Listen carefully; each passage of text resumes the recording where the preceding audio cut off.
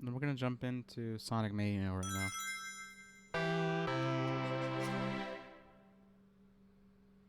Oh, that was fucking quick.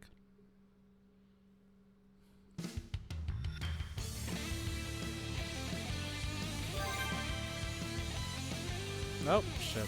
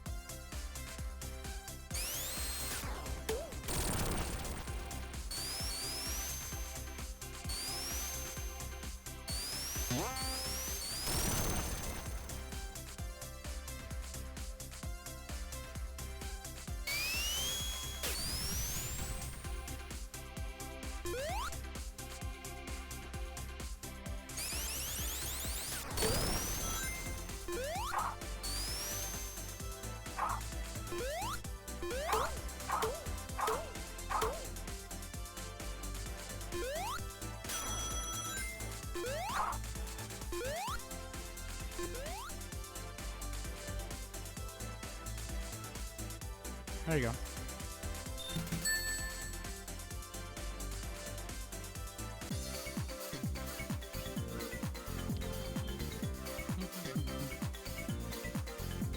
Good, isn't it?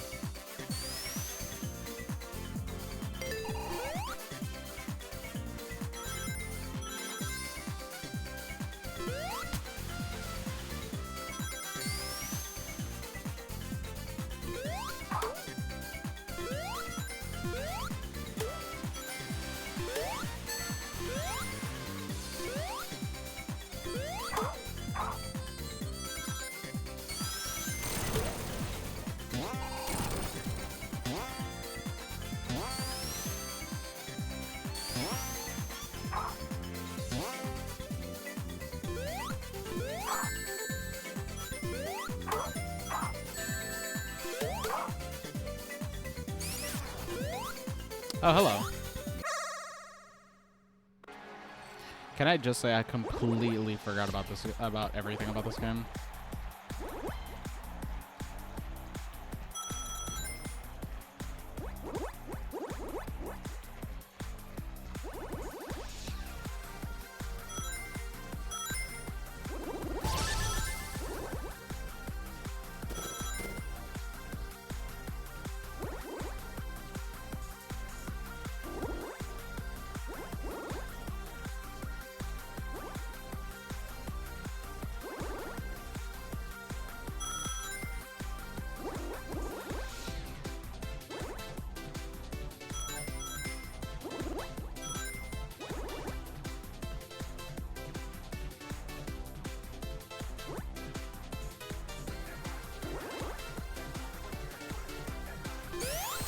Gotcha. Gotcha, bitch. Ha ha.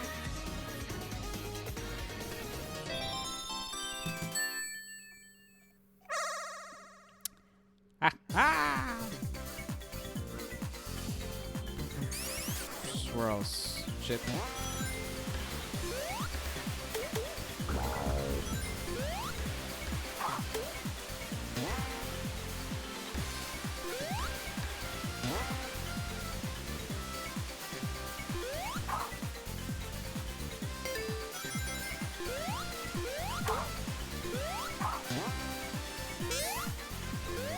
Great, good job, me.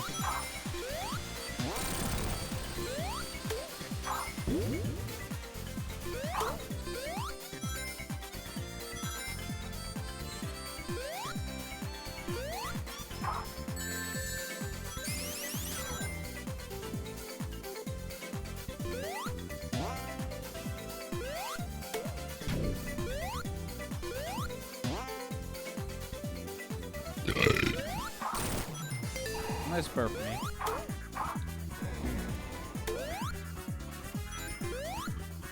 Thanks, me.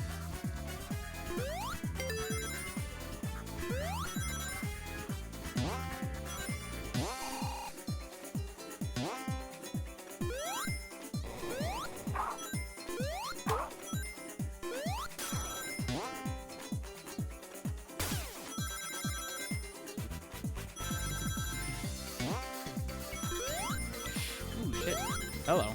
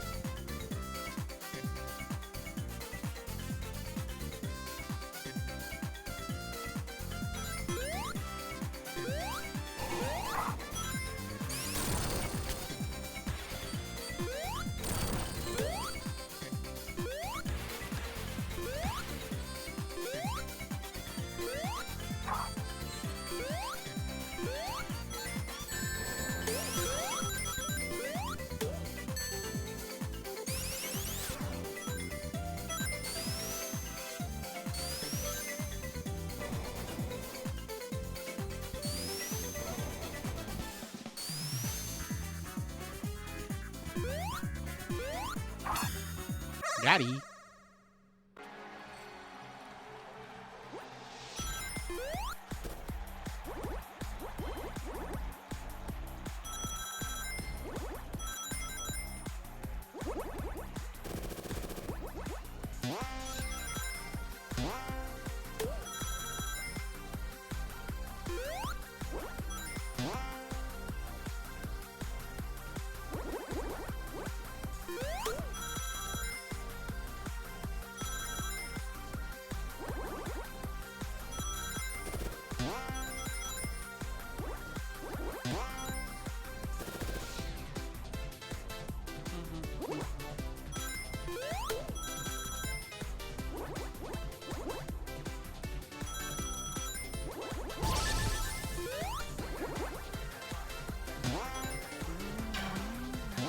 That's so stupid.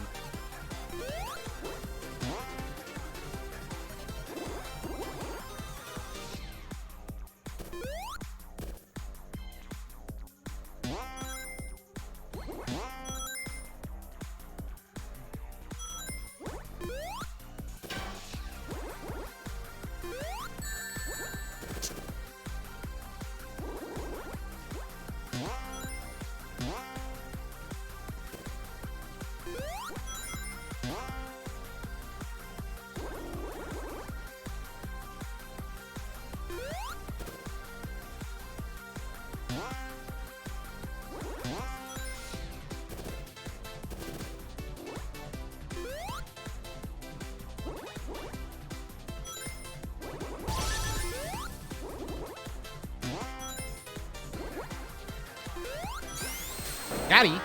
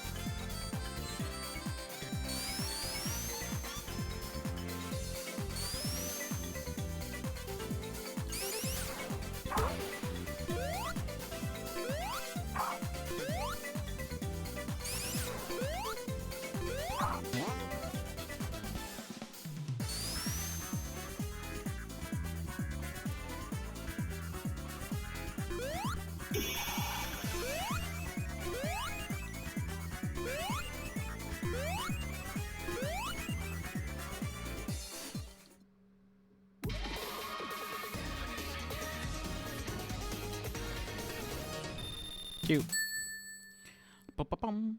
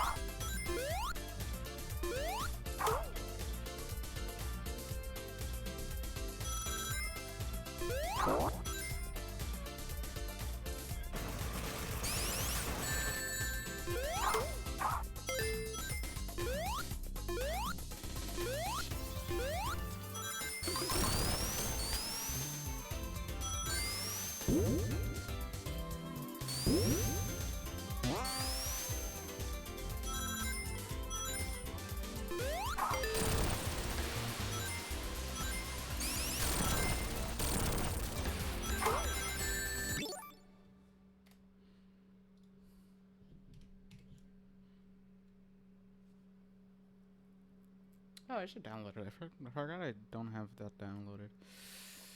Actually, let me do that now. Fuck it.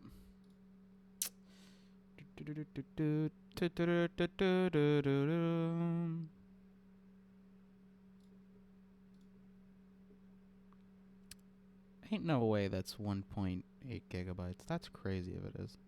Alright, whatever. Let's just install it. Alright. Oh, I'm installing another game. Well, we play more of Megamix.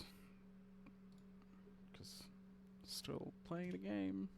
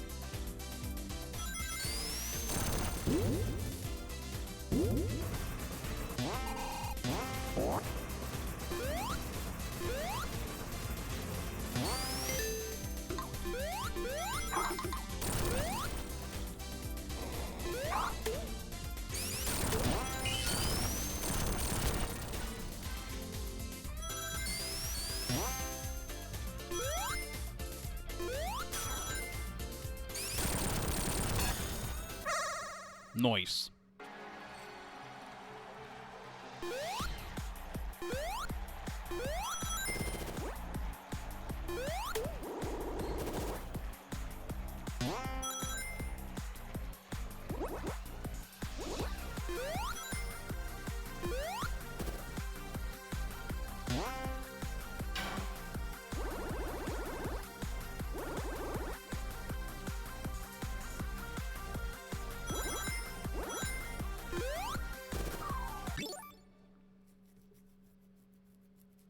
How about we don't? How about we choose a different game? Fuck this. Sometimes you gotta know when to fold, you know. Why do I only have just Sonic stuff? The fuck? What are we doing? Give me something else, bruh. What the fuck? Is my whole personality just Sonic? Don't answer that. See, give me this.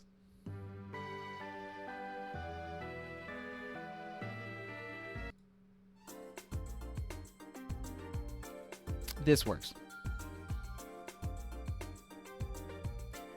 While I set up Chop.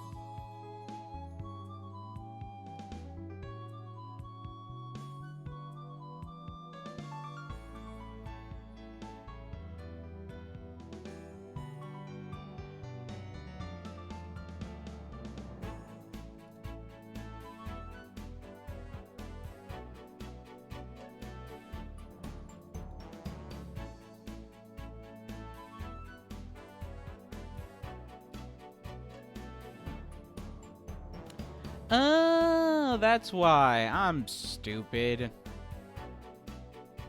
That's why. Don't.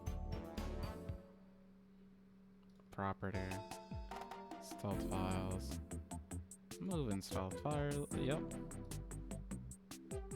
Fuck did I'm so dumb. I forgot I had files already set up for this shit. Oops. Teehee. My fault, OG. God damn it.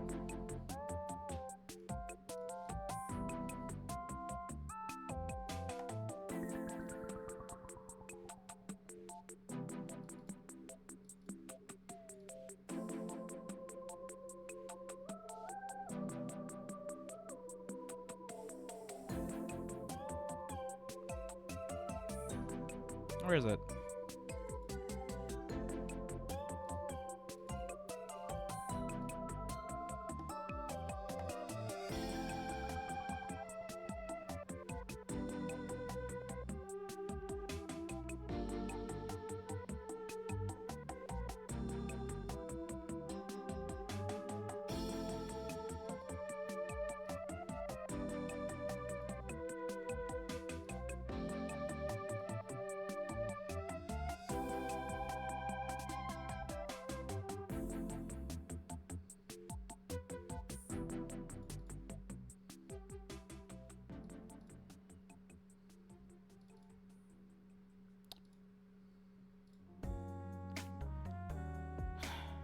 Has been found. Appears to be Steam version. The mod loader can only work with the PC 2004. Please download and install SATIX mod installer to convert.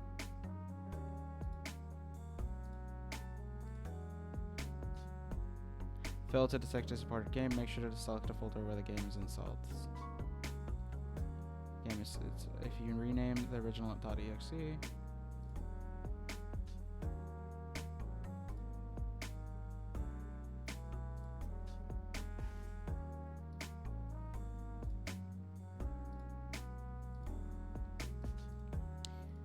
Oh, you suck.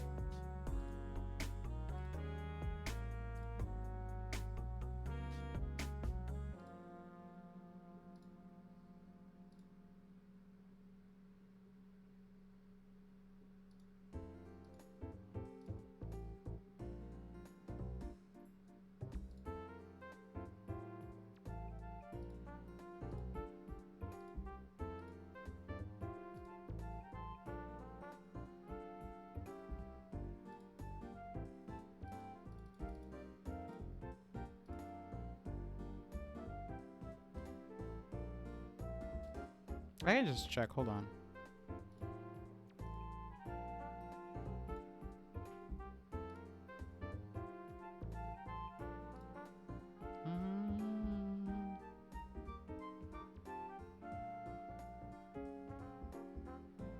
Where is...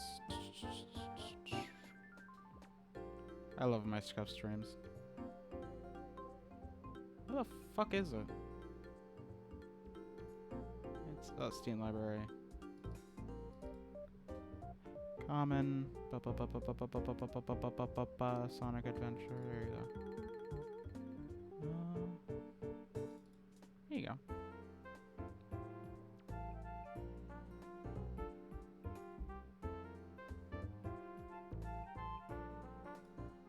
Why?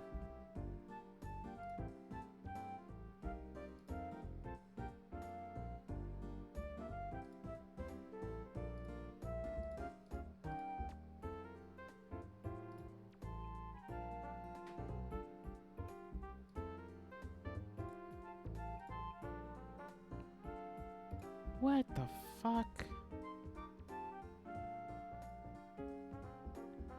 Oh, okay, okay. I see. I don't really, but I wanna know why.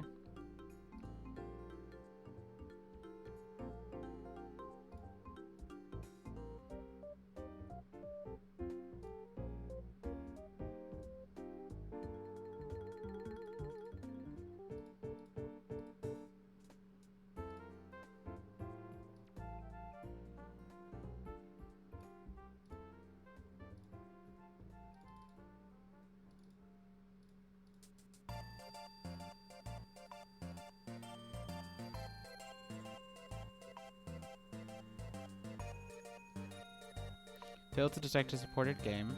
Make sure to select a folder where a game is installed. If you renamed the original .exe, the game is touched.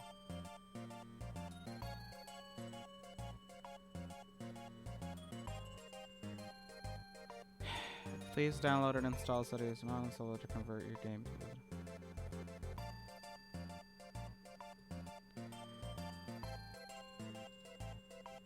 What?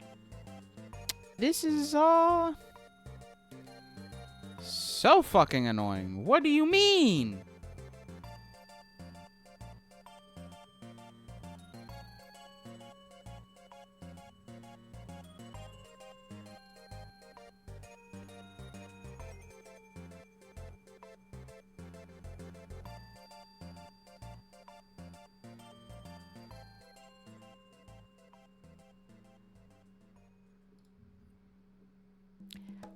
Okay. Sure, man. Sure. Fuck it. Why not?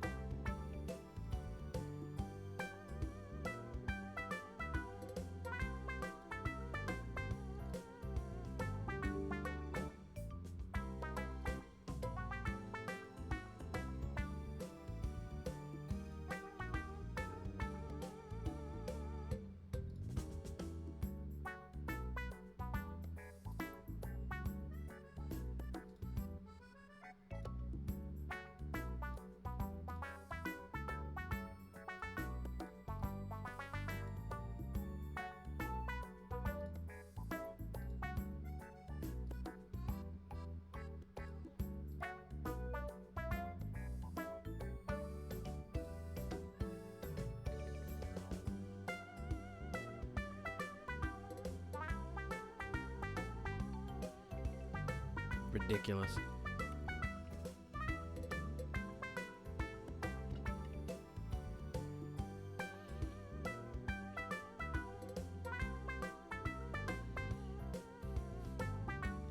It is what it is.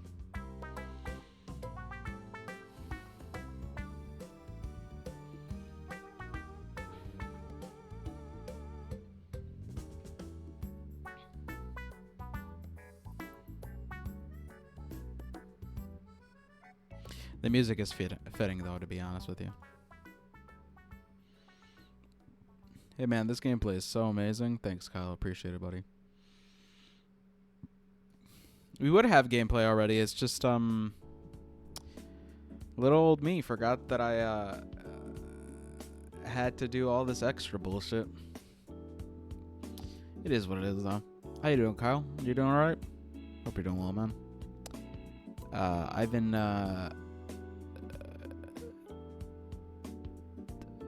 alright? Better than yesterday, I'll tell you that. Yesterday, I couldn't keep streaming because I threw up. But we're here.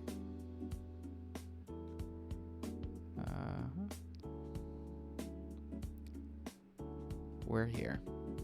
I feel that, man. I feel that.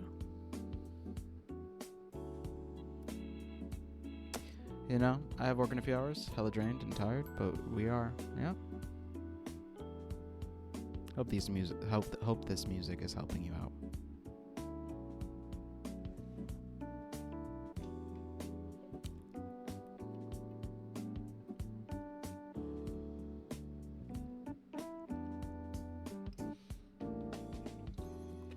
Oh, it's almost done.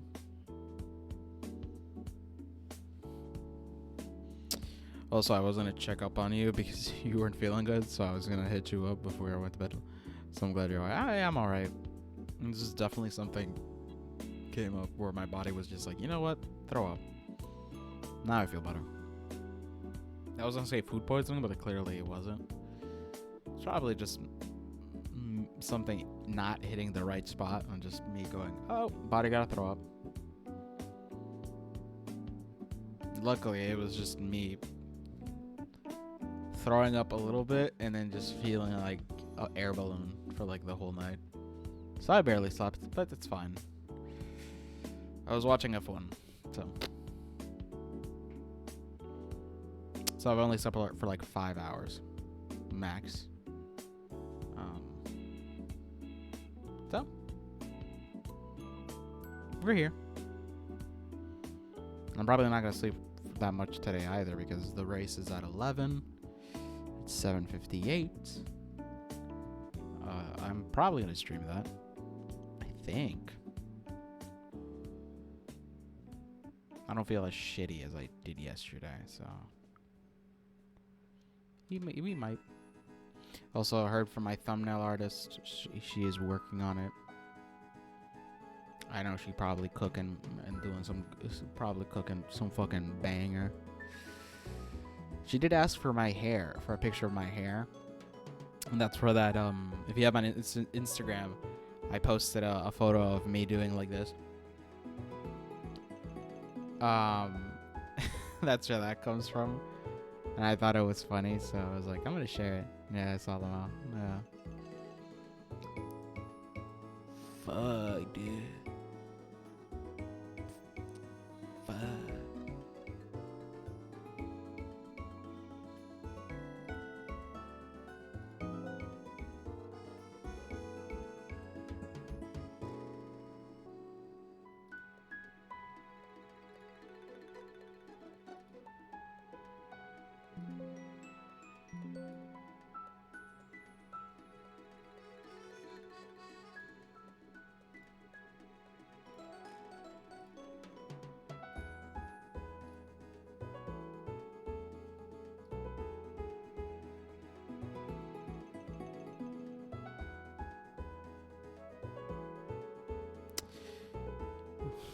Thanks. Yeah, so everything is set up now. Now I'm just gonna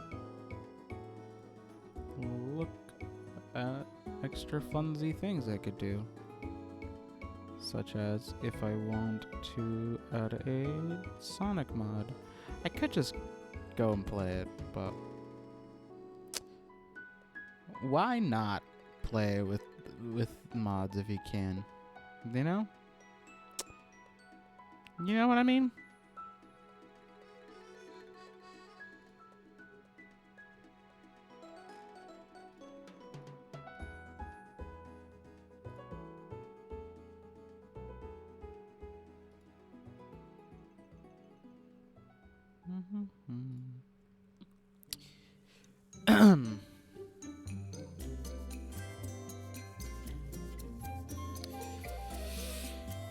Flint Lockwood. Alright. Don't need Dreamcast conversion. HD UI, that's fine. Supersonic, don't need that. Dreamcast pack? Restoring the beloved original design. Yeah, we can have the Dreamcast conversion and save there. Okay. Now, time to play. Oh, I almost fainted today. No, not really. What part? What the fuck? I just read all of that. That just looked like a mess. If you've almost fainted today, I'm sorry to hear that. Please eat.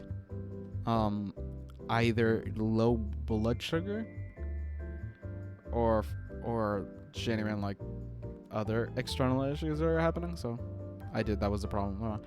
Yeah, that sounds about right. I didn't eat them out. That sounds about right. That's just your body literally having so much, having such low blood sugar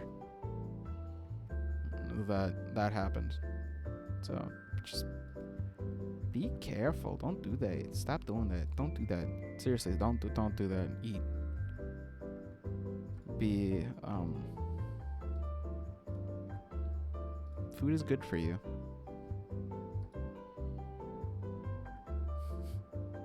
Food is so shockingly good for you.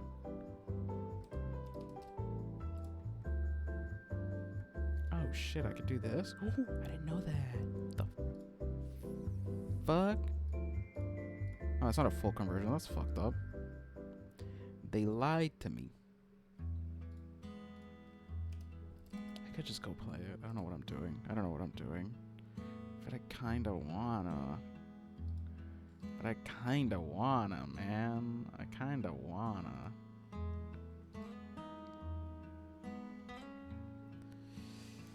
This mod is a remake of the Sonic Rush trick system, Sonic Adventure, minus the boost gauge. While playing as Sonic, you have a spring trampoline.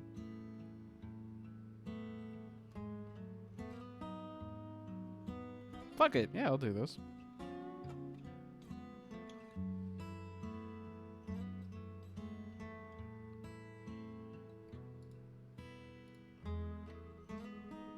Download. God, that's so easy.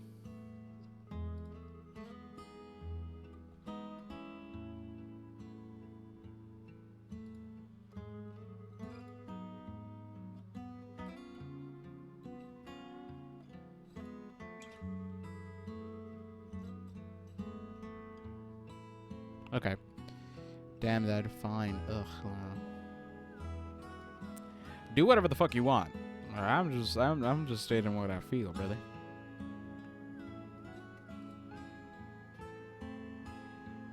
The fuck is this? No. No, no, no.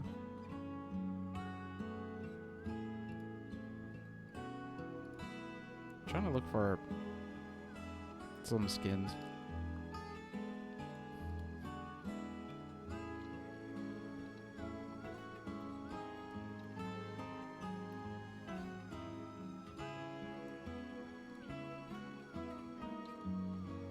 We'll just do this, fuck it. Nah. Big PJ. I forgot about this. Big PJ.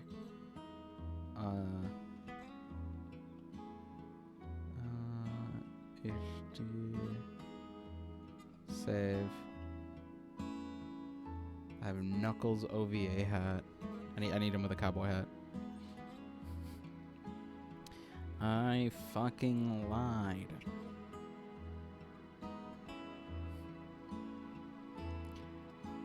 I like making people look either cool or dumb. I don't know why. It's so fun for me. It's like putting my own spin, my own autistic spin into it. Clearly I'm in the spectrum.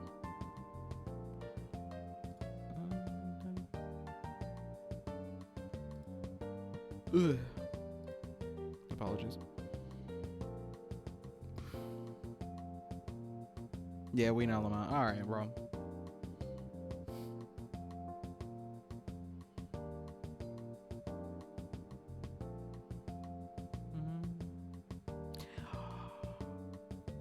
I forgot about Parappa the Rappa Tails. Do I still have that? Is this an up? This is from 3 years ago, so I have. Okay, save. Absolutely. Forgot about Tails Parappa the Rappa skin. Yes. Oh my god. Okay, I don't want HD Rosie. That's kind of gross. I don't want anything HD. Keep shit as it should be, which is fucking not ugly. So I can just scroll. Like you guys can see. Like I don't know what the fuck. Hold on. This is how my fucking screen looks. So hold on. There you go.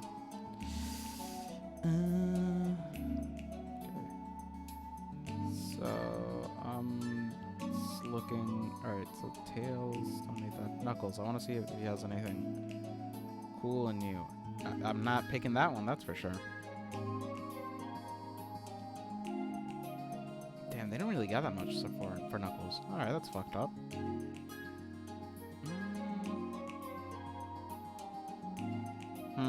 All right. I think we're almost ready to go. What the fuck is this? Ooh, a gameplay overhaul. Fuck, what? For many years, the question has been, is it possible to play a Sonic Adventure story in order from start to finish? The answer is yep. There's a few limitations, but yes, the mod overhauls the whole campaign and flow in true chronological order. Oh.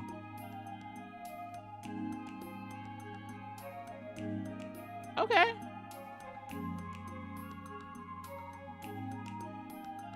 Fuck it, I'll download it. Am I gonna just play it in one consecutive order? Fuck yeah, son. I'll do that. Alright. Just put myself on full screen so you guys don't have to see that mess. Okay, refresh.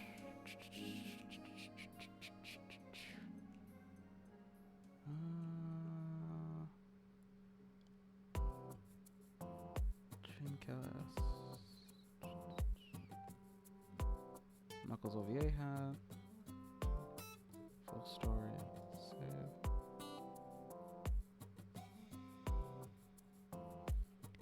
Okay.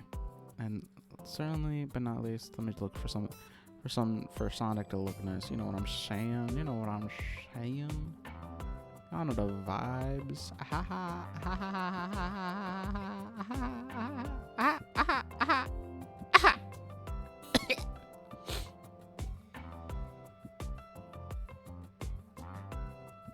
Bruh.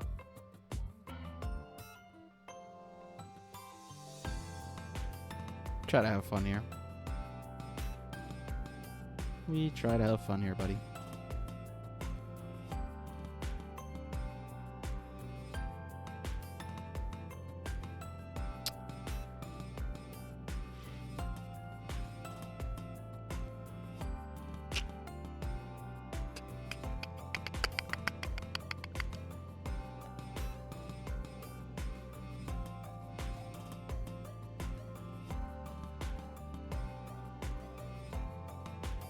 Alright, we're gonna play now. Hello. Hey, Sithis, how you doing, buddy?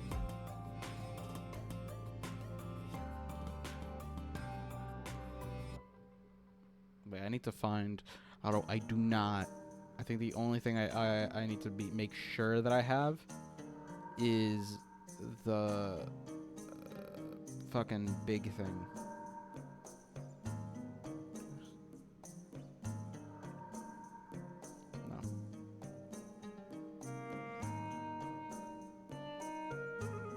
Hold on. I have to. We're gonna go. We're gonna start playing soon. It's just.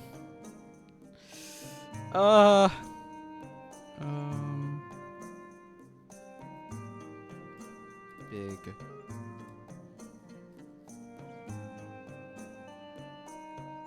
Yes, Big learns to use his hands.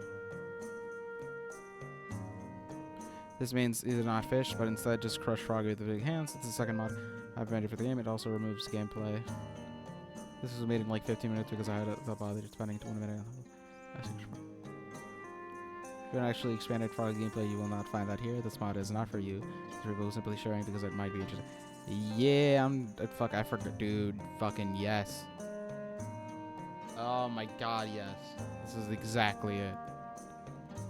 Beautiful. Dude, I fucking remember this. Such a nice stream. Is it? I don't know if you're being sarcastic or not. But either way, I appreciate it. Alright, save. Now we're gonna jump in. Stop the music. Why is my both monitors covered? Ayo!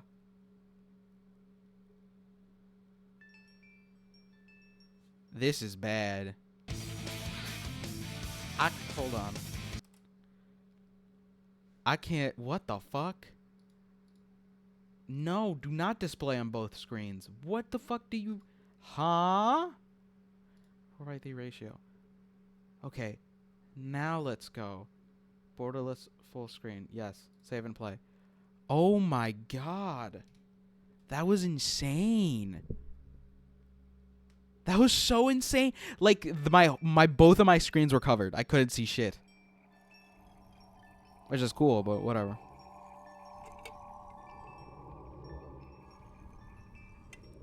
Not breaking, I'm just testing its flexibility.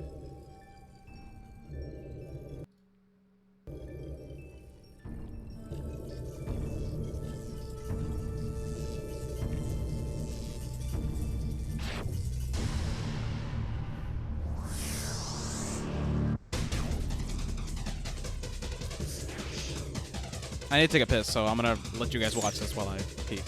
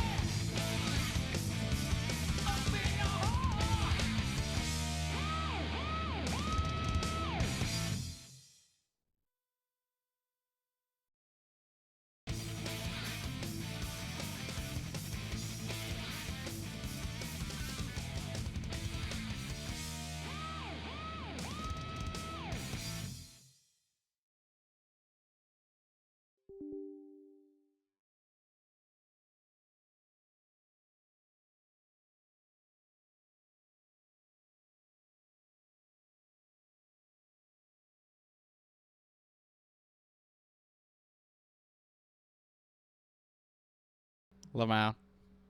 Lamau even. Haha, funny. God damn it. Can't have fucking shit in this house. I take a piss and then fucking this dog shit happens? What are we doing? What are we fucking doing, brother? Alright, you know what?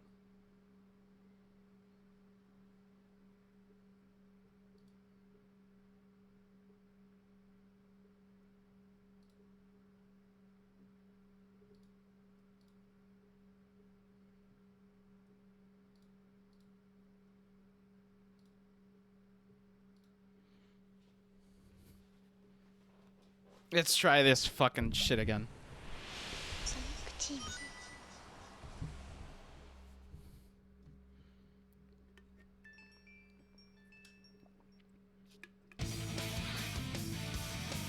Select a file. Select your character. Let's get him!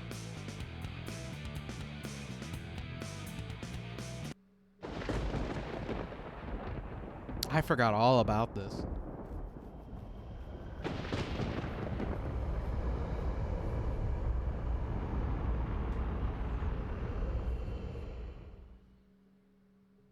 As far back as I can remember, I've been living here on this dark island, always guarding the Master Emerald from anything that could harm it. I don't know why I was given this job, why it was my fate. Destined Oh, to be it's here bad. forever. It's real bad in this game.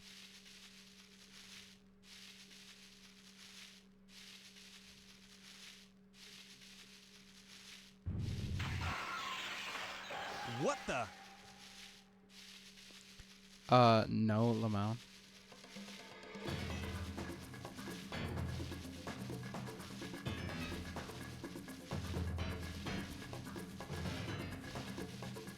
What's going on here? Oh no! Something's happened to the Master Emerald! Huh? Who are you? Did you do this? Oh, I'll get you for this!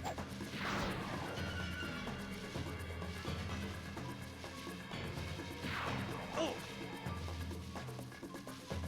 Ah! Hey! No fair!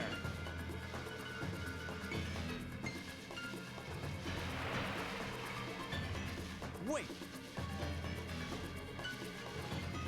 What's happening to you? Come back here!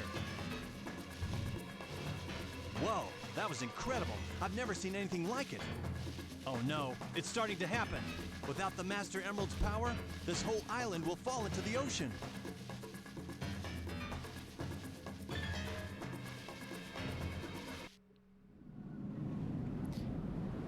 It gets better from here.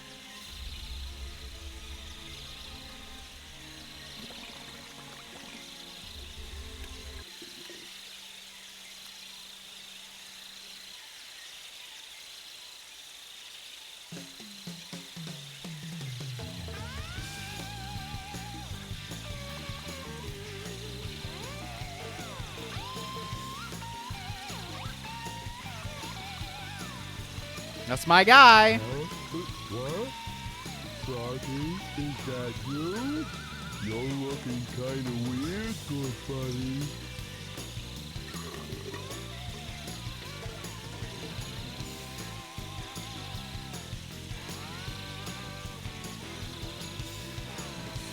What's up with the tail?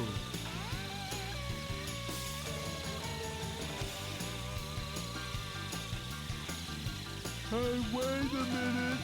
You swallowed my lucky charm! Come back here! What's wrong with you? Something's not right. We've always been friends. For years. Froggy! Wait up! Oh dear. Froggy. He sounds like a brain dead Kermit the Frog. I love it, personally.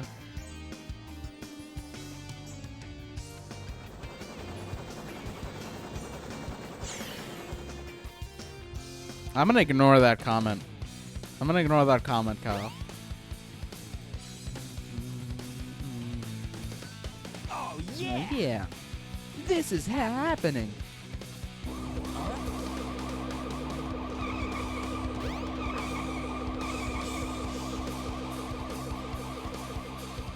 What's up?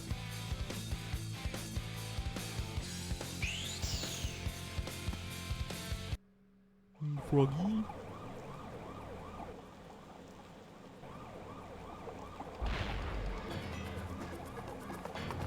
You are completely surrounded. Surrender yourself. I'm trying to be nice, Lamau. Sure, bud.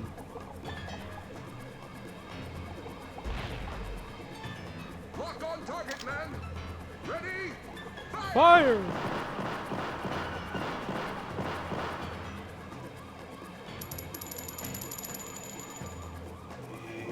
Oh no! Our weapons are useless. Retreat! All personnel, fall back! Oh, yeah! This could be fun!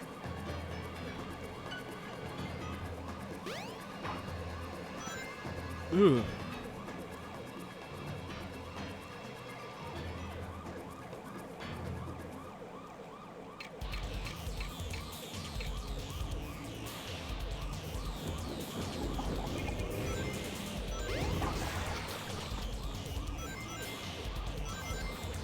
Oh, it runs so buttery smooth.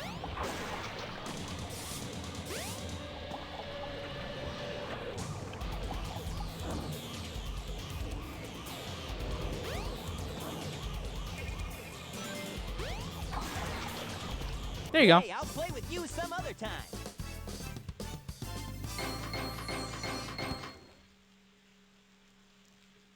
Yeah, in this game, they don't have the grading system yet.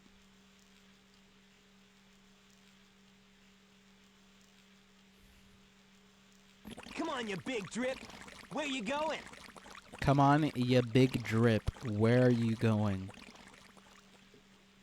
Bars. Come on, you big drip. Where are you going? Huh, pussy.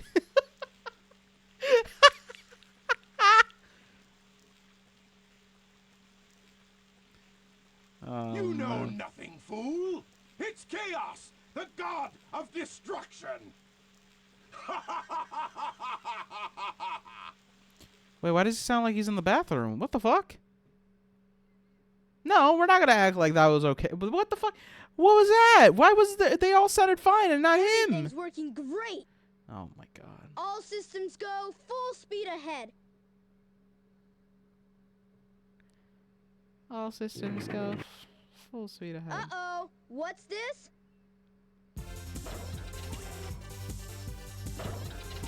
No!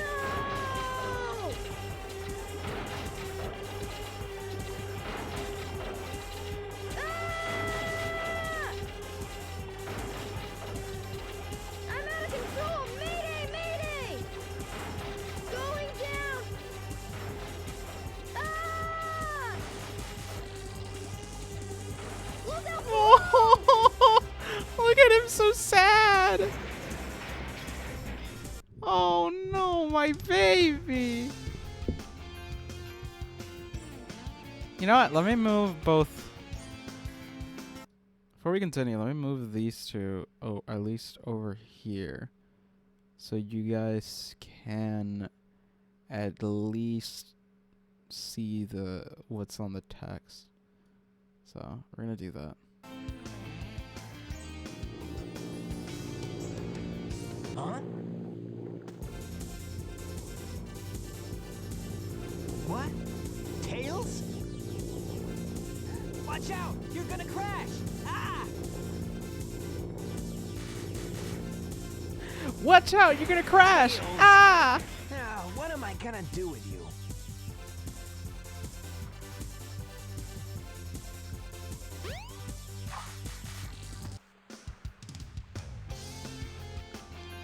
It's all in game, baby. Here we go.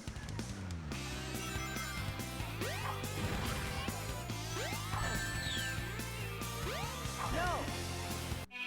Fucking huh?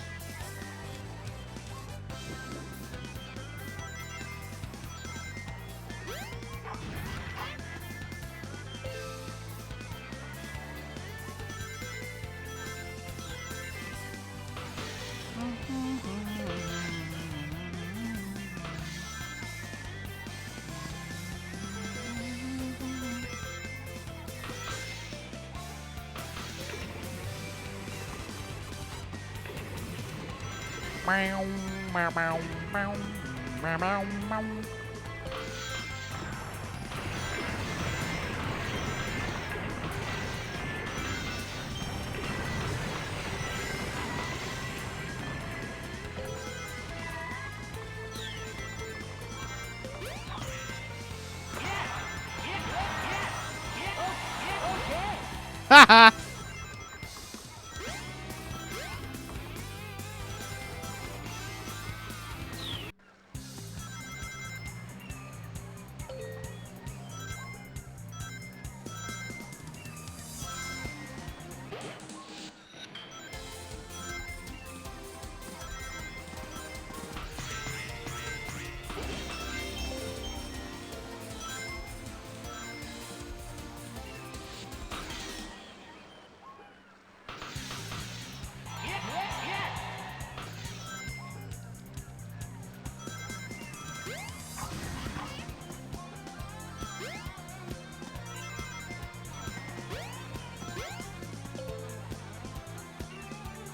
that's nice.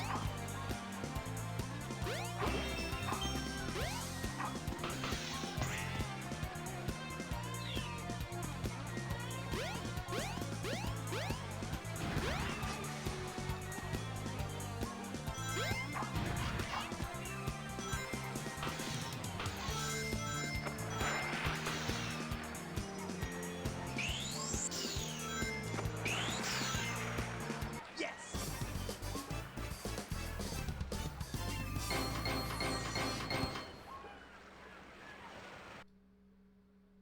Guess I'll just have to move myself just probably a little bit over here. Just somewhere smaller probably. I just need to make myself probably smaller, I guess.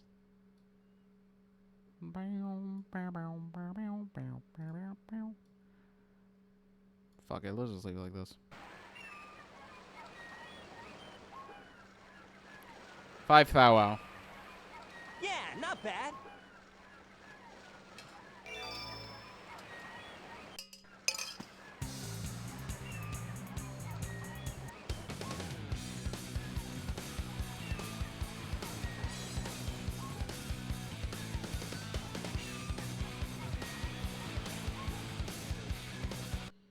Look at that smile. Hey, Sonic! Long time no see, huh? I'm just glad you're okay. What happened anyway? You're too good of a pilot to just crash like that. That was a test run using a new prototype propulsion system. It's got a few bugs to iron out.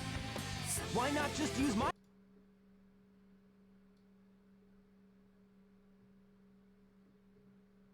I'm sorry guys, I'm just trying to make this so you guys are able to see it as well. plane, the tornado. Thanks, but you gotta check out my newest power supply. Ta-da!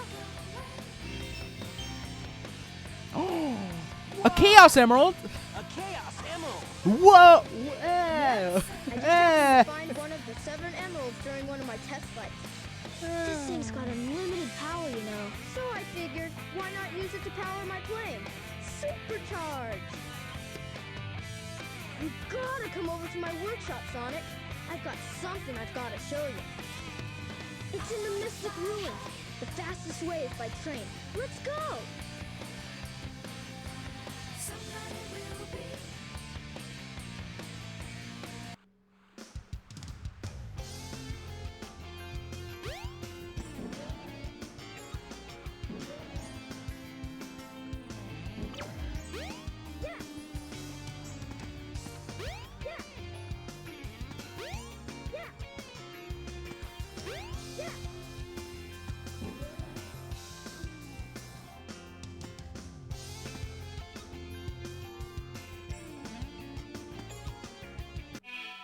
Hold on. I have to change some stuff in my game. Show. Full screen.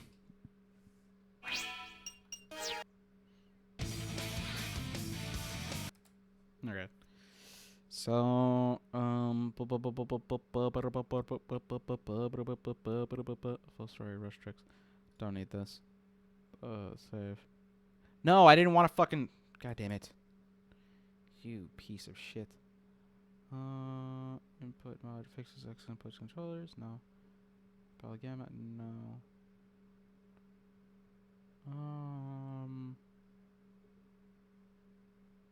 Trying to make sure everything looks fine. I think so. I think. I don't know.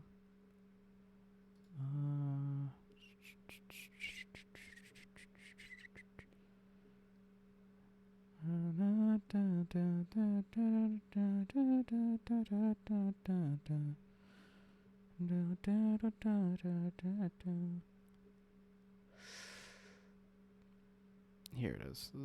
Fuck it.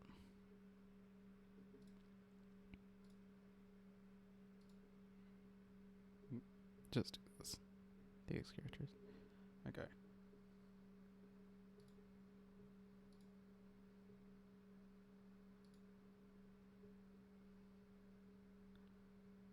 Okay, they should be ready to go. Okay.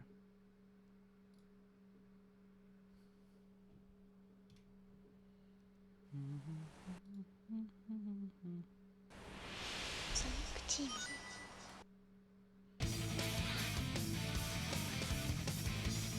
Select a file. Select your character. Let's get him!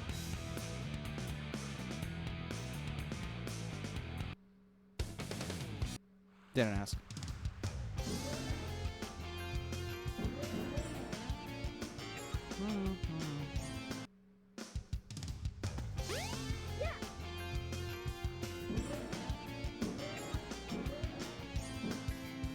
The train headed for the Mystic Ruins will be departing soon. Meow.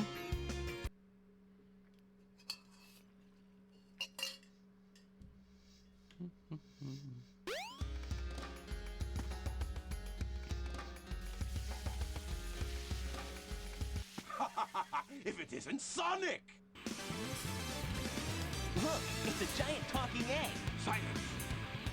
I am Dr. Robotnik, the greatest scientific genius in the world! Whatever you say, Eggman. Enough! Nope. What the fuck?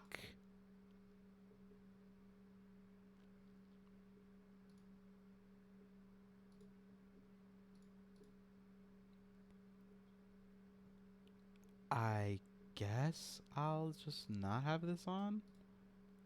What in the fuck?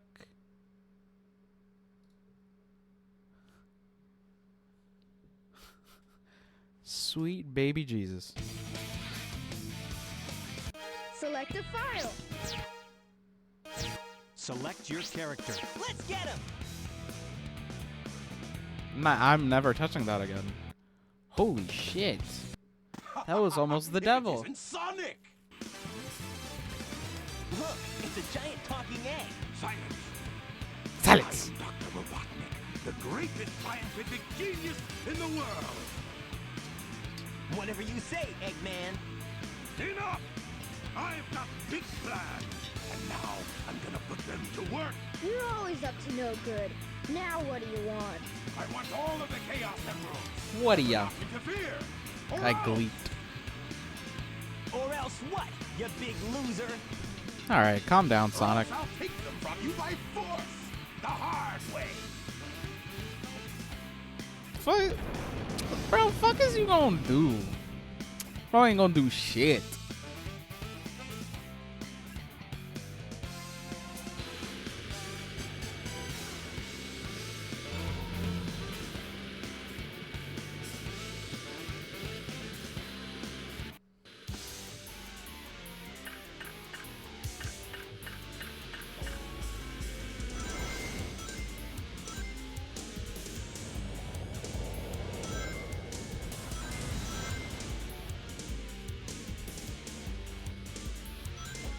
All systems, full power. Ah!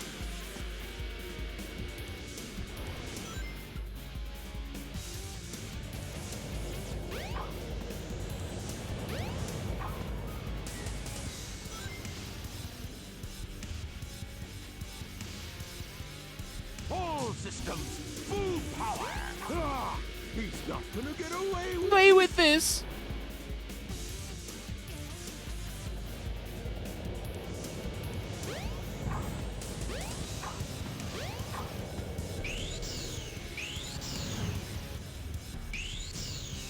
all systems, full power.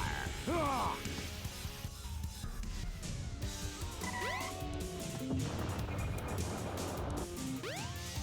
Hey, I'll play with you some other time. Hey, I'll play with you some other time. Can I just say, I love that. Hey, I'll play with you some other time. Like, what? Why make that? What the fuck was that squish sound? Oh, he's hitting the ground. Well, Okay. that wasn't so hard. That's so stupid. Oh no! Fucking idiot Tails. Come on, Chaos. Time to eat. Chaos? Just like the emeralds? Whoa! Oh no, isn't that the same monster I saw the other day?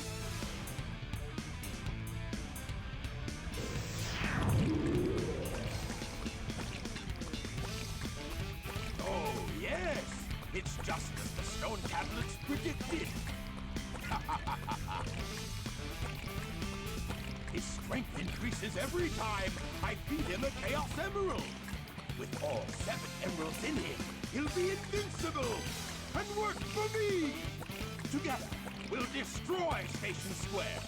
And on its ruins, I'll build Robotnik Land, the ultimate city, where I will rule it all. Come on, Chaos! Let's find another emerald, shall we?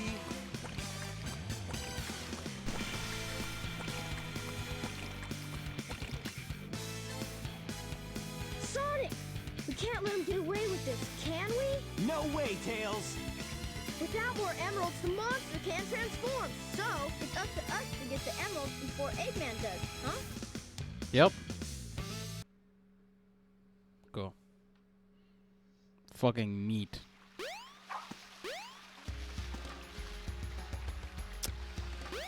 If I remember correctly, some stuff over here.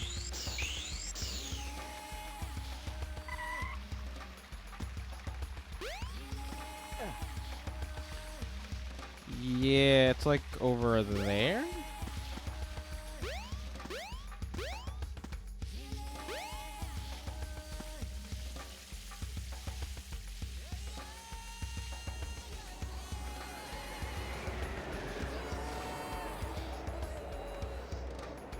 There you go. Whoa!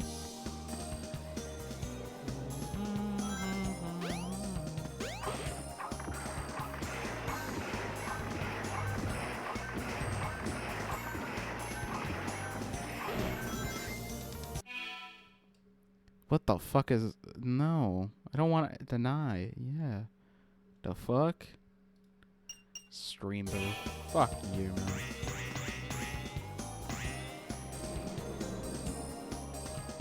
If there's no stream boo haters, I'm dead.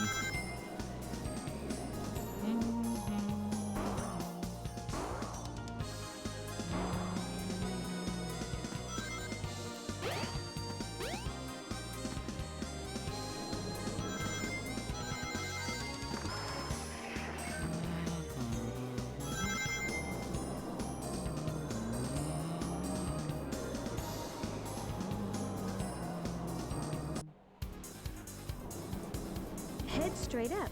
You should be able to get out of the tornado. Jump on panel number 1. It will take you to panels 2 and 3. Jump as soon as you land on a panel or else you'll fall.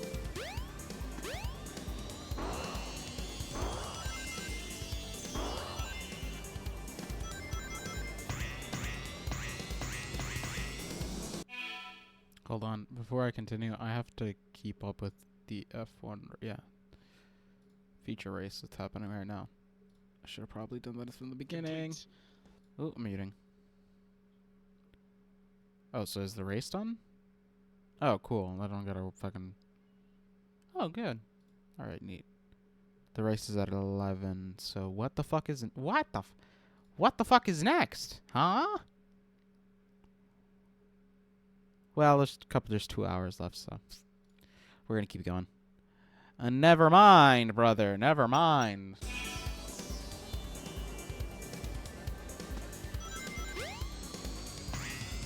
There you go.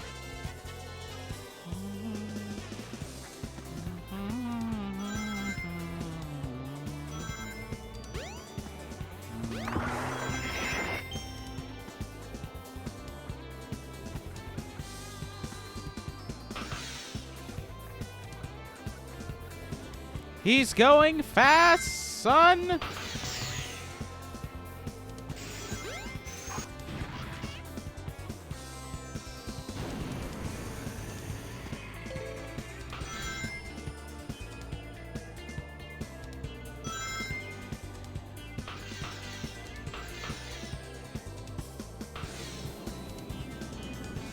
He's so fast, he's running through the wind.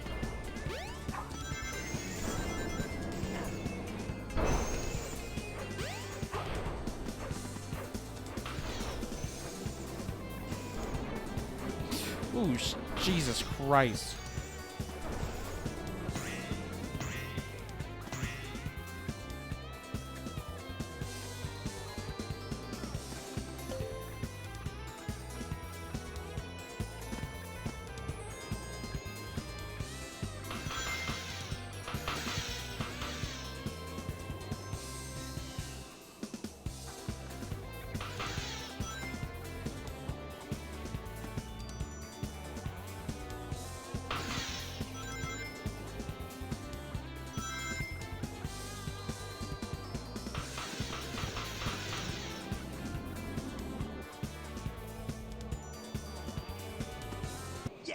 Yes. Yeah.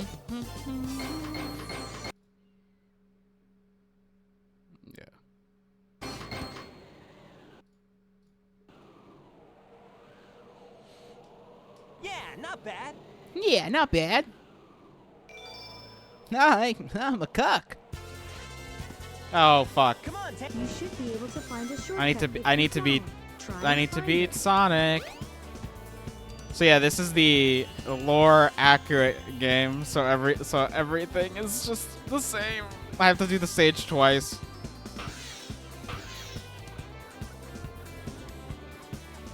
Which is a faster version of the game, a more streamlined version of the game. Run through the dashing and you will speed up for a while.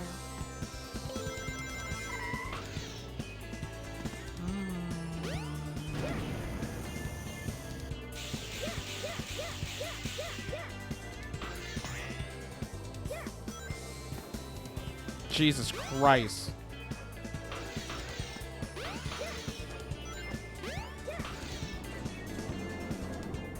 Nope, come on now. There you go.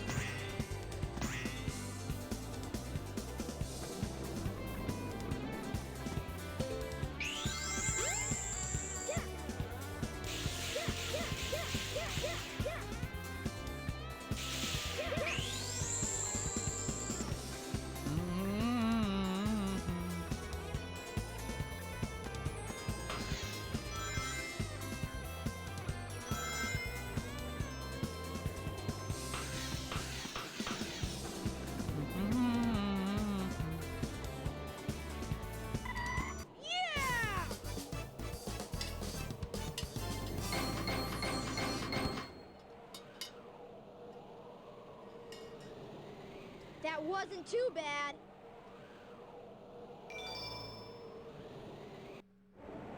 The train headed for Station Square will be departing soon.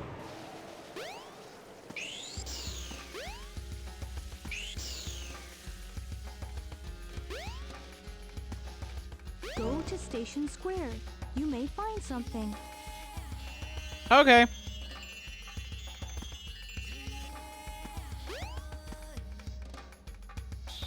Sounded like I'm having a fucking stroke, but that's okay.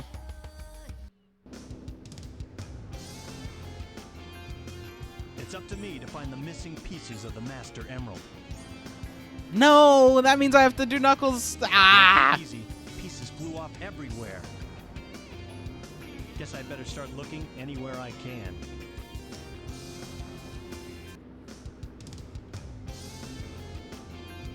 Knuckles, you should be able to get into City Hall.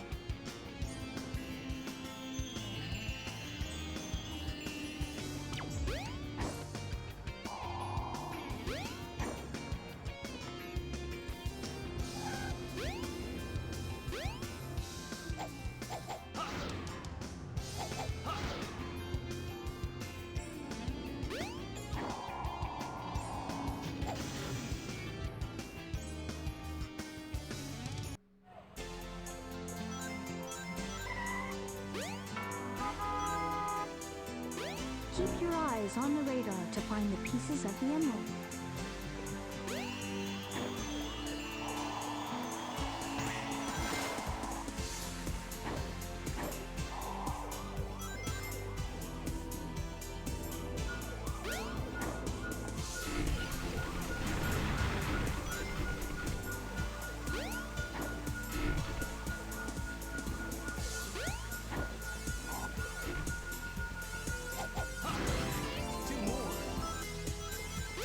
on the building tops can be broken if you punch them.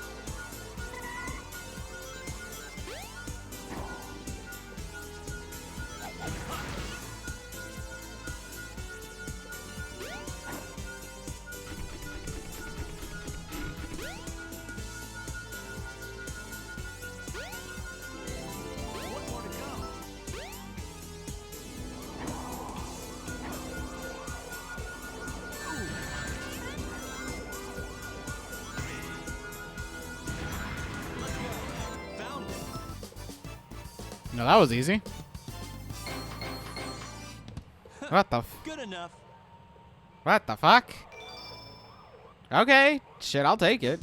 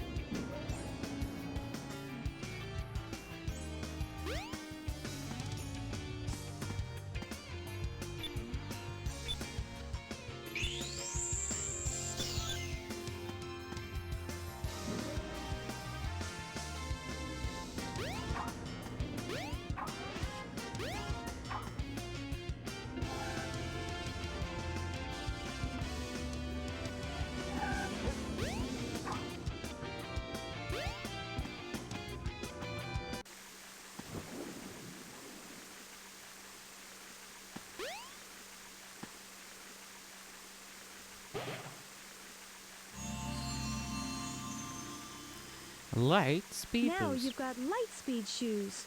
Press and hold the action button to store up power. Once you have enough power, release the button and you can do the light speed dash. The light speed dash lets you race toward rings at light speed. As long as there's a trail of rings, you can go just about anywhere.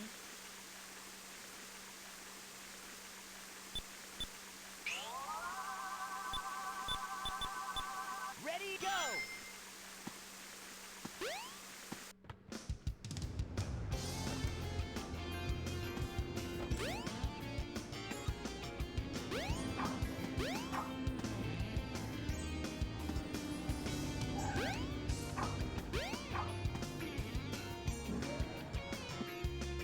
No trains are currently in service.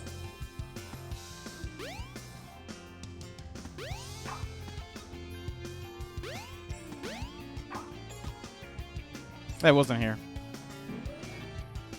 It's near it. Yeah, it's over here.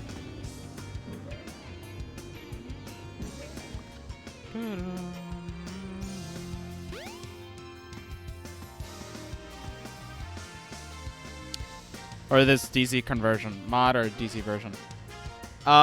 This is a mod. It's modded as hell, but...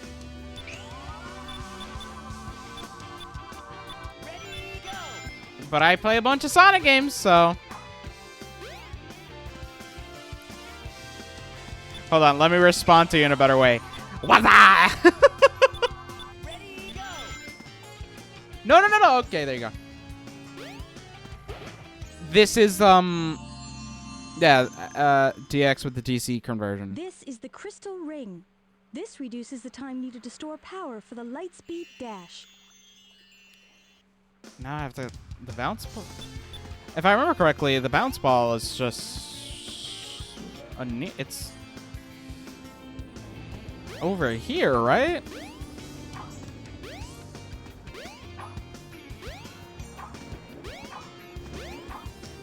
Also, I have a mod that makes it all chronological order.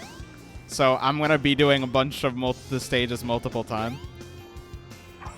But at least it streamlines the game, you know? No bounce bracelet, SA1. Right, there isn't. Oh my god, you're right. That's an SA2 thing. Ew. Also, if you like what you're seeing, I'm gonna promote it, but I have a VOD channel. I also have an actual YouTube channel that I work on stuff. So if you want to support me in those two areas, you can. I was recently playing I was playing Sonic 3, then Triple Trouble. So I finished Sonic 3 Air. And then I played Triple Trouble 16-bit. Oh, I know. I have to go to the casino. So yeah, if you like what you're seeing, give your boy a follow, you know?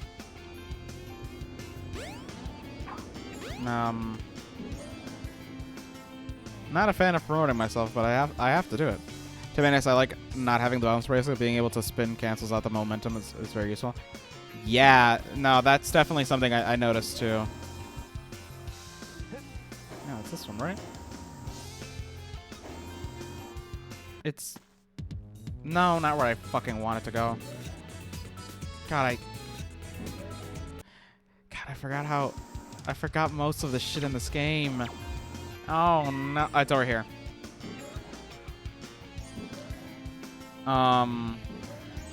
Yeah, it's here. Okay.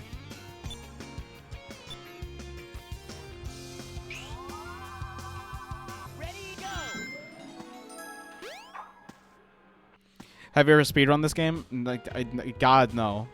I played it once fully, and then I immediately deleted it out of frustration. Well, at least this time, in a positive light, all the things that have frustrated me have been modded into it, in and out of it, so I don't have to deal with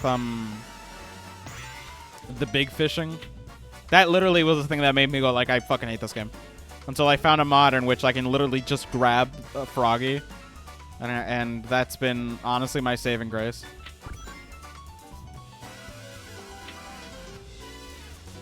That's why I'll every time somebody goes like, oh, you should play the original one. Fuck, absolutely not. No, what? What are you, smoking crack? There's a better option, and you choose to play the worst one.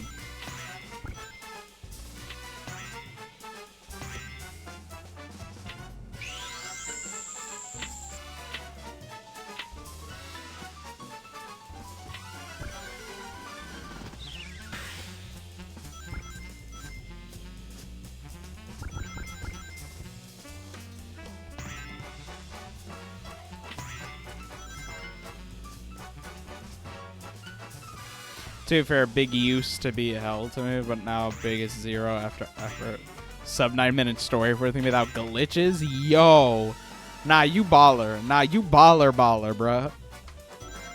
That's insane. A sub 9-minute? That's actually disgustingly impressive. Fuck you following me. I should follow you. What the fuck? God damn it.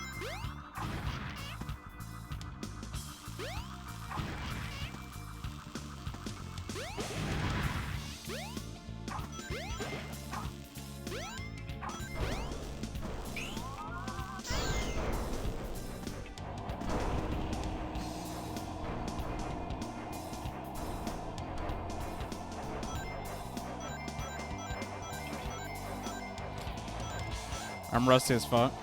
Still, bro. That's so genuinely impressive, it's not even funny. But yeah, if you want to watch, I also played Sonic Unleashed Recompiled when it first came out. So there's that in my VOD channel. There's a bunch of stuff.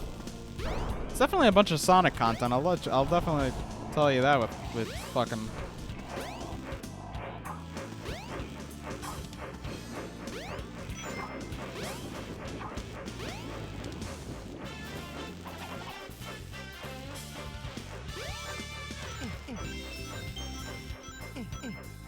Isn't this a... Look at him. No. Am I a pervert for doing this? Yes, but still. It's cute.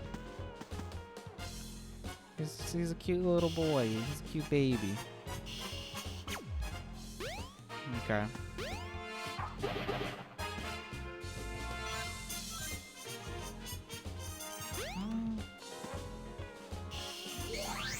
Let's go gambling. Oh, fuck me.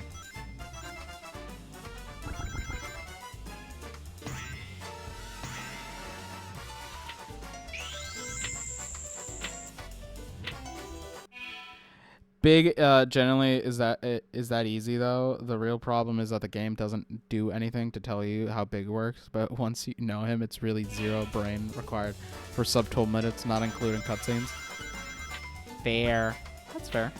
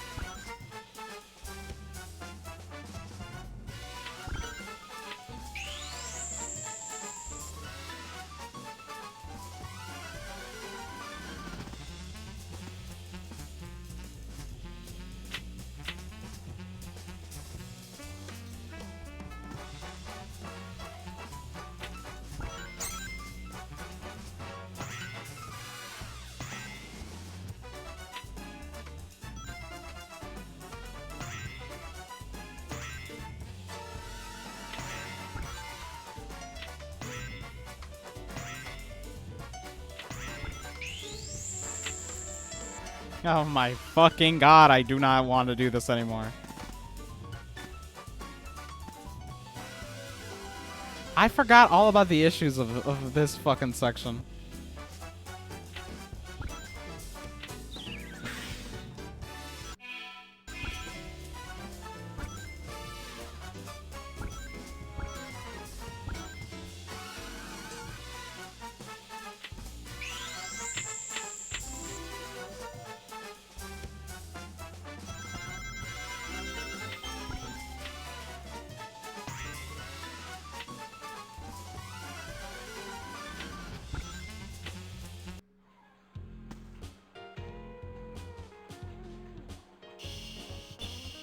Oh, shit.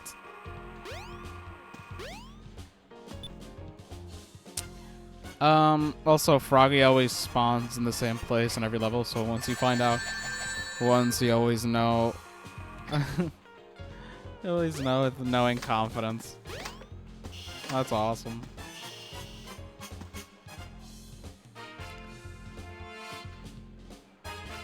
I think that's so sick in a way that I don't think you understand or can comprehend how impressive that knowledge is.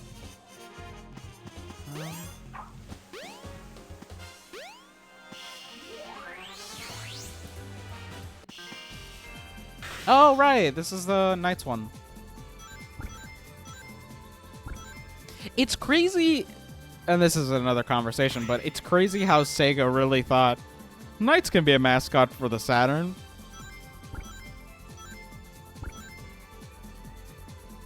Let's not put Sonic and give Sonic Team Knights. Stupid is an understatement.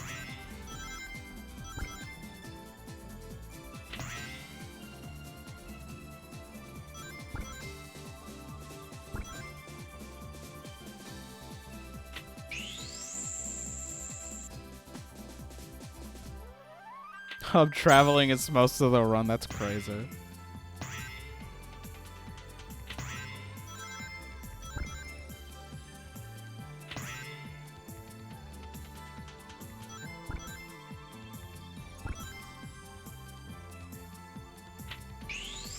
I could show you. Learning the mechanics would take my 5 minutes tops. It's really simple and easy, and then I tell you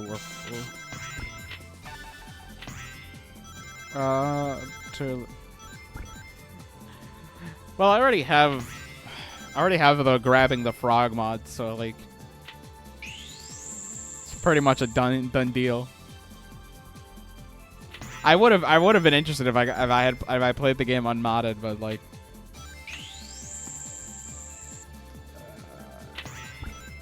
happily it's not that's not the case that we're dealing with.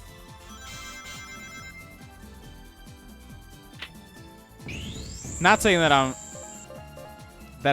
I'm grateful that you're willing to teach me. It's just like I can grab Froggy now.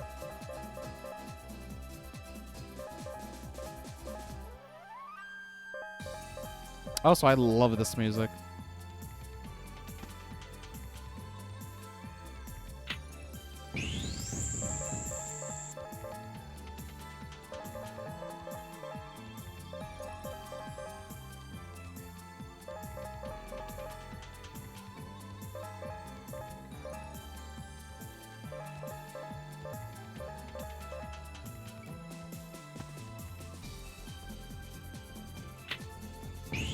Oh my god!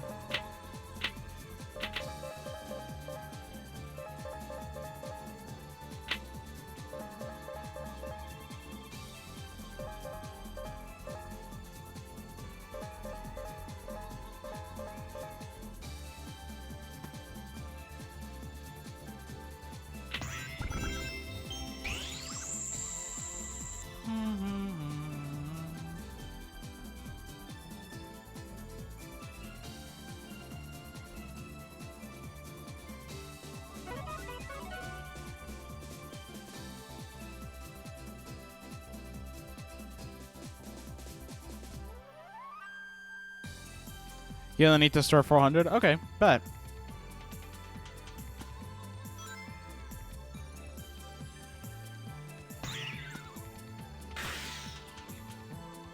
I'll believe you.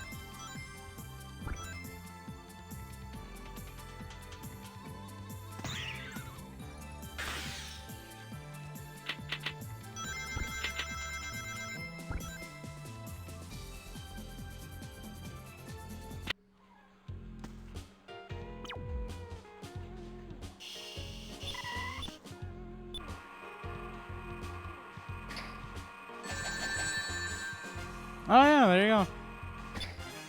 Well, I'll be damned. Nope.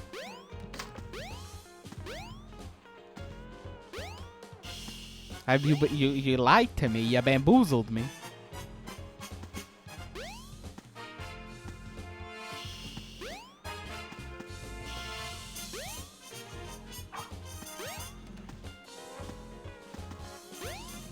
I did.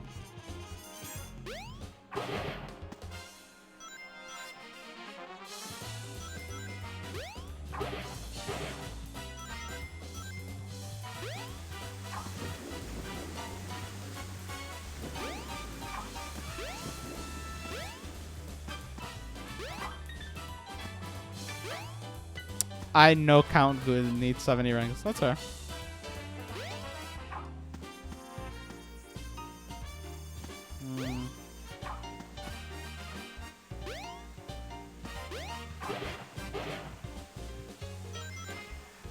I could just keep doing the Knights one.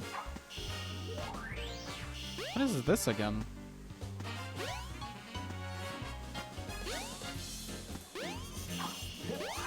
Yeah, I'll do the Knights one again. It's fun.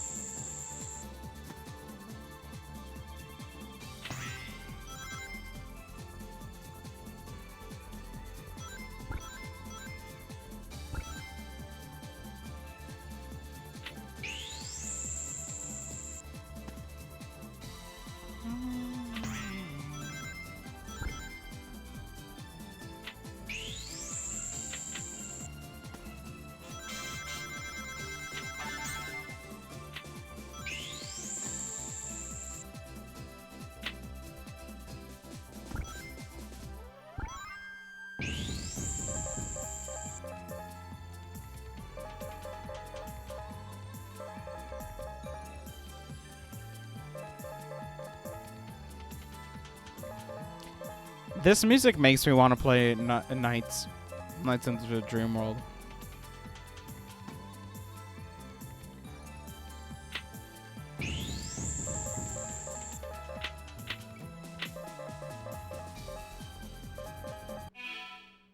Hold on, I have to refresh some things.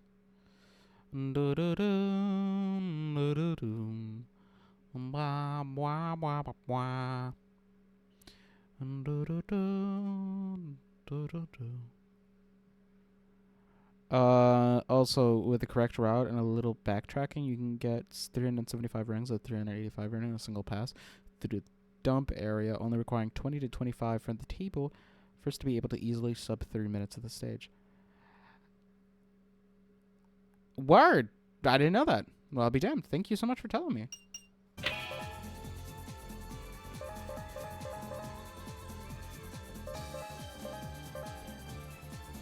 You know way more of this game than I would ever. I'm just a simple... God damn it. I'm such a simple nerd. Like, I know Sonic lore. That's it.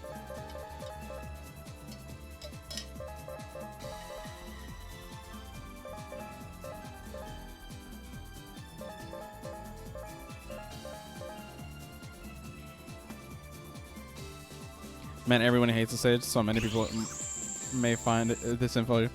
I find it useful. I don't hate this stage. I think it's the most passive stage. If there's a stage that I generally hate, it's some...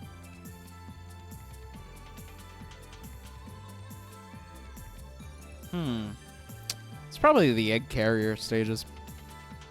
I am not a fan of the egg carrier.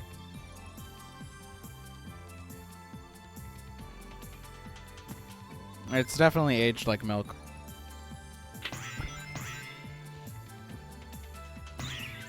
Sky Duck can be in the pain in the ass, yeah. Boss fight's pretty annoying too.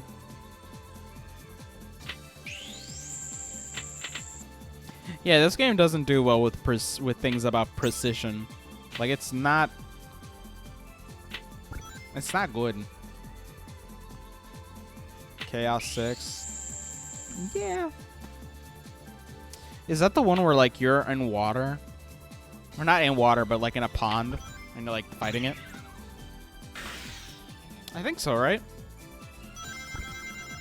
That one sucks terribly.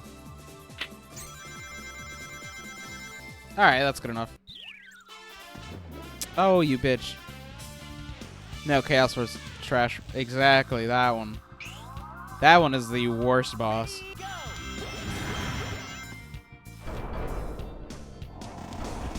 Fucking dog shit.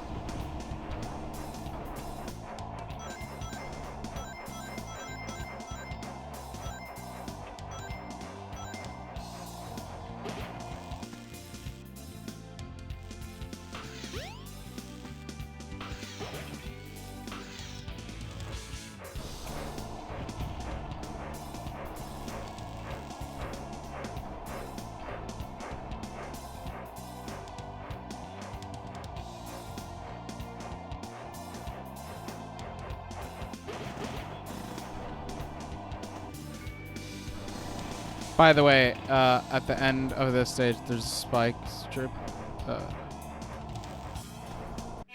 Wait, it says here, by the way, there's a section where all the spike strips are charged, a light dash, and the dash along the rings line. Okay. Okay, we'll do.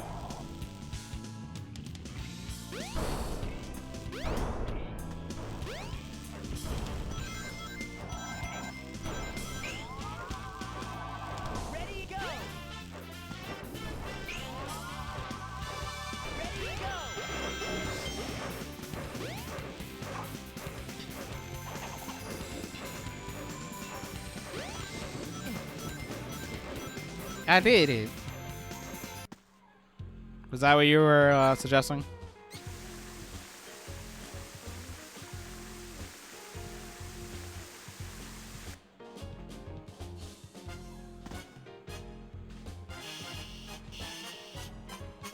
Fucking hate the camera. Oh my god, I forgot how much I hate the camera.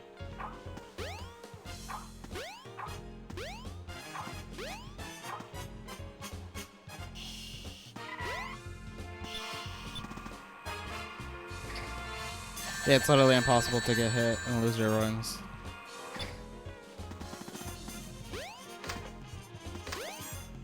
Yes. Yes!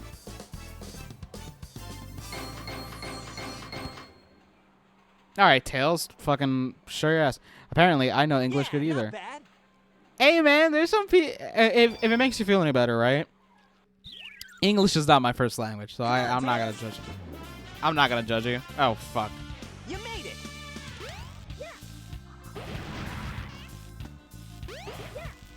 By the way, I put a chronological order mod. So every stage is in chronological order. I.e., everything is linear.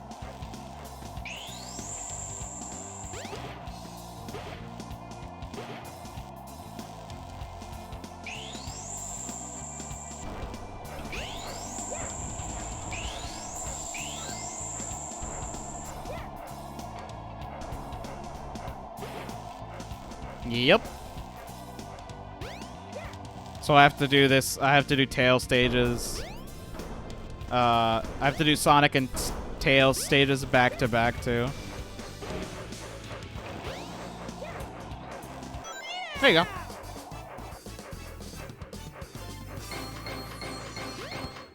So I did those two, and then I did the Knuckles stage after this.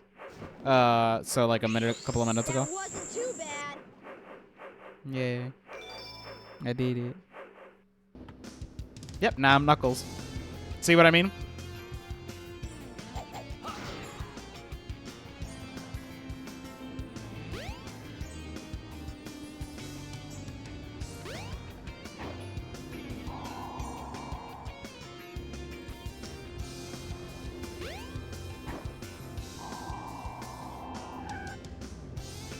You can go to the casino area at nighttime.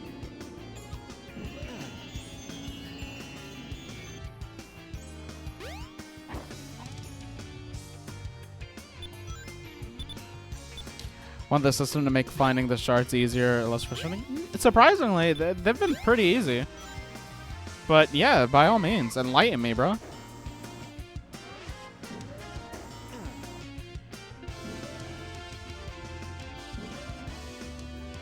No trains are currently in service. Okay, that's a lot of words. Okay, let me read it. Knuckles can be held due to RNG. Here are some fundamental rules to find the pieces efficiently. Pieces break. I need to elongate this shit. Okay. Pieces. Okay. Pieces break down into left P1, middle P2, and right P3. Pay attention to which piece pings on the radar. P1 may always uncovered, usually in the open. P2s are always either inside enemies, containers, or digs. Spot 3, P3s are wildcard clusterfucks, though usually, but not always, somewhere in the high ups. Okay, thanks, man. That's actually incredibly helpful. Thank you. Oh my god. Sorry, I had to stop everything to read it, but.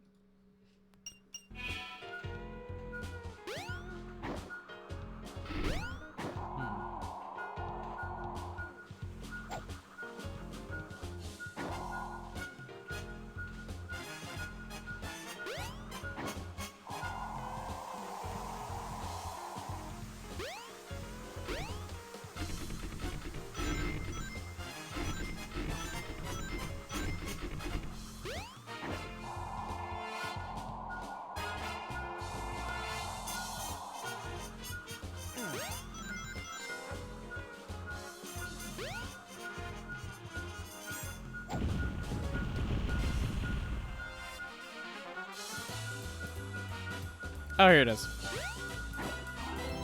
Two more.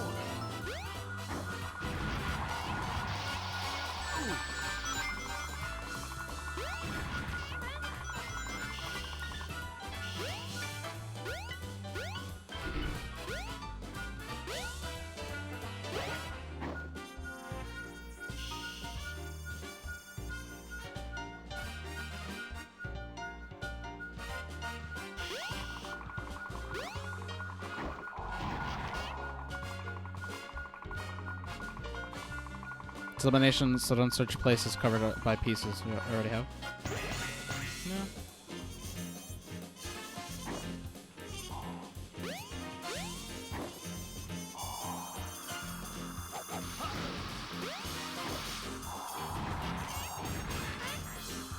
This way.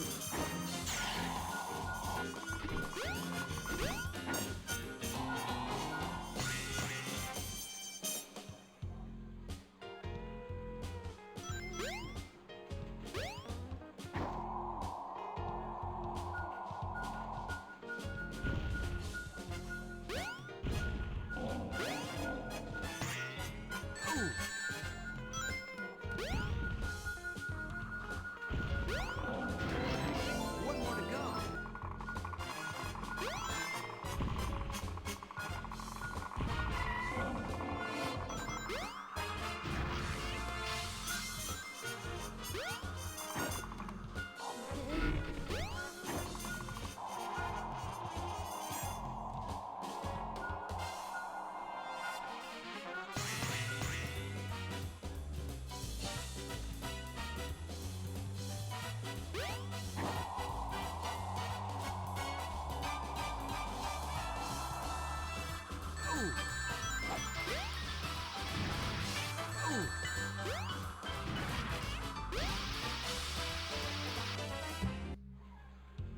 All right, at least I'm not missing.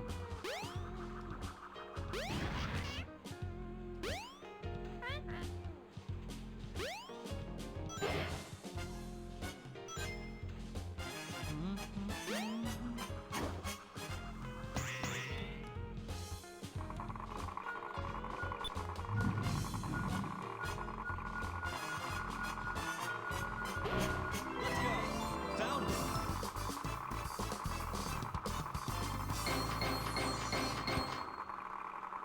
That was easy. Good enough. Eventually, gonna memorize every possible shard spawn and instantly know one of the. Cool. Thanks, man.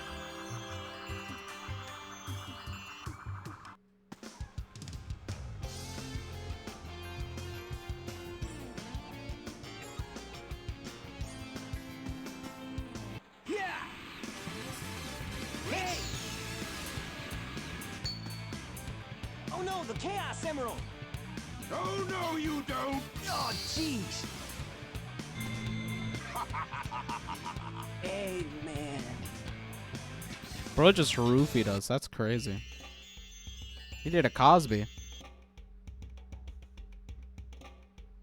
Where in the world am I? Great question, Knuckles. I don't remember being here Oh, no. before. But something about it is familiar. Yeah, thanks, fucking Captain Obvious. What the fuck? This is very strange. No. This is very strange. Shut up. All right, where is the item? Because I remember there being an item in this section. Do you?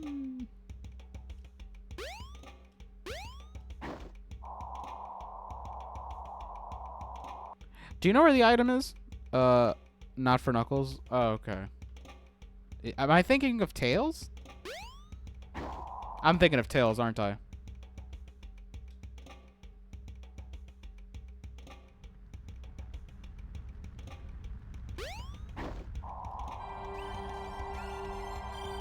Yeah, rhythm badge for Tails. Yeah.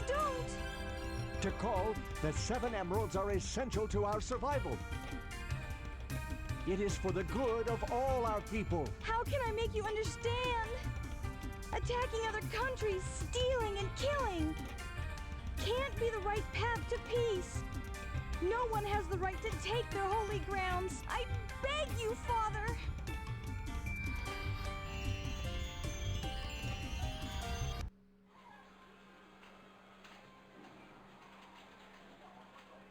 Yeah, I'm with the Knuckles. What the Now fuck? where am I?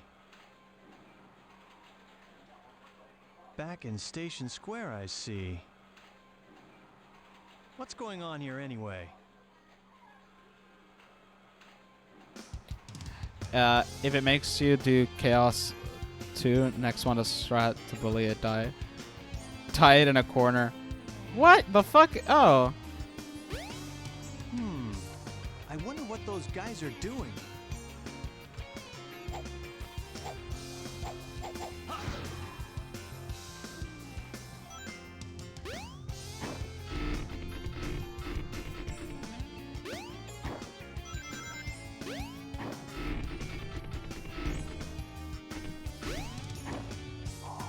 No trains are currently in service.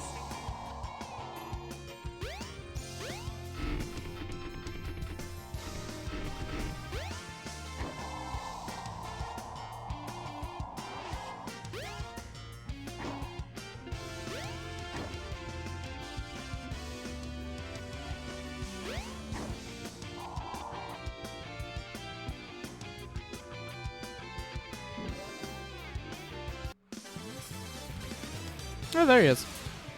Hey, it's Dr. Eggman. What's he got there? It's gotta be a part of the Master Emerald. Hold on! Come back here!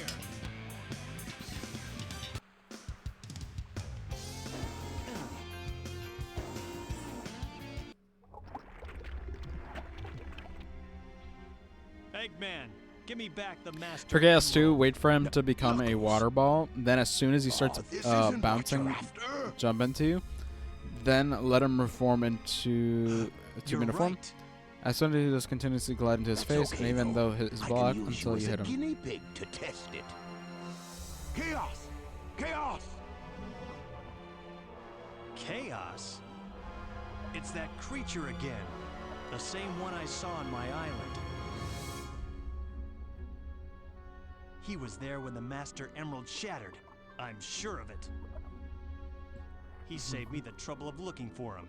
Now I'll get him good. Word.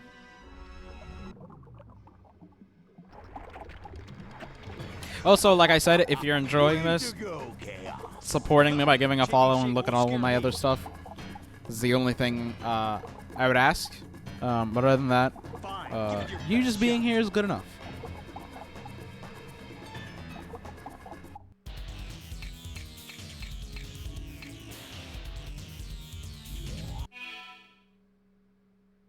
Thanks, Lunacy Phoenix.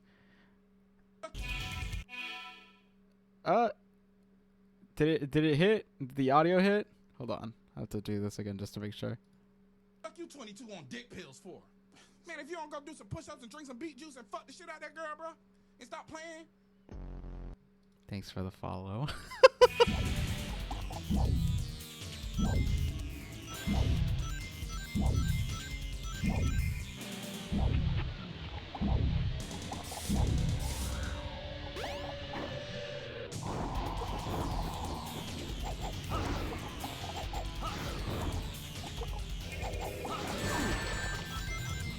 I heard him.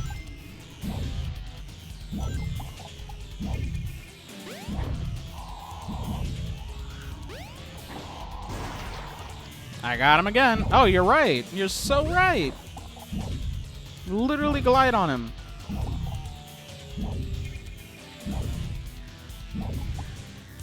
Yeah.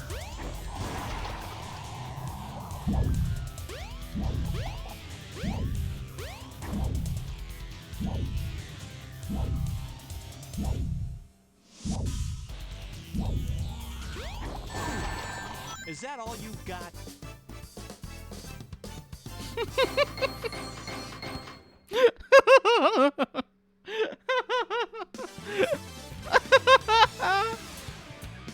Bah, so what if you won this time? You have yet to see the true powers of chaos.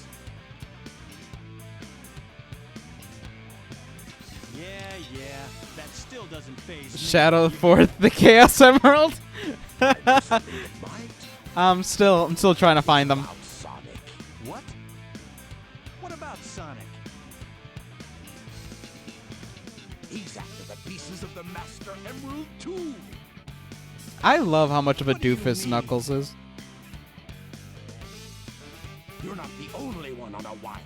chase, idiot. Why should I ruin your surprise? I wonder what he meant by that. Hi. I'd better find Sonic. I bet you've been laughing this whole time. Oh, yeah, this is happening. A lot. There's a bunch of moments where I'm like, this is the best. Excellent. All systems. By the way, full power. if you're not understanding what's happening, I'm playing with a linear story mod. Back to him, I'd skip all the bouncing, literally letting you beat the shit out of him in the corner in 20 seconds. That's true. You're the second of my E100 model machines. But to how am I gonna make your name sound? Codename Gamma. Yeah, Shadow 4th Chaos Emerald. You got a better. I'm just gonna call you Shadow at this point. Gamma. What is this? But yeah, but Shadow, if you don't understand what's happening, I'm playing the linear story mode, so everything. I'm Drew from England. I'm sorry you're from England. But Drew, the England bros. Oh, both of you are from England? I'm so sorry. You guys don't deserve that. That's mean. Life has given you bad. I don't know what your past lives did, but definitely you guys deserve that consequence. Anyway,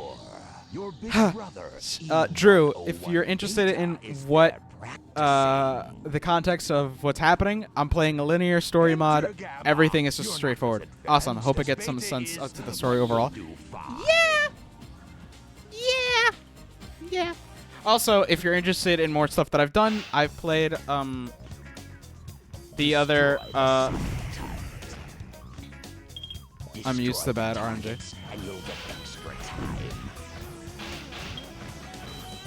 So yeah, if you're missing on anything that I've done, I've played a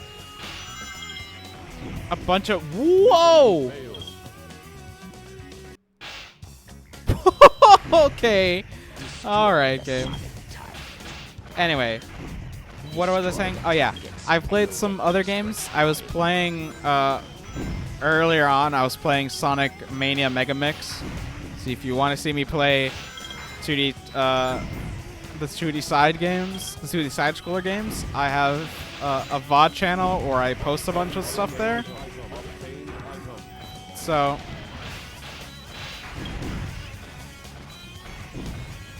Yes, and wait, what do you mean by that? The fact that this was supposed to be like a Sega shit. Do I know the backstory of this game? Are you meaning the Saturn game? Oh yeah. Sonic, it's supposed to be originally this was supposed to be Sonic Extreme. But they literally took so long that they were like, fuck it, make it for the new console.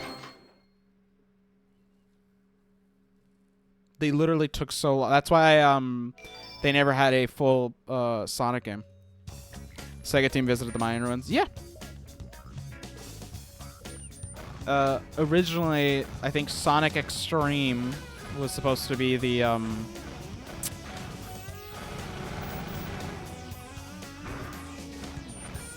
yeah, Sonic Extreme was supposed to be the title. For and threw a Sonic plush out of the plane into the jungle. Love that.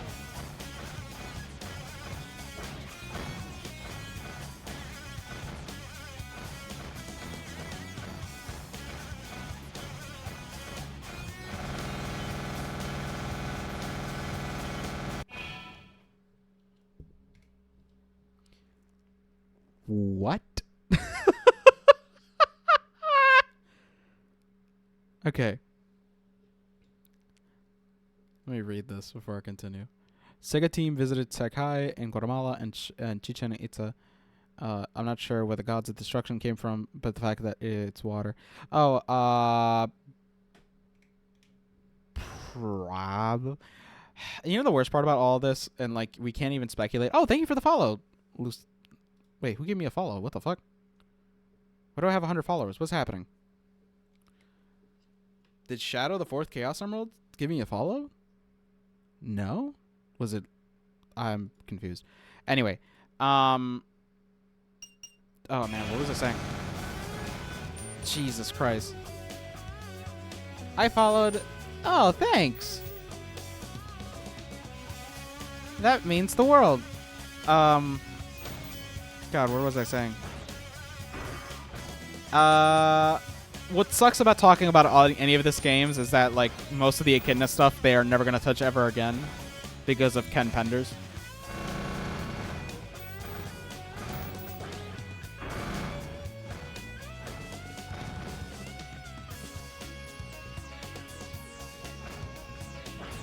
Fuck Penders, yep.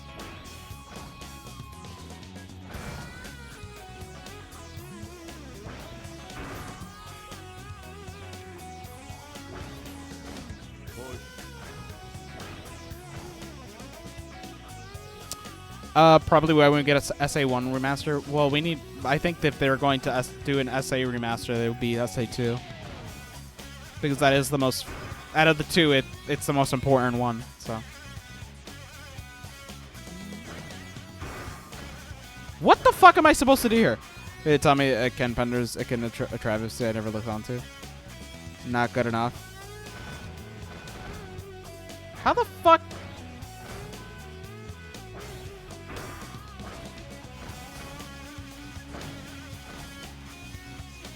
Go into the pit. Eggman is waiting. Is it to the pit?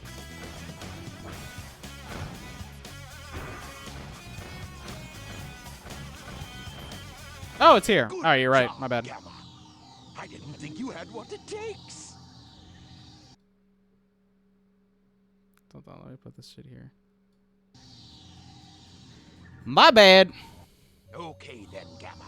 Here's your test. If you want to stay on board, you must be able to pass it. So pay attention to what I say. Pay attention. The almighty egg carrier is a flying fortress that needs a good crew.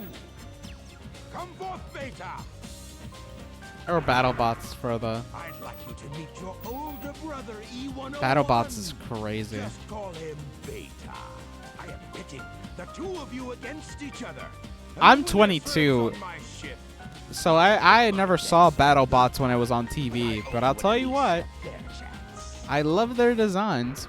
I'm a big robot guy, so.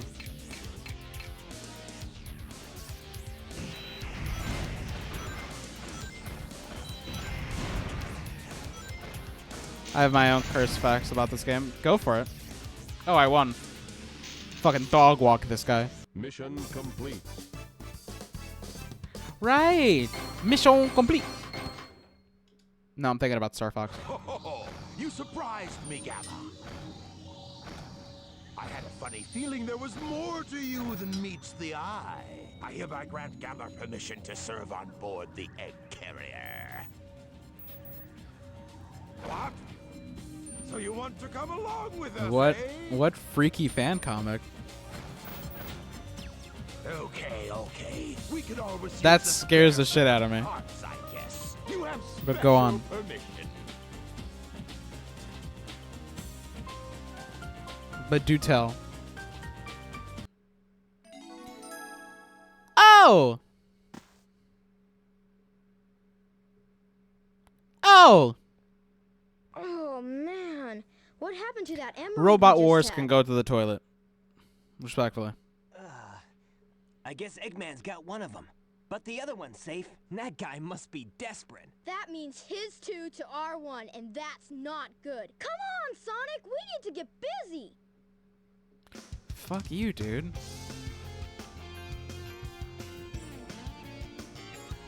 The train headed for the Mystic Ruins will be departing soon.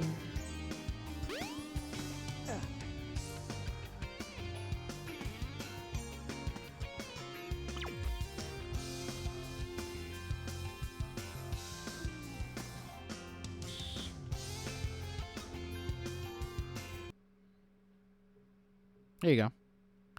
This game is 5 or 6 years older than you. a buggier version released in Japan 98 and the world 1999. Yeah, the game is 6 years older than me, yeah.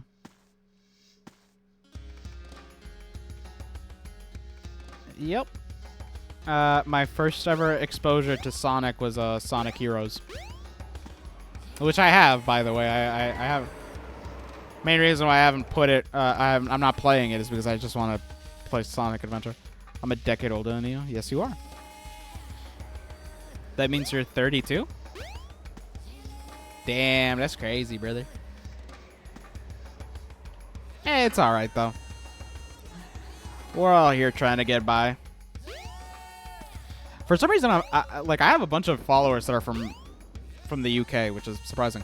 What? Without Robot Wars, there wouldn't have been BattleBots. The US stole it from BBC. Razor was iconic and badass, and some Robot Wars teams came to compete at BattleBots. All I'm gonna say is,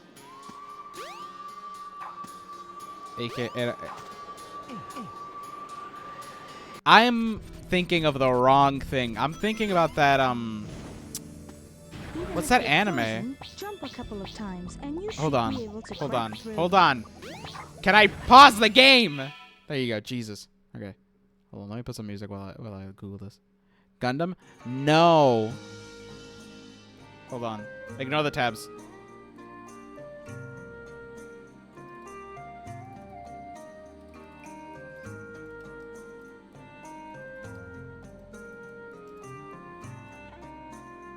Oh my god, which one was it? It was like with a kid and that like it had that was like Pokemon. Fuck. It was in the 90s.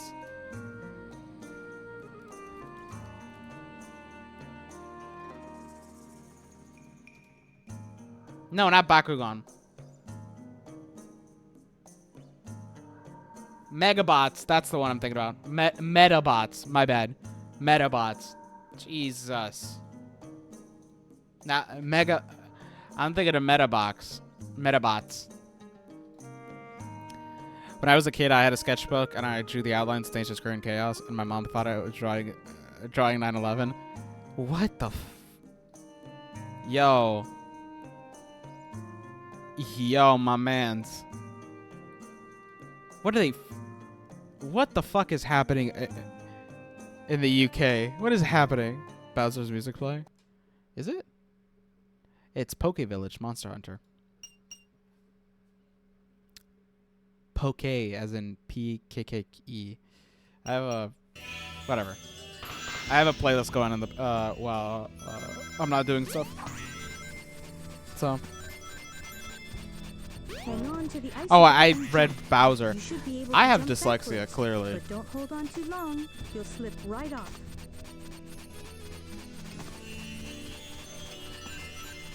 Anyway.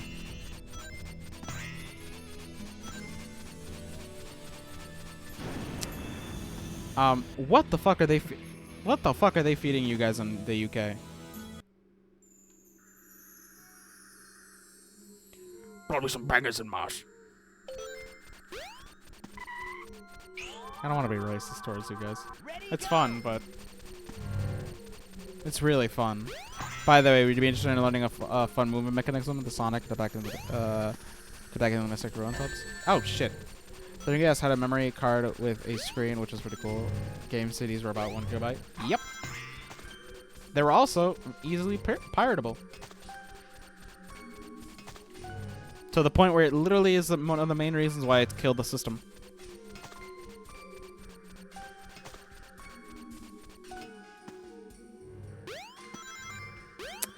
But you were saying... listening.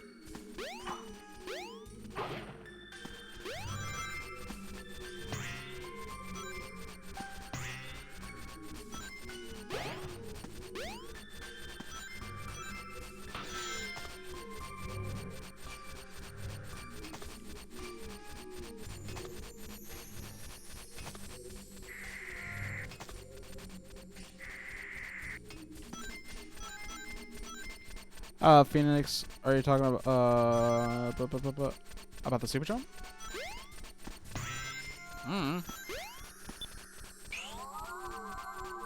Ready, go!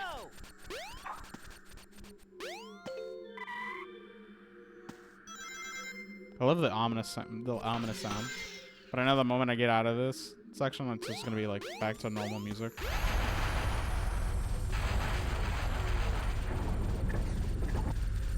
It is cute though.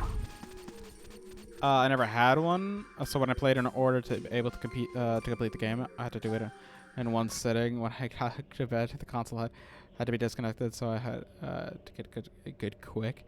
Oh, that's okay. That makes sense. That's why you know so much. Whoa! Yeah, I grew up with a Wii. Like I didn't.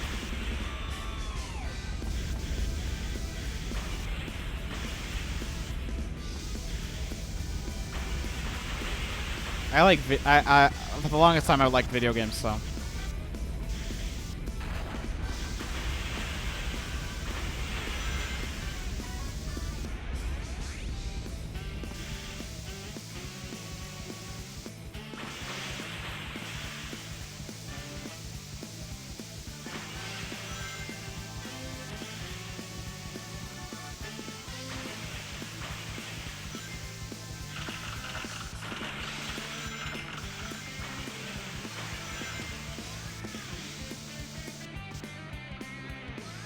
Alright, calm down. Listen, man. I just got out of college. I don't need this sass. Well, yeah, we're busy fucking playing this game. I was busy trying to get a degree.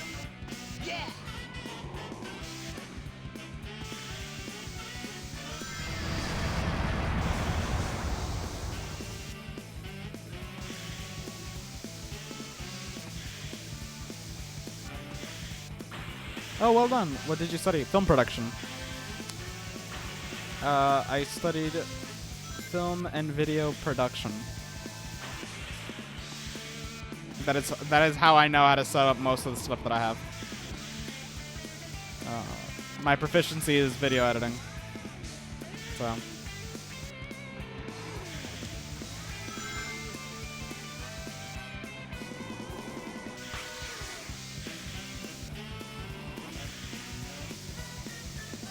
Hey, there you go. Yeah.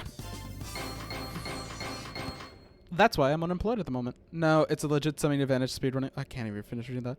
Tell me your perspective of the UK. Don't worry, I know the only fun thing about us is Hogwarts. You guys have the worst universal healthcare. See you later, Tails. No, I know a couple of stuff about the UK. You'd be surprised. Come on. What's it? When I was 12, I got into Doctor Who. Right, I know that you guys are hyper focused into the arts. You guys have made a bunch of good music. Like you guys have the fucking Beatles. So that's that. You guys have very much bunch of well-written plays and shit. You guys have a bunch of really good sitcoms too. You know about the proper Scotia. I know you guys have a bunch of accents. Birmingham. What other place? Wales is different. It's technically a different country. So is Scotland. You made it. Woo! Like. Oh, also the fact that you guys owned half of the world at one point. Now you guys own nothing. Well, you do own Northern Ireland, so many accents and dialects. Yep. Hey, Tails. Hey. All right. There's a lot of really cool things about the UK. I like. I have mixed relationships towards the UK because you guys have a really cool. Oh, I'm only speaking of like. I don't know. Like I'm mostly thinking about like your guys' big cities and like how pub culture culture is very much like something so important because third spaces aren't really big here. Unfortunately, intercitizenship is being attempted. Yeah, but that's honestly mostly all around the world. It's happening consistently. So even here in the U.S., there's a bunch of states that are really into the idea of just like taking away people's rights. So. Come out wherever you are. You guys have public transportation? Mind you guys are on constant strike about that public transportation, but still. But still, that is something you guys have that I very much am jealous of. You guys have public transportation and universal healthcare. I hate you guys because you guys have that and have it the worst. Like, it sums up everything about the UK. Yes, let's make healthcare a universal thing, but let's make it terrible. Like I love the UK just for that. Where I'm at, it's rarely ever down. I can get a bus or a train. Fair. Fucking valid. Can I just feel good for like a second? Calm down. I know in London, you guys, there's constant strikes, especially in the train station. I know mostly about London.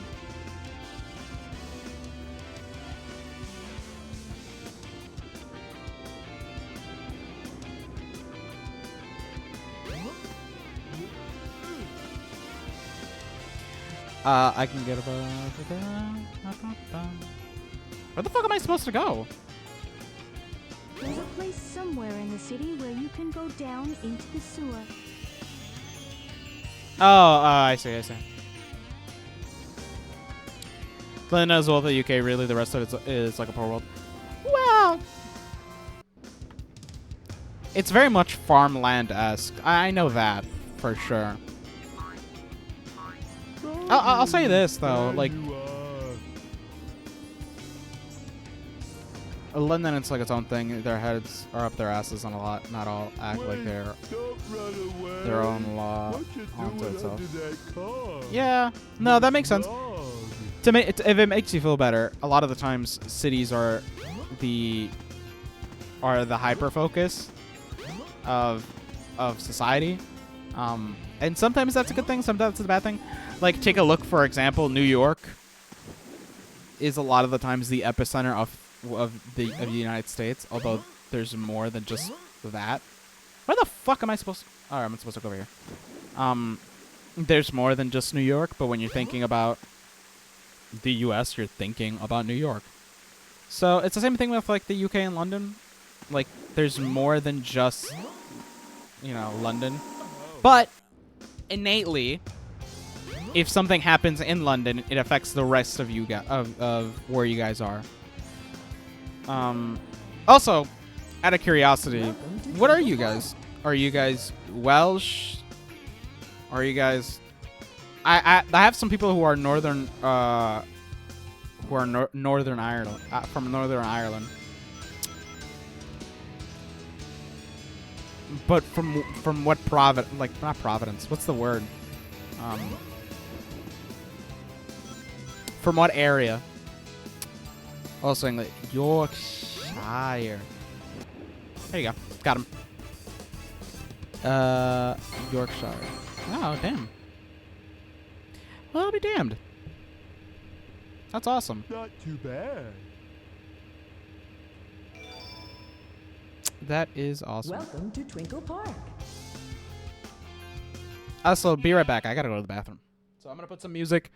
I hope you guys enjoy it while I take a piss. I'm a pro at Tolkien books. The Shire. That's a fun fact I didn't know. All right, be right back. I'm gonna put some music, and I'm gonna take a piss.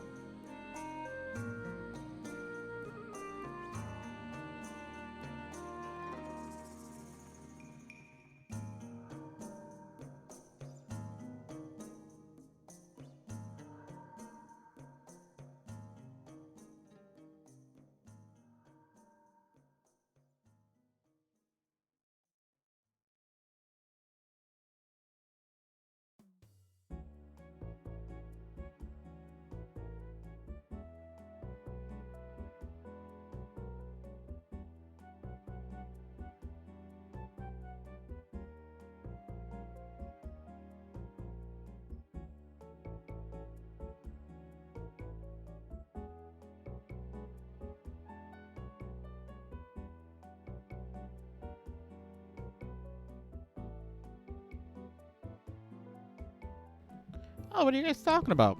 I just came back. Just turned 30. Congratulations. Congratulations on both of you guys.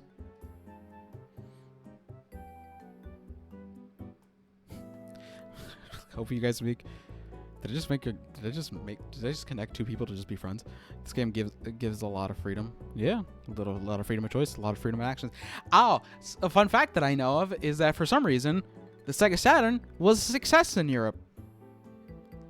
Well, why? Oh. Well, it did better than the N64. The N64 fucking flopped heavily in Europe. I remember that. Also, something that your country made that I love, and I love very much to the point where I have to stay up at midnight to watch it, is Formula 1. So at 11, I'm switching everything to that, by the way. 11 Eastern Standard Time, so that is 11? Yeah, 24 hour, I think. So, yeah. Especially with physics, the geometry being laid out the way it allows you to do so much. Yeah.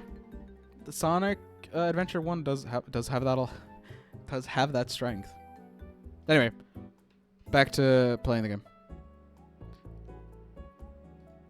Frequent consoles, the great issue was for game developers. Frequent consoles changed gave uncertainty and confusion to the customer play.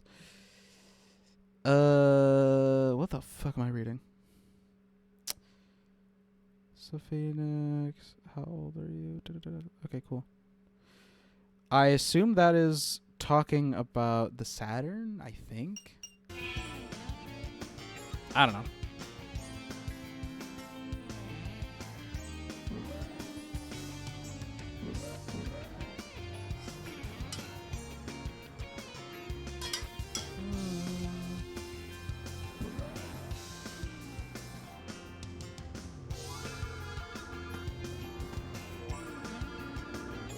In the 90s, there was a Mega Drive, the CD thing.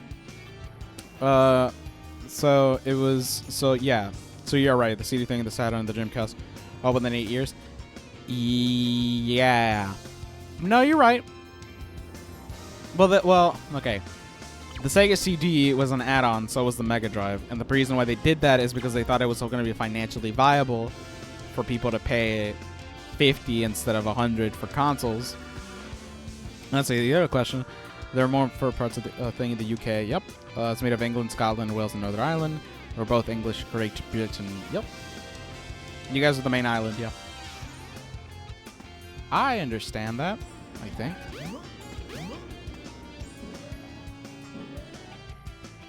The train headed for the Mystic Ruins will be departing soon.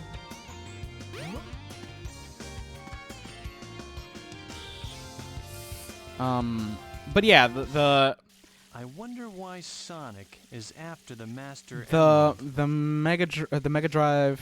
I better work fast and get to the bottom of this. Yeah, so it was the CD. The CD came out first, then the Mega Drive. Those two were add-ons. They cost the CD cost roughly $100, while the Mega Drive cost like $60.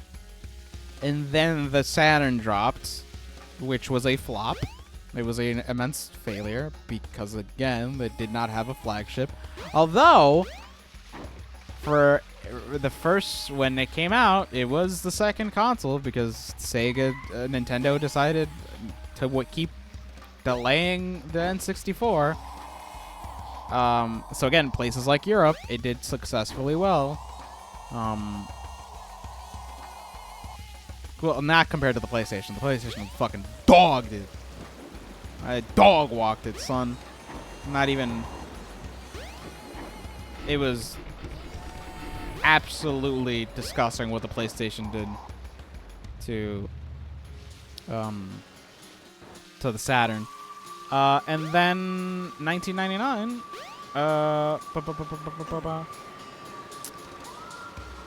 Yeah. The fuck is this?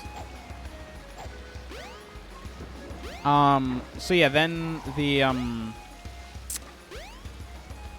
it's probably confusing. Do you know the Monkey Cave? Silver Chaos Egg? Oh, okay. I think I have to go over here. Probably. Yeah, I know where I'm supposed to go now. What was I saying? Oh yeah. So if I remember correctly, yeah, it's over here. I think. Yeah, here it is.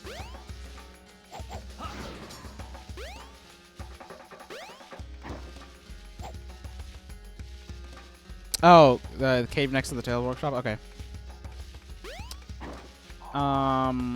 But yeah, then in 1999, the Dreamcast came out, and it was doing well. And then the next year, the PlayStation 2 came out, and then it stopped doing well.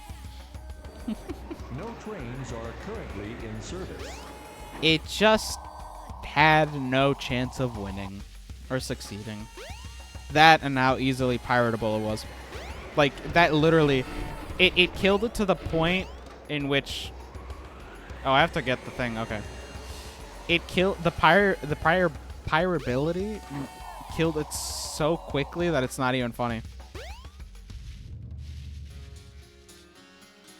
Like, to the point where, like, even today, you still feel the impact of it because, like, I went to a convention, like a nerd convention. Where the fuck am I supposed to get the thing? Where's the thing? Where's the thing?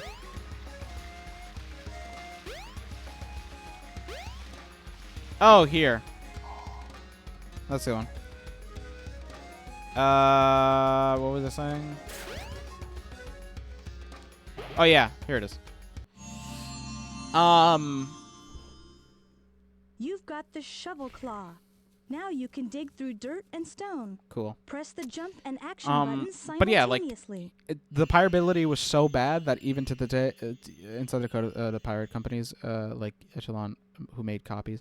Yeah, no, but to the point where like burning CDs was so easy to do that like it just became non-suitable. Like I was saying, to the point where somebody was selling me in a convention recently. A new, not a new, but like a pretty a pre-owned Dreamcast with a bunch of games because you just could.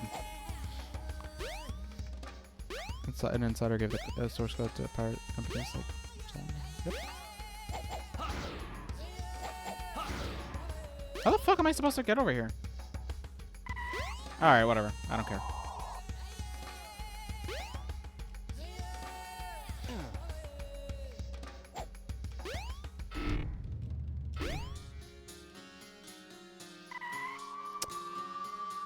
Simultaneously A and B. Oh, that's stupid! Okay, I see. That's dumb. That's so dumb.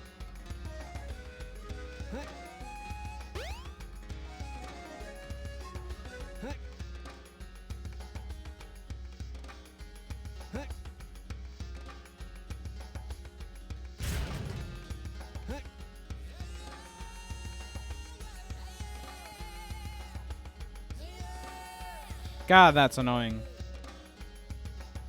Alright, at least I know where to go. But yeah. But that being said, the Dreamcast also didn't have a good library either. Early games lacked signposting. That too. Like the Dreamcast ended up just being an arcade emulator. And like, and not even as in like, because all the arcade games, like all the arcade fighting games that you like and love, they're great when you play them. In the Dreamcast, it's phenomenal. Like to me personally, like playing Marvel vs. Capcom 2 on the Dreamcast is so much better than like playing it in the arcade. It feels better. It feels strong. Like it is to me. Playing Marvel vs. Capcom 2, it literally is like the best version. There's the PS2 version. There's a couple of other ones, but like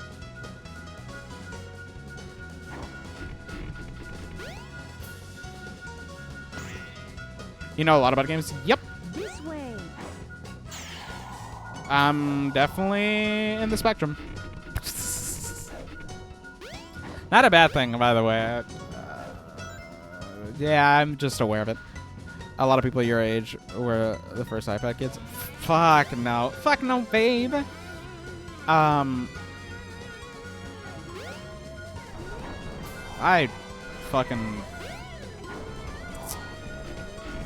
was 5 when the first iPhone came out, so a lot of the times I never really got into that. Also, I grew up in a small Caribbean island, so like technology and me when I was little weren't popping back then.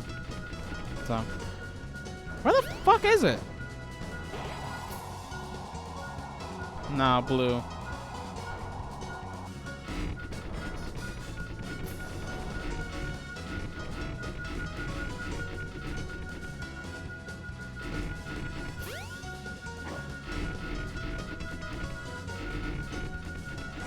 Here?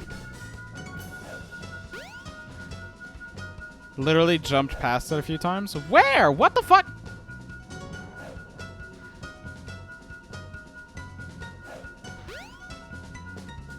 You're lying. There's no way. There's no way.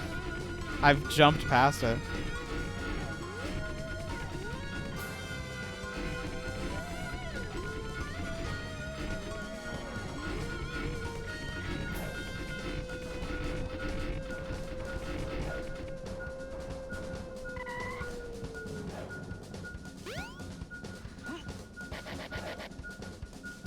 Emeralds are sometimes found underground. Try digging for them. You did. I know every possible spawn. This is the ideal P1 piece. But what do you mean?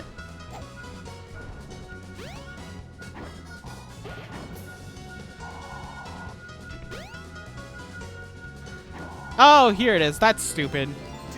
That's stupid. That is dumb. That is so dumb. Whatever. It's 11:07.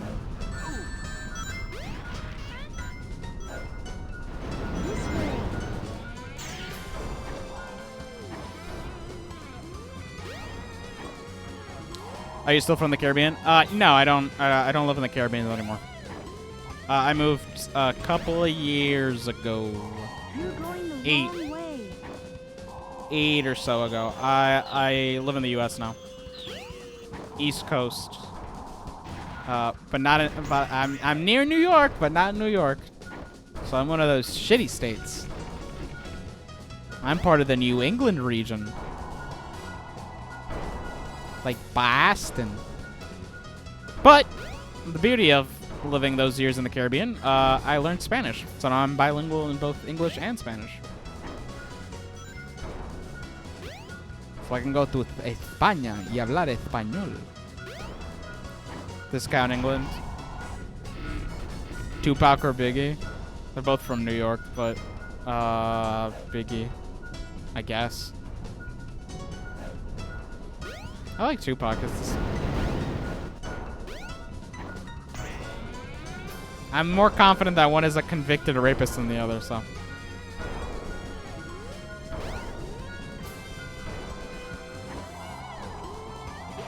Literally, Tupac went to jail for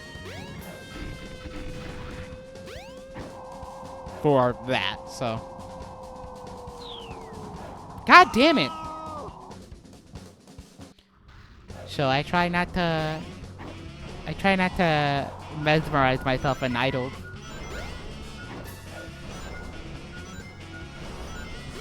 That being said, is that all you know about? That's fair. Honestly, there's nothing good about New England except I don't know that. Yeah. It's kind of like the whole like I know you guys know about Kobe Bryant. And you guys were probably old enough to know about the whole essay thing in 2003. That motherfucker did that shit. That motherfucker did that shit.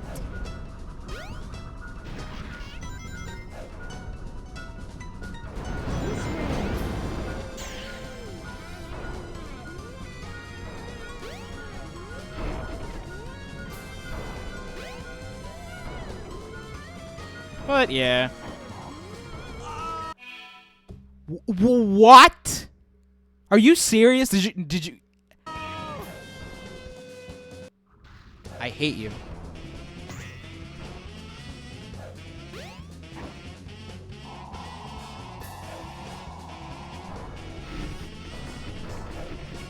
But yeah.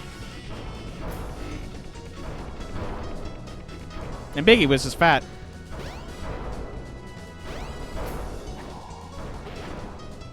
What time is it over there for you guys? It's almost midnight where I'm at. This way.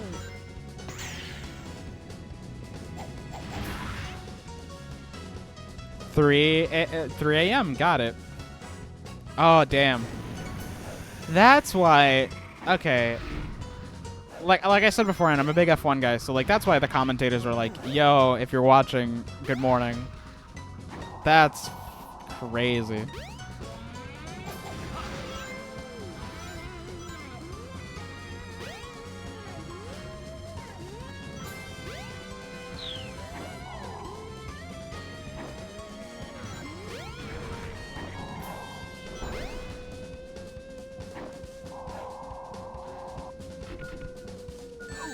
Oh, come on, you big piece of shit.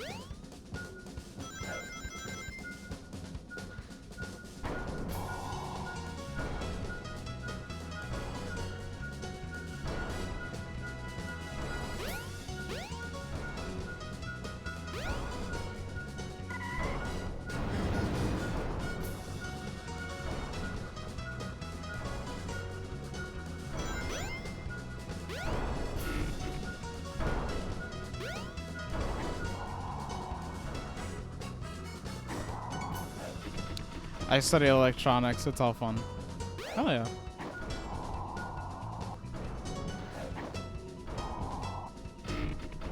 Where the fuck am I? Right next to it, there's a rock tower with a platform.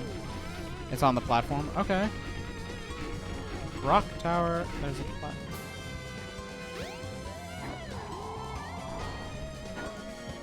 Here? Oh yeah.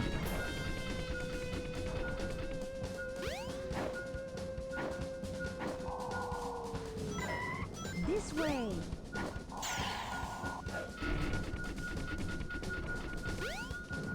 Ah!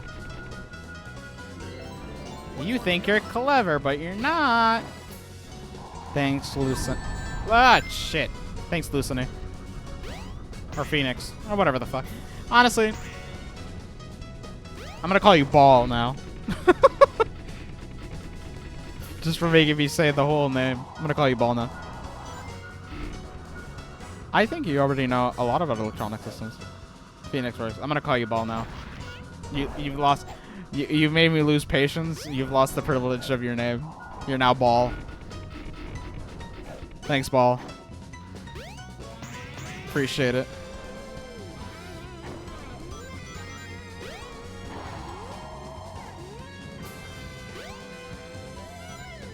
Where is it? What's the next one? Fuck it, we Ball. Exact. That's literally what I thought when I said that. I'm gonna call you Ball now because fuck it, we Ball. Literally, on God, that's what I came to mind. So I'm glad you got that message.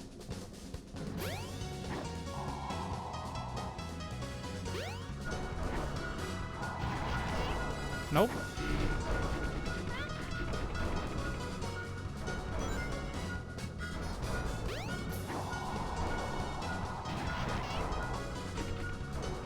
This is acceptable. Well, I'm glad you find it acceptable, because that's what you are now, Ball.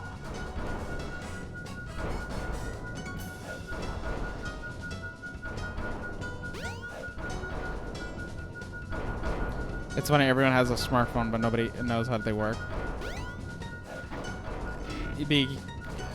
Because that's fucking engineering. Engineering takes so much time.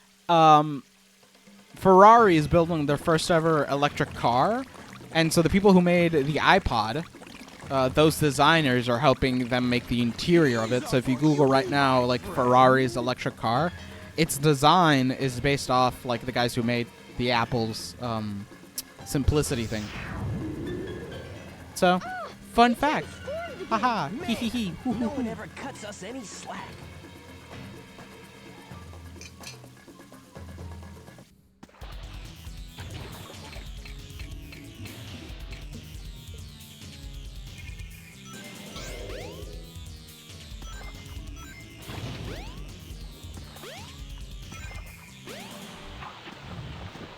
Shit. I hate this boss.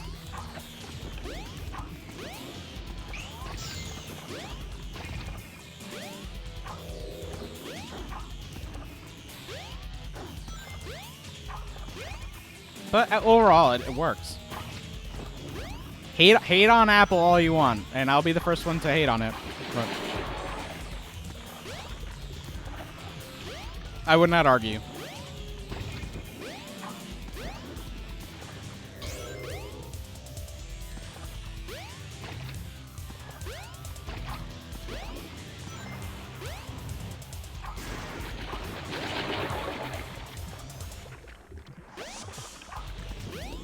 Also, one of the cool things about the, I guess, UK culture is, not that yeah, just all around, like, European culture is pub culture, and how much that is such a thing that we need in the US so badly. We only have it in, like, inner cities and stuff, but, like, I know in London there's board game pubs, which I think is amazing. I think that's so fucking cool.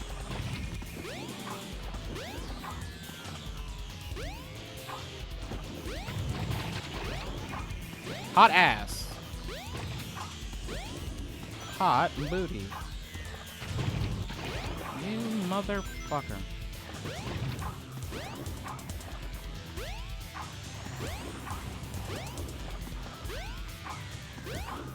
No!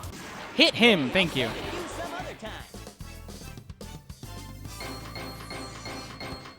I don't get it. Whatever. Whatever. I don't get it. Whatever. Whatever. Whatever. And now to do this 2 more times. Yay! Yippee! Yippee! Oh no! Oh no!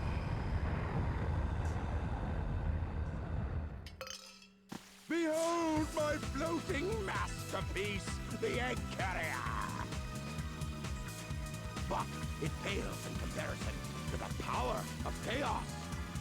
Unless maybe this mod removes it. Probably, I don't know. I hope so. Well, again, it makes it linear, so I would hope not. But then again, we get to play the fucking Tails section all the time. If so, want to learn the moveset? Tech real quick.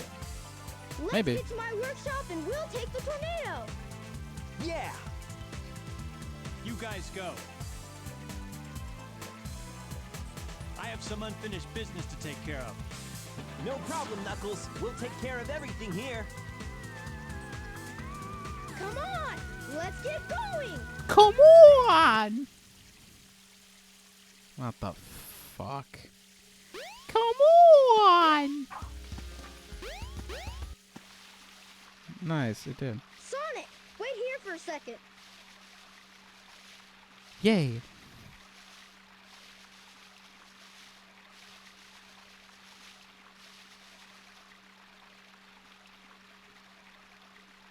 I don't like this section either, but it's fine.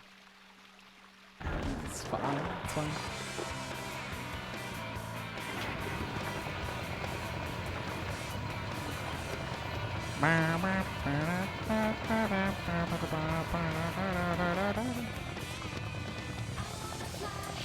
Who needs for your stunt?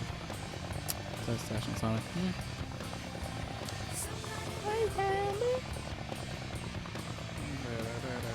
Sonic, hop in.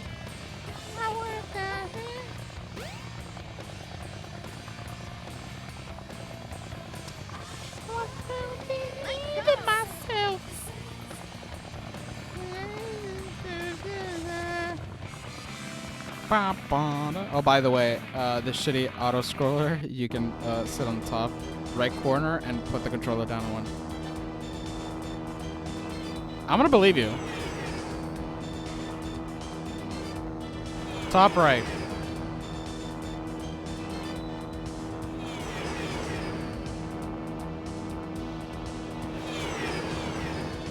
I'm just gonna believe you. I'm just gonna not do anything. I'll just wait. It's fine. And if it works, it works. If it doesn't, it doesn't. You know what I mean? But yeah, at 11, you can literally go get food, drink, go to the bathroom. I'm gonna take your word for it. I'm gonna go get myself a snack. Be right back.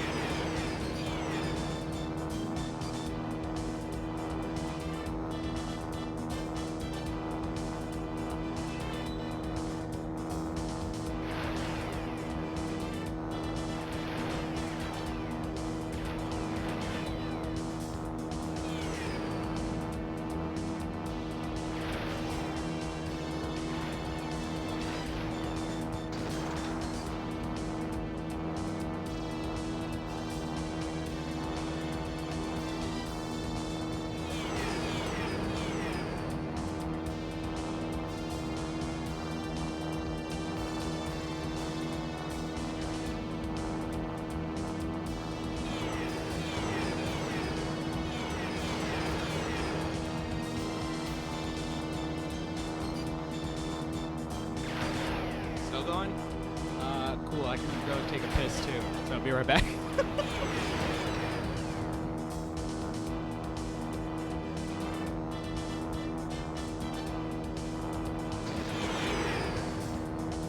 My controller fell to the floor.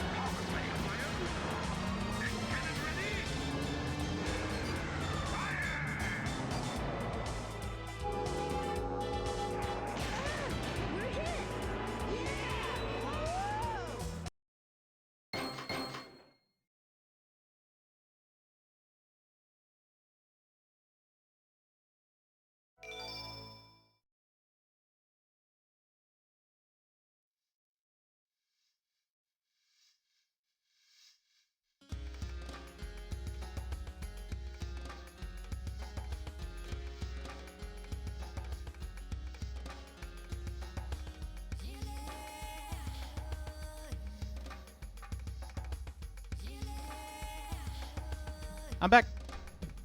So it did work. I use this time to take a bathroom break. Let's speedrun now. Where are you? Shut up. Okay, so 11:29. I already got a half an hour before I have to stop playing the game and watch F1. Luckily, I'm still gonna be streaming. It's just this is gonna be different content, so. I'm glad that I have you guys at the moment. Before that happens.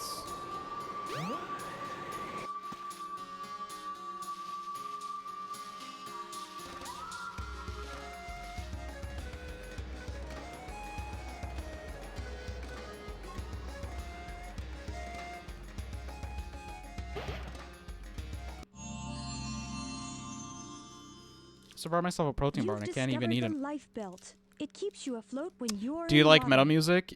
Yeah. Actually, I've been having a kick with it. I've been having a kick with it recently. So, yeah, I would say so. I'm not a fan of screamo type things, but I'm open-minded to it. Like I really got recently into Kill Switch Engaged. F1 is on BBC or ITV. I don't watch it. I haven't in years. Don't you get in trouble for streaming F1? So it's on Sky Sports. I'm not gonna be streaming it directly. You're not gonna see it, but I'm gonna have basically information for you guys to be in the same bandwidth. What did I say? Statues. Whee! So yeah, I listened to recently Kill Switch Engaged, which they made End of Heartache, which is a great song that I enjoy, as well as This Fire Burns. That's pretty. Which are the ones that I listen to? Oh, there's this hold on, I have to open my Apple Music. Also, I use Apple Music, not Spotify, because Spotify makes weapons for the government. Not weapons for the government. They're putting half of the money from Spotify into their AI, which also works into their droning stuff, which is also something that they're putting money into. So I just let you know, I don't use Spotify. I use Apple Music. It also has better sound quality, but that's a different story. Rise Against isn't metal, but it's punk, so I've been listening to that as well. I have to look at my fucking playlist. That's what I gotta do.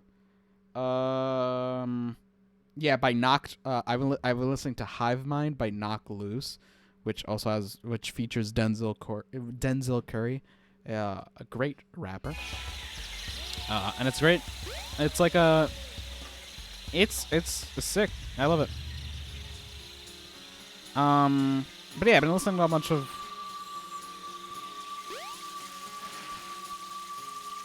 punk? Pop punk? I don't know.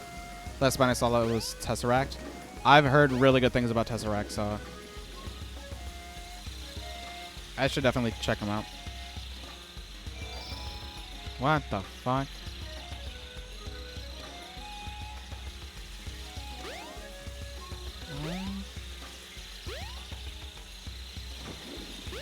What am I supposed to do with this thing? I've seen myself like a few times. Hell yeah, man. Lars is gay. Marin's gay. Have you seen that video? Hold on. Metallica. Memory remains gay. Must find the temple. Yeah. Memory remains gay. Me. Hold on. Let me see. Lars is gay. Oh, it's fucking Rucka Rucka. Oh no, it's Rucka Rucka Ali. No. Oh, fuck. Sleep Token. Fuck. FT. Not a major a fan of screaming either, but Vessel's clean vocals and guitar tones is epic. That's good. Honestly, Rise Against is always one of them I'm always gonna recommend. Not what I wanted to do. Rise Against is always a band I'm gonna always recommend. They're punk, so they're not really, I would say, metal, but they're great. I recommend them. Soundgarden, duh. Black Hole Sun is a phenomenal song. So, I listen to a bunch of stuff. I have a bunch of hip hop things that I listen to as well. I started to unironically listen to Limp Bizkit. Also, 2 Drumming and Sleep Token is God tier. I haven't been listening to pop stuff like Oasis. I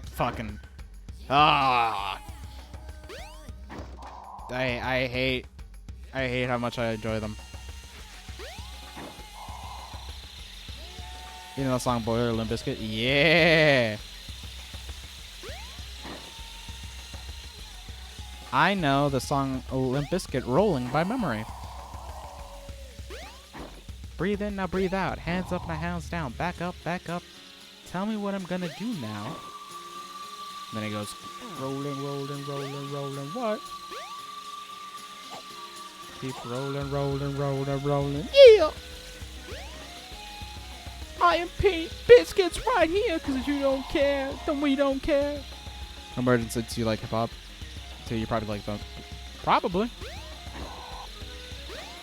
I remember Linkin Park and Limp Bizkit on a AA powered MP3, and it looked like a USB stick. Hell yeah! God, don't even get me started with fucking Linkin Park. Oh, I love them. I love them so dearly.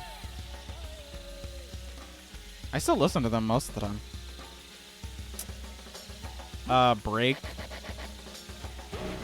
Everything you say to me. One step closer to the edge, and I'm about to break. But yeah, before we continue with the music talk, yeah, at 11 I'm gonna switch to Formula 1. I might start switching soon, to be honest with you. So there is a dead end like this on the other side of the map, by the way. There is a map. Oh, there is a map. Cool. But yeah, I'm going to start switching probably soon. If you want to watch back when rip CDs to out Xbox 360 Plus and Linkin Park while playing zombies, banger! That's a banger choice of a sentence you just made. Love it. If you're a Sky Glass customer, if you guys have Sky Sports, if you're in the UK, you could hop into the channel, start watching with your boy. But I'm gonna start switching soon. I'm not gonna be broadcasting it. I'm just gonna be broadcasting info to keep you guys in check while I talk about it and you guys hear it. So I'm gonna go start switching now. Since that is the proper thing to do, because it's less than 20 minutes away, so I'm gonna do that. It's the new season of Formula 1. I've never kissed a girl. It's a terrible accent. Terrible fucking accent. Let me put some music in the meantime.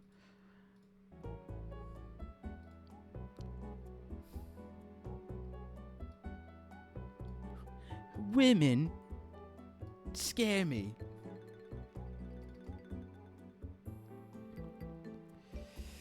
I have to switch to this. All right. Did they say usefully make the changes the intro to the music for our phone? No, but everybody claims that they should, and honestly, I'm in that group. The Chain is a phenomenal song. I can listen to that every single day and still not get bored of it, especially that guitar solo. Fucking love it. It's like heroin for me. It's one of my favorite guitar solos ever. Alright. There we go. Pre-race show, that's fine. I forgot what game this tune is from. Oh no. Sonic Jam. It's the gallery.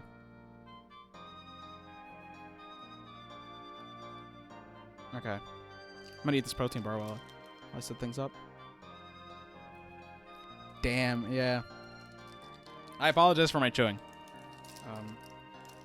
While I do that, I'm gonna go set up the audio right now, see if it sounds good. Absolutely in the same camp here. Almost surprised everyone by lofting that car up into Q2. Fernando driving the wheels off it, but they are so far down on mileage that Fernando's going to have his work cut out. I guarantee he'll get spicy at the start, though. He loves to just sinking in, which is great. And he'll be doing that with basically quicker cars around here, and certainly more F1 watch along. So we've got Franco Colapinto, F1. a little bit of drift of Pierre Gasly, and in between the two Alpines, F1. we have Alex Albon as well. Williams struggling. Mercedes power units in the back of the Alpine and the Williams, but unlike Mercedes, they're nowhere near getting the most out of it. So a lot of work to do, and Alpine particularly pretty disappointed with how things are going this weekend after what TV license, I forgot about that. Run in pre-season testing. You guys have a TV license, it's crazy. Fucking meow. They sound like vacuums now, so yeah, pretty much. Australian Grand Prix. Watch. Pretty disappointed to not get a single car into Q3.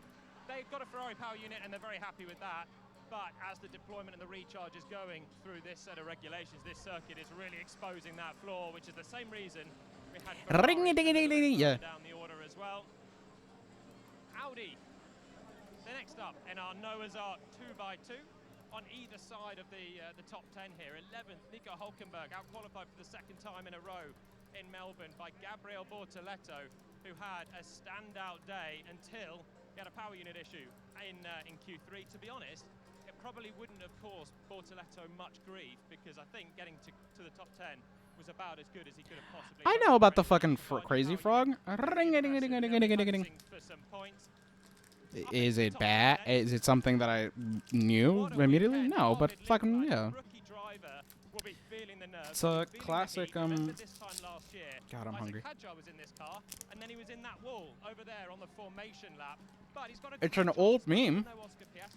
It's like the gummy bear one. Starting in P8 on debut. Really, really impressive. I'm also eating a protein bar that just picked him at the end. No new tires for Racing Bulls in qualifying, but nonetheless a fantastic achievement for the two to get through. They've saved that for the race, and they're going to have a good chance. Alan Permain here. Hello. I just want to get a quick word on Arvid Lindblad. Really, what a performance he's done. Fantastic. Yeah, I mean, you'd barely know he was 18. He's got a very mature head on his shoulders. How does the race look from your perspective today?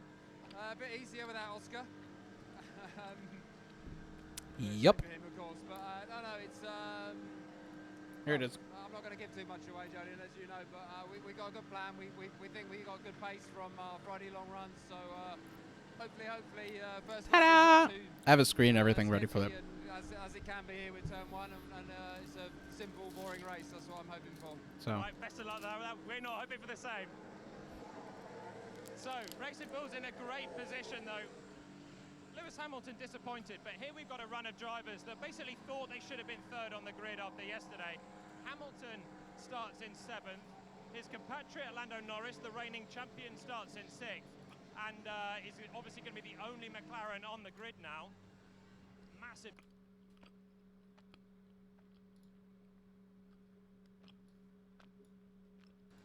Massive disappointment for them. There is a clear space, so the drivers will not shuffle up and filter into Oscar Piastri's empty. So yeah, you guys get all the data.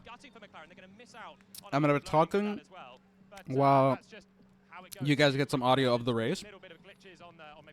So that's kind of the idea. From Oscar's point of view, Charles Leclerc, it's been pointed out pretty well. Yes. Their car is very, very good. He's like 40 something now. That green light spotted it as well, launching through. And all of the drivers ahead. That's something you wouldn't be shocked at. Maybe take a surprise lead down towards turn 1. Can anyone cut him off? It's going to be the task for those ahead. Isaac Hadjar, absolutely fantastic performance from him. But also, if you guys want to leave, it's fine. You're not forced to be here. I like bringing people into the sport that I enjoy, but can't force people in. Also, this protein bar tastes like ass. I love butt. For sure, Isaac and the team did a mega job yesterday to try to be just ahead by a few thousand of both McLaren and both Ferrari. It's a great result. And whether or not we can maintain that pace in the race, you know, there is so many unknowns going into that race in terms of what, you know, how to optimize what we have. That it's very difficult to see how it's going to unfold. But you know, we will fight. We'll try to take the learning, even more important. And then for sure we'll fight. Great, good luck with it. Front row, guys, you've got Kimi Antonelli in 2nd, you've got George Russell on pole. Surely this is heading to a shootout between the two Mercedes. The start will be so important, but first of all, let's hear the Australian national anthem. I don't want to listen to that, I'm good. Just put this. That's based on a real person, by the way. That whole thing about, like, the booty warrior. We can have the easy way or the hard way. It's based off a real person. I need to say for sim racing setup, wheel pads and shifters, not full motion rig, etc. Brother, can I just say same? Honestly, I want my whole streaming career to like pop off, so I can get that specifically. I love rally games dearly. Like there's a bunch of in my VOD channel. There's a bunch of videos of me playing Richard Burns Rally 2 for the PS1. Crack. It's so good, even for PS1 game. It's so good. And is Skyrim still cool? Yeah, it's still big, dude. But like I have a bunch of rally games that they're like very modern, but I suck ass with them because playing with a controller, a modern day rally game, it's like fucking almost impossible. Can I make this smaller without fucking? You suck. Maybe I could do that. No. Let's do this then. I could just make this. Nope, can't make this smaller. Fuck me. I remember Colin McRae Rally. Yep. It was a PS1 classic. Even people who didn't like Rally liked it. It was a really good game.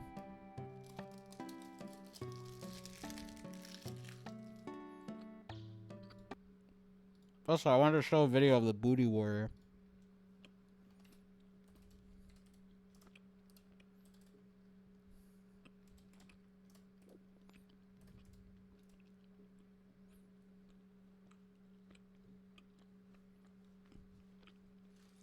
Mm-hmm. That's really good.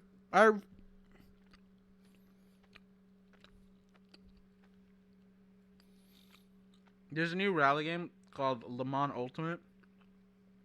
You would love it.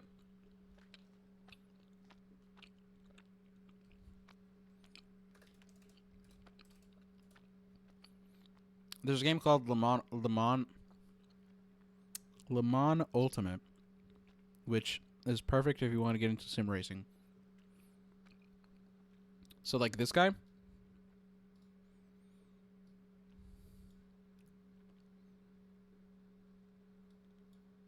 God damn it, motherfucker.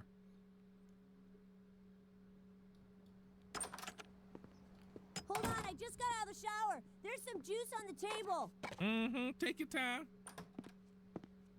You want to explain to me what you're doing here? I came looking for booty. You came looking for sex with an underage boy? Oh, no. I ain't come looking for no little boys. Yes. I ain't got no milk, no cookies, nothing. I came looking for man's butt. A man's butt? Excuse me? Oh, I know who you are, Chris Hansen. But see, I calls you Chris Handsome. I watch your TV show all the time. So you can go ahead and bring them cameras and them police is waiting outside. It don't make me no difference. Now, I tell you what. I like you, and I want you. Now we can do this the easy way, or we can do it the hard way. The choice is yours. Well, I don't think you and I will be doing anything any kind of way. Okay, I see you choosing the hard way. Okay, cut. This isn't working. Someone get this guy out. Don't make me ruin that bike. No. Nope. Rape is not funny, but we could do this the easy way. Oh, we could do this the hard way. Always kills me. By the way, he's based off a real person. When Lockup visited Kentucky State Penitentiary, we met Fleece Johnson, a longtime inmate who practices a very different kind of homosexuality. But we have sexual desires, right?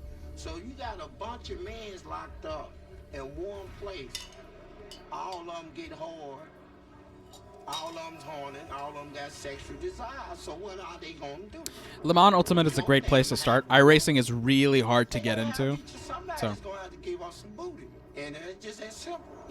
The most memorable story that Fleece told us was about the place and importance that booty has in a maximum security penitentiary. And he went on about it and on about it. In his prison, booty was more important than food. Yes. Booty, a man's butt.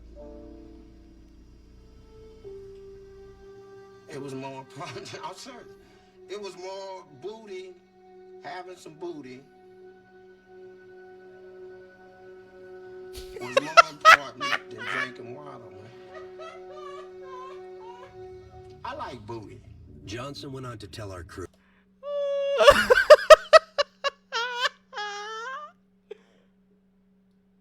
Oh, booty is more important than drinking water. Yo, this man. Oh my god, I forgot how much of a demon he was. I love the Boondocks. Oh my god, I love the Boondocks. Oh, it's nothing but. Oh my God. Gap, and it's gonna be just a nice and relaxed drive. Kimi needs We could to do this the whatever easy he way. can We could do this to the prevent hard that. way.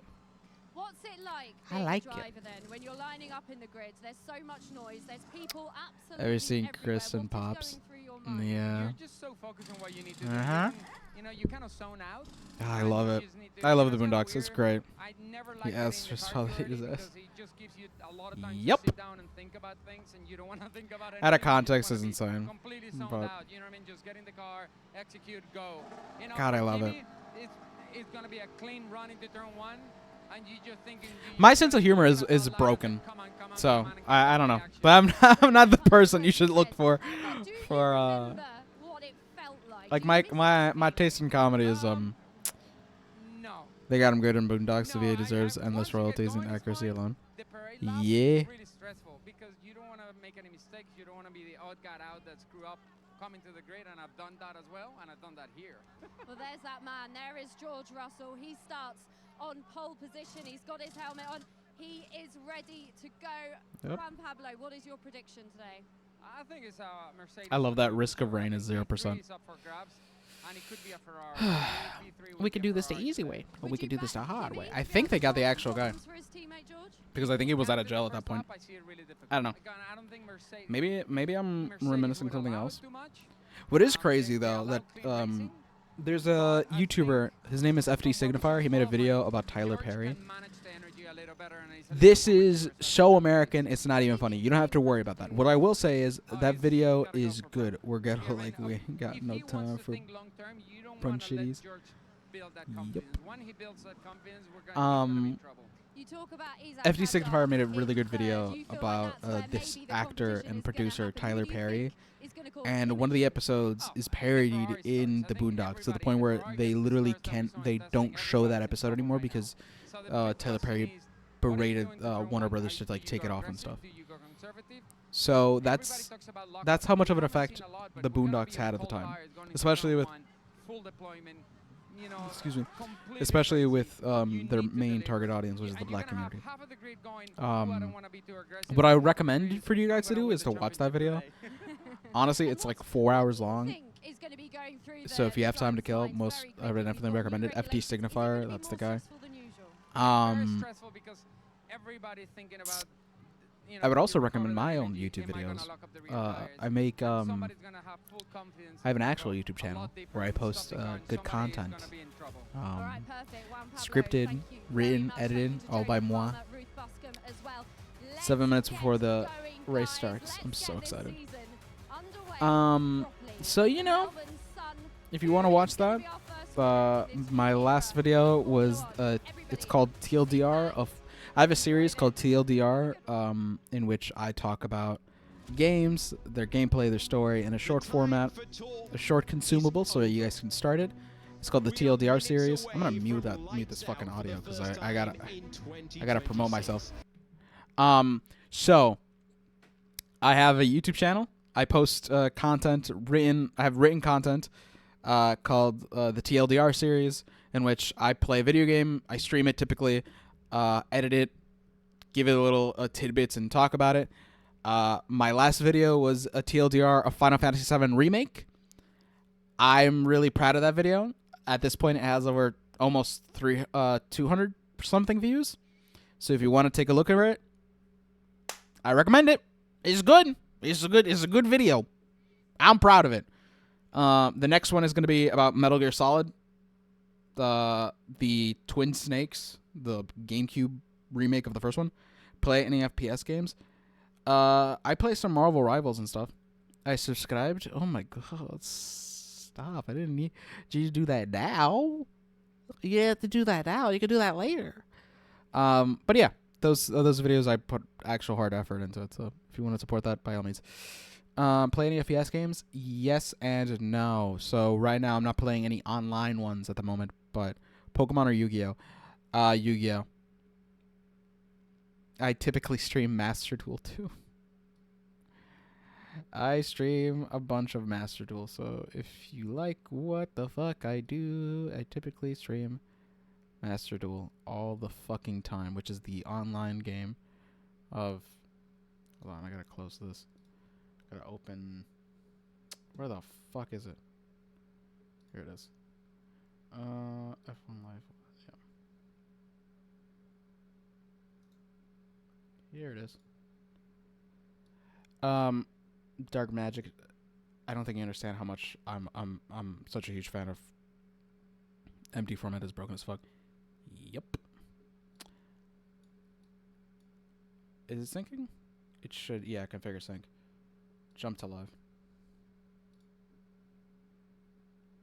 Alright, I'm syncing everything. Oh, I'm so excited. Okay, but yes, I'm a big Yu-Gi-Oh fan. I have a bunch of decks I'm building in Master Duel. TCG or OCG. Motherfuckers, choose one. Yeah. All I'll say is I love the TCG. I love the online TCG game, Master Duel. If there's any card game that I would recommend... Oh, shit. Forgot to unmute my audio. What Millennium item would you take? Fuck, the Millennium Puzzle. The fuck? This is an easy fucking question. There's actually, there's a Millennium Puzzle, I forgot what it's called, model kit, which I really want to build and hopefully stream it. So that's definitely one that I fucking want. I'm so excited. Whether you have seen every season or this is your first. Good afternoon and welcome to Formula 1 in 2020. Oh! Okay, sorry. Yeah, I would take the Millennium Puzzle with a fucking Coke and a smile.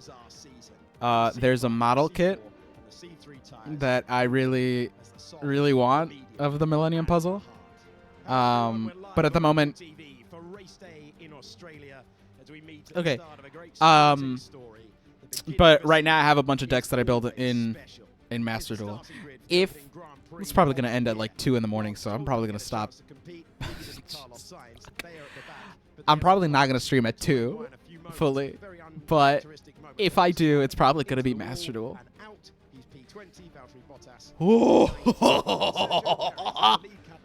I mean, respectfully. Okay. Albon, 15, 13, 14th. Okay, here we go. Hulkenberg 11th in the Audi. Behrman in the Haas. Okay.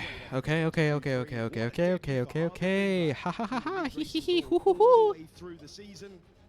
Until we got to qualifying, and then it was Liam Lawson who picked him. Lewis Hamilton is 7th. You're jealous that I'm quicker. Lando Norris is in 6th. There will be a gap Lando where 6th. we would have had home favorite Oscar Piastri. Charles Leclerc on 4th. Isaac Hadjar on the Red Bull Ford on 3rd. And then both Mercedes are at the top. And I'm scared. I'm scared. The driver to beat in Formula 1. I'm He is the championship favorite yesterday. He showed us why with his 8th career pole position. Ooh, I'm scared. I'm so excited. I'm so nervous. Oh, I'm like a kid on Christmas. What the fuck? The Oscar Piastri fans can't believe that he's not on the grid. Oh, one's in the pit lane. Wait, hold on. What? Wait, whoa. I just lost that train of thought. Do you know the true power of the puzzle? It's in the manga. Is it the friendship? No. That's actually something I didn't know. Wait, what? Who? Why is Oscar Piastri on the pit lane? Oh, hold on. What? Well, what we've just experienced, the uncertainty of these new regulations, the driver being caught out. We saw it already in qualifying with Max Verstappen, the one that you would always put your money on to catch a car, losing it. What team are you on? My team, sadly, is Aston Martin, which they used to be Force India. They're now also working with Honda, but it's been a shit show of a preseason and also season, so... Spoken about Aston Martin who've been struggling. We don't know how far they'll get into the race. As the commentators say that.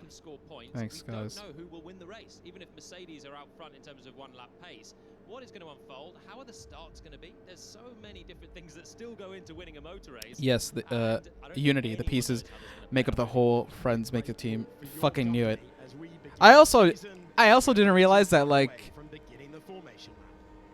I didn't know because they pointed out on the fucking show, but I completely forgot while watching the show a couple of years ago that, like, when Yugi is dueling, you see paint in his hands. They do like a star for every single one of them, and I think that's so stupid, but I love it. Formula One, there's not too much between the one-stop strategy or the two-stop strategy. It's going to give teams variation. The first challenge becomes, can you get the car off the line? It looked like an Alpine was slow away there. If they've stalled and the last car has passed them, you would be pushed to the pit lane. We're underway for the formation lap for Formula One in 2026. Yeah, everyone wants as much practice of the starts as you could possibly get with these new cars. So I think a few of them were letting the cars ahead go. And Oh my god! as close to I'm fine. launch I'm as fine. you could I'm fine. possibly I'm get. fine. Hamilton was another one. Damn, Russell's already ahead of everybody. Ferrari off the line. Yeah, well, that's what they But teased us with in pre-season I don't know. testing. That's what he'll be hoping for. As we run down to a first corner, which is not All the cars already have distance, which is interesting because formation laps. Sorry for the hit of my microphone. Formation laps typically are just reconnaissance laps, laps that they do to just warm up everything. Yeah, it was kanji for friendship or something, or could have been a smiley face. No, it was a star. It was like I think it was a star for each of the friends. Yeah, so like they're just firing up their cars, trying to get their cars warmed up for their racing lap, which will be right after their formation lap. But they're all gonna put themselves on the grid. They have starting formation, so like the people who qualified yesterday. As you see in the top left, it says 1. That's George Russell, both Mercedes. Everybody is in coordinate from left to right, so the bottom right is the people in last, and the people in front are in the top left. So, if you hold on, shit. If you see the stuff over here, the big issue I have with F1 is insane restrictions. Things like the halo make sense, but as soon as the team engineer a superior design, it's instantly get banned and a team execute. Completely removes the engineering side of the competition. But it's all just abusing loopholes. It is all about abusing loopholes. I totally agree. I totally agree. I totally agree. It's all about finding the loopholes. It's like recently, like one of the biggest issues or one of the biggest hallmarks of preseason testing is compression ratio when it comes to the engines and their pistons. Because the FIA would have, the FIA is the governing body, and the compression ratio implies to the pistons of the engines that have to have a specific centimeter. You might enjoy Sonic Drift. I might fucking not. How about that? Probably would. Oh, okay. Here we go. I'm sorry. I would keep talking, but like, I have to pay attention to this. All right. All right. Pre-race start. They got 5 seconds to just spool up the turbos that they have. 1, 2, 3, 4, 5 lights. And away we go. And they're gone. They're gone. Whoa, both Ferraris already first and second. Charles Leclerc goes first. Oh my god, the Ferraris went flying. That's insane. Yo, this is insane. What the Okay. Oh my god, the Ferrari is just going crazy. Arvid Lindblad, one of the Red Bull drivers. Centimeters of piston, yep. That's insane. Oh my god.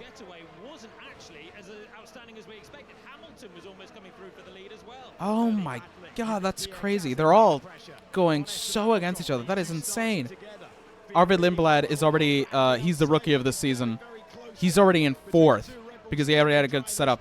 And now Lewis Hamilton's going to come up to pass both Red Bull Junior and Red Bull team. Lindblad to third. The rookie. Holy shit. That's your best for TV, not for not stands. Well, yeah. Unironically, yeah. But there's TVs all around it. I don't know.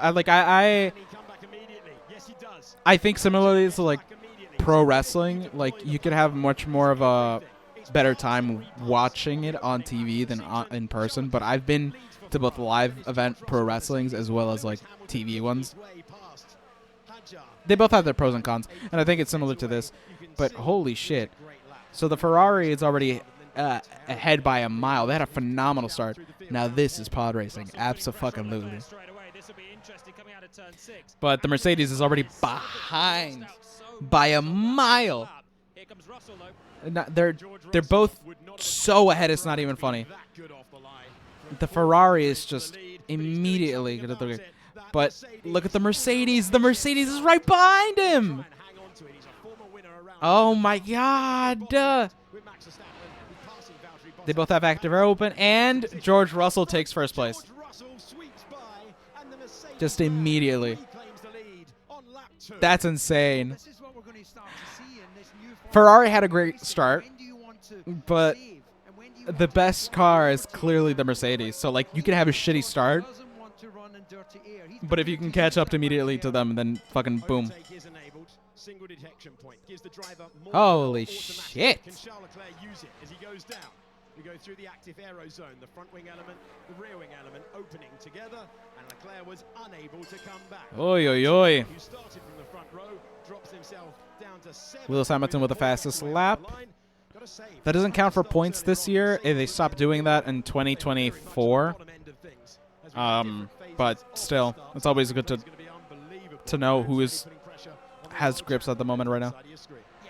The thing with this season, and the thing that's so exciting about it is that, like, it's new regulations. There's new cars, new everything, so nobody knows anything.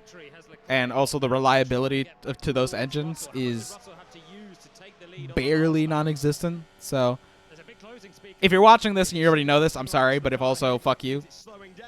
Secondly, Charles Leclerc goes first ahead. Whoa. Never mind. Never mind. George Russell immediately is about to take it. And as he did, this is what we're going to have. Cat and mouse, peloton-style racing further down the field. Antonelli gets Norris. Norris won't fight that. You can't fight too hard at this stage of the race. It would deplete the battery. I don't like that. I don't like it's peloton. They're calling it peloton because it's true. They're just trying to get some distance. With the extra battery deployment available being within that 1 second, the new regulation. It's not like DRS, but it's a similar thing now. Without opening the rear wing, it's all done on battery. And there we go. Lewis is right in the mix. Yeah, Lewis is right behind him. Unbelievable when it can run its own pace in clear air. Enter a Ferrari-sized problem. Yeah, he is the meat in that Ferrari sandwich. And well, a recharge. Oh my God! For the season. Disappointed with Is this the year for Ferrari? I don't want to have that hope. I don't want to have the hope because it's like if you're a Ferrari fan, you're always going to be disappointed by Ferrari. But is this the year? Doubt it, but is this the year? The rear and the front wings open, and Russell will get a chance to close in. So Russell trying to claim it back. Remember, the driver's getting used to this. This is not what they have had at any stage of their career. They're having to understand when to use the battery and when to just run in the slipstream. The top 3 are covered by 1.5 seconds. Russell can't come back into turn 11. Max Verstappen can go all the way around the outside of turn 9 and take P30. More moves coming further back. Oh my God. Into the fast corners there. Russell was right with him, but there is still dirty air with this new generation of Formula 1 car. Hopefully it's a little bit less than we've seen, but Charles Leclerc gave it full beams through the high speed, and he managed to keep George behind for another lap. Yeah, well, this is heartwarming for the Tifosi, who had a winless season last year. More like heart-wrenching. Because right now we're all getting excited. We all have hope. And then the moment we have hope is when you lose everything as a Ferrari fan. that's where he was swamped So. into the first corner. Nice problem to have when you've got lots of overtaking on the racetrack. That's exactly what we've got at the moment. Max Verstappen gets past Fernando Alonso, driver who is a four-time world champion, is on the hard tyre. He's making light work of the middle pack. I love that Aston Martin put Fernando on a softer start as well from the back. Go and have fun and start racing with the guys around you. Made a bit of progress early on. Two retirements from the Australian Grand Prix. Oscar Piastri on the reconnaissance lap, finding the barrier on the exit at turn 4. Of course he did. Nico Hülkenberg was pushed to the pit lane and did not take the lights. We told you that was a possibility. Charles Leclerc, 0.6 of a second, as the teams work out how on earth to run these cars with such a big change of chassis and power unit. Let's go back to the start. That restart was so let's crazy. keep an eye on Antonelli right of screen. It just doesn't get that initial launch, and then He gets nothing. picks up a little bit of a slipstream from George, and he That just launch threads was the needle through nothing. between those two cars. And happy days as he comes out of turn 2. Yeah, I think the reason he didn't initially launch so quickly was actually because Antonelli was so slow. He had to Wow. put some steering in to get round the Mercedes. And there is Arvid Lindblad in the white and blue Racing Bulls car, going around Lando Norris, around Lewis Hamilton, and getting up eventually past the driver who was promoted to the senior team, Isaac Hadjar. Yeah, sorry, Alex, talking over you there as we go on board with Charles Leclerc. So just listen. It was wheel spin actually for Antonelli. I thought it bogged down. This is brave then into the first corner because he didn't do it all on the getaway. That's He still had to insane. commit on the brakes, and through he went, perfectly executed. Russell sacrificed some of his second phase of the start to cover off Hadjar, and Leclerc took advantage of it. This is Arvid Lindblad, currently running P6. He started P9. So some questioned whether he had the results in F2 to justify the move up. I think the underlying racing ability is something that's always been clear. And, well, what a showcase moment for him to... That's insane. In the background, Kimi Antonelli is up to 4th. George Russell is up to the Oh my God! Not quite. They were so close to touching. Pressure on.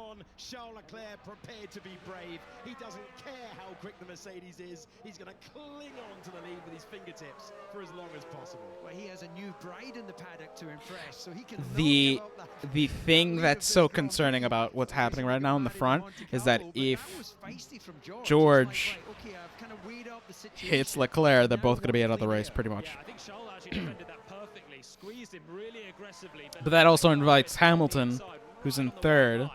It's then pretty bold to I'm hyped, bro. I'm bugging. I'm bugging. I think Russell held back for a couple of laps. That was very dangerous by Leclerc, especially what we spoke about at briefing. The briefing is the driver's briefing. It's a meeting. Listen, I want to... and the race director before the light. That was not... So, cars have changed, the pecking order's changed, George Russell has not changed. Yeah. Please, sir. Please, sir. Yeah. Look, I don't think that was... there was no sign of late move. Or Yeah, there was no sign of malice. I think it was just a sign That of, was just... I see you coming. I'm covering off that inside line, but I It's good understand racing. what George is doing, but he's just got to now work on another way past. These Mercedes are quick. The Ferraris will know they have to be aggressive to hold George back. We saw yesterday how quick he is when he gets clear air. Yeah. On the other hand, Antonelli's not flying up to the back of Hamilton just yet either. He was a little bit quicker, did his personal best on the last lap. Actually 7/10 quicker than the guys ahead, but he's biding his time to get back towards the top 3. The top 2 have just about stretched away from Hamilton, who's watching on still. So what the teams don't know until now, even though they've done pre-season testing, is how does the car perform in race trim, in dirty air, with tailwinds as we got into turn 1 on this day in history. So there'll be a process of finding. Here's the extra power from Russell. This time, he inches ahead. Side, how much can Leclerc fight it? Not enough to hang on. Not enough. George George Russell goes ahead. takes the lead again, and he's got by on lap 8. But it also seemed like it was a strategic call. He had to use at turn 3 when we've got this next run coming up. So George has thought, okay, Charles knows what he's doing, covering off the big stops. I'm going to have to use the juice somewhere else. Is he going to pay the price for that here? Keep an eye on that rear wing. That red Seems line like- flashing tells us that he's no longer in full deployment, and that allows Charles Leclerc to take the dirty line all the way around. So it is this wonderful game of cat and mouse. Ferrari back to P1. So he used the battery early. George Russell got track position, hoped it would be enough. It wasn't enough, and even though the Mercedes No, this sucks. track position, Oh. He's playing his cards wonderful right now. But I also, if you just look in the background, Lewis Hamilton, he's playing his cards. They're just gonna be switching, flipping and flopping. Who goes where and who does what? Oh my God! Excuse me, in his mind to be able to deploy it later. New overtaking spot. Whoa! Doesn't need that. Does make the corner. Hangs on to it. And immediately back. Pass, repass, and now a three-way battle for the lead. Charles Leclerc takes it back from Russell, and he's looking to the inside. Russell can't get by for long enough. He can take track position, but he can't hold it. And now joining the battle, the 7-time champion of the world, Lewis Hamilton. Yeah, and has he flat-spotted slightly the tyre? That was Oh, absolutely. He's definitely flat-spotted it. To be able to pick up a bit of vibration from that. That was so hairy on both sides. Russell with the braking. Leclerc, I thought he was about to oversteer that into the barriers on the exit of 2. You could see how dusty it was as he swept back around. Dusty musty, the son. Mercedes. Here we go, the speed builds. Has anyone got something more they can offer? I don't think they do on this lap. Hamilton still playing a waiting game in 3rd position. Russell will be getting so frustrated here. He's tried at 1, he's tried at 3, he's tried at 9. I think he's done 11 already. He's passed him everywhere. Yeah, there's other numbers available. I guess the only one that he possibly couldn't overtake would be the Kink at, what is it, 6? I think at 5. Stop and go penalty for Franco Colapinto. He's got to try the evens next. Well, Russell having to play the waiting game, but you can see what Charles Leclerc is doing because it's Leclerc, then Russell, then Hamilton, and it's turning into a 4-way fight out front. Charles Leclerc playing the defensive game really well. George Russell trying to get opportunistic, trying to deploy more of the power. This year, the combustion engine and the electric power about 50-50. Last time that you went racing with us, it was about 20% electrical battery power available to the drivers. And how they use it is defining what is clear from qualifying that the fastest car right now can't take the race lead. It's not simple. We still have pit stops to come. Update on the 4-time world champion. Up to the points. Up to the points, and with the hard tyre, which is a long game decision, high likelihood of safety car around here. Oh, absolutely. Very much that they're in this for the long haul. They're going to take it late into the Grand Prix. Brilliant thing for Verstappen here is he's within 15 seconds of the race lead. So we've just seen Antonelli now clamber onto the back of Hamilton, who's onto the back of Russell. Antonelli on the last lap was 2 seconds quicker than the race leaders. They're all having this dogfight out front, and it's meaning that they're not escaping really from anyone. Hadjar's a bit further back. The rest of it is a big train, as you can see with Max on the left-hand side. It is a giant train. Gasly next. Well, not giant, but it's a big train. He is in for a decent result when he does something on the pit stops. Yeah, you see there Verstappen just slipping through on the inside. So yeah, looking at this and looking at the sort of backing up of Hadjar into Lindblad, Verstappen has the potential based on that to get up into 5th place. Could be more. Could be more. We haven't even got into safety car chances and everything else. That is true, but which one of the 2 Ferraris and the 2 Mercs is he going to challenge? It's lap 11, and what a dramatic start to the season we have had. It's been an Charles insane start. With the race lead from 4th on the grid. It was touted as possible, and he weaved his way to P1. And George Russell just has immediately reclaimed the lead a couple of times, every single time repassed by the driver from Monaco. And we have Hamilton in close proximity in 3rd, Antonelli in 4th, and it's Hadjar and Lindblad. And Norris is trying to do something. The 2 Brits racing. Lindblad, at 18 years of age, has now become a the fucking 4th baby driver in Formula 1 history when he took the start. You know he's on a good day when we're on lap 11 and he's still keeping a world champion behind him. Unbelievable start. Oh, problem for Hadjar. Problem for Isaac Hadjar, dropping down the Oh no! Every day in Formula 1 qualifying yesterday. Oh! Oh no! Find out exactly soon, but it looks like engine. Engine. Come on! Yeah, it's broken. Everything. Say their engine or gearbox. That sucks. Become so used to bulletproof reliability in Formula 1 in recent times. That is out of the window, into the new rules, and Red Bull have built their own power unit in conjunction with Ford. Lando Norris is called into the pits immediately. Will he be the only one? It doesn't look like it. The top 4 went past just as the VSC was deployed, so they'll have to wait a lap, and Hadjar's parked that perfectly for the marshals to push it back in, and we'll have a short VSC. So, as last year, you save about 10 seconds by pitting under the virtual safety car. 4 in the pit. So Lando Norris goes for hard. Others to go past Lindblad, Verstappen, Behrman, Bortoletto. Norris was getting frustrated as well behind. Haas goes into hard. So does all of them. I think are going all into hards. Lawson pits as well. He was right down towards the back, having made an opposite. Alonso probably is going to go into hards too. So Probably going to have a hard on too. Thrown by race control, I'm joking. And it reduces the driver's Am I? speed. Everyone's circulating at reduced pace right now to allow the marshals to recover the Red Bull. So if the leaders get round, will Mercedes try and do something different? Will they opt to pit? Will Ferrari try and cover them off? This is George looking at the back of Charles Leclerc. We're still under VSC. How quickly will that go? And if it stays for another 30 seconds, we're going to get the judgment call here. Yeah, I don't feel that this is going to be the only virtual or actual safety car this afternoon. Poor Isaac, man. He had a great qualifying, and then just his car went pop. And it's going to be a chance That for sucks. Mercedes to do something different to Ferrari and get their car into clear air. Let's listen on board with Isaac Hadjar.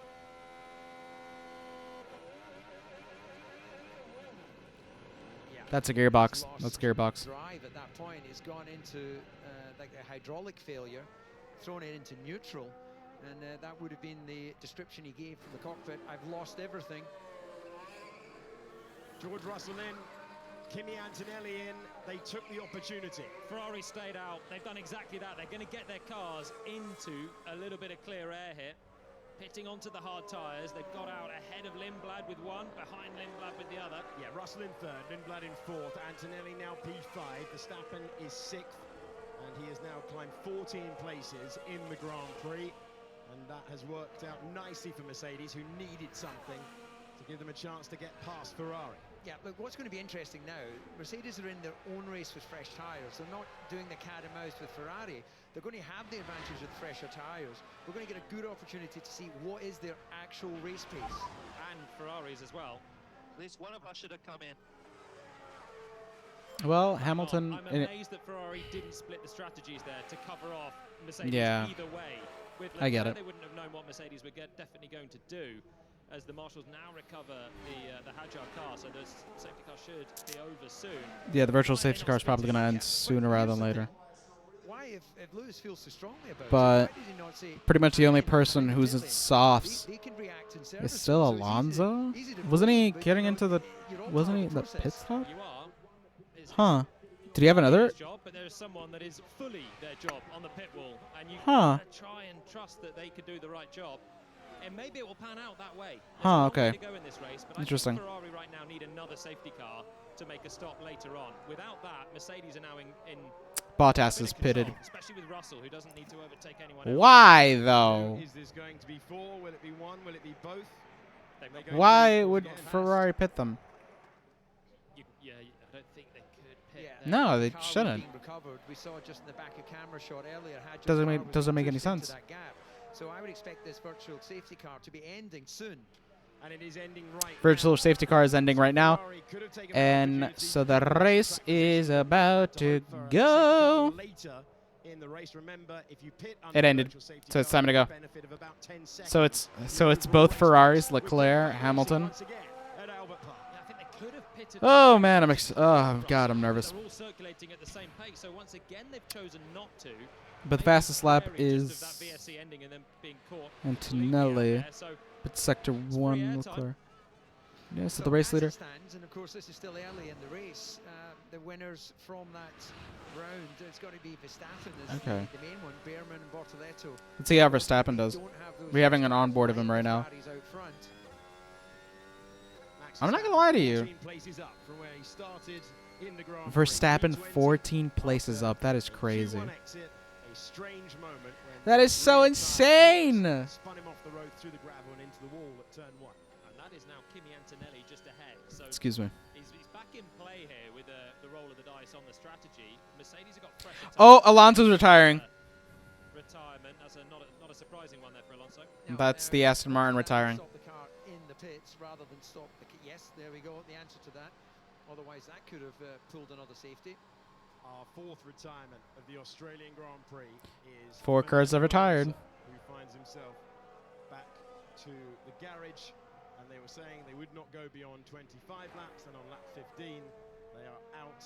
The Honda power unit Yep. massive vibrations, and they are short Well. on batteries as well. That team, so they knew they weren't getting to the end, but 15 laps of data to pour over. This is on board. Look at that, Norris, and passes him. Ooh, Russell's fastest sector 1. Okay. Norris now on the hard tire, and he made his way back. So Norris Let's see how things go at the moment. past Esteban Ocon, and that is for P9. So what can Antonelli do relative to Max Verstappen? We'll keep you updated on the gap. Borderlotto's doing shockingly well.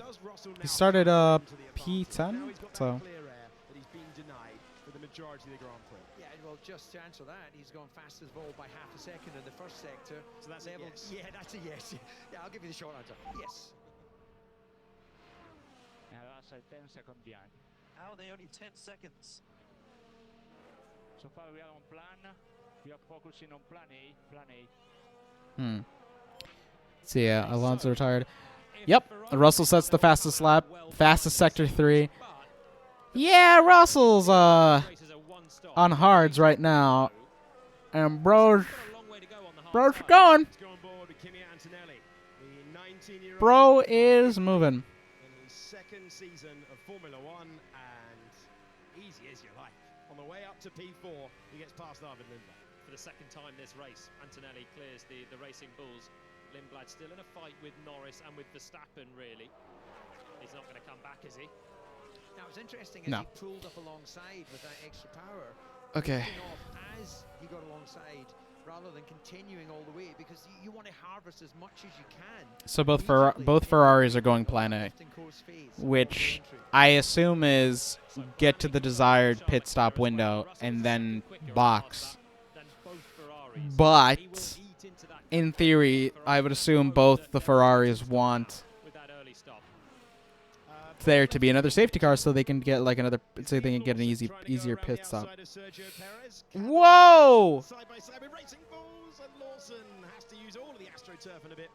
That should be a penalty for Paris. That's insane. That's insane. That's insane. I didn't think they'd be fighting on track today, but he's having fun. Sergio Perez, Cadillac, just happy to be competing, having started a brand new team for this year. Yeah, racing drivers, long memories. And we certainly saw that on the apex of turn number 3. Max Verstappen is right behind Lindblad. So I would assume that he would let. I would assume Lindblad would just let him pass, but I don't think so. I don't think he's close enough to. So. And now he's chipping away at what will surely not be a difficult battle like we saw before with Arvid Lindblad, who, and you do hear this from the drivers. We heard from Ollie Behrman, who's running behind this pair. When he was fighting Max Verstappen, he was like, I can't believe I'm fighting Max Verstappen in his rookie season. First race, Arvid Lindblad's going to have that sensation. It was out of shape coming out of turn 4 there. That looked like it was almost a Piastri moment on the way to the grid. The way that these cars, they are snappy on the exits. They have so much torque. Yeah, they're fighting the cars. As you put your right foot down is a lot. That's left him slightly down towards the clutches of Verstappen. So overtake mode within 1 second of the car in front. Almost 200 miles an hour, which is insane. Like we've had for a decade in Formula 1. Overtake mode, if you have the battery power, it will give you more of it and try and help the driver to get by. It's supposed to give them a boost, but like they drain the battery so quickly that it's like basically pointless. Yeah, but massively powerful. The amount of energy that's been pushed back into that battery in the braking phase is one of the real management tools of the season. Yeah, if you didn't recharge the battery, you'd effectively go through the whole lot before you get to turn 3. That was how important it is to recharge. Now, overtake is available for Verstappen. He's within 1 second, and this should give him, well, we'll give him a little bit more battery to use for longer on the straights. He'll have a higher top speed. We've seen that already with the close. Damn. All the way around the lap on the straights. Damn. Automatic thing if you have the detection point, not multiple detection points like we've had in the past. It is just round the final corner of the racetrack. He's waiting for turn 6. Well, let's see the Lakeside Drive sweep. the Cadillac versus side by side. versus the Red Bull versus the Racing Bull.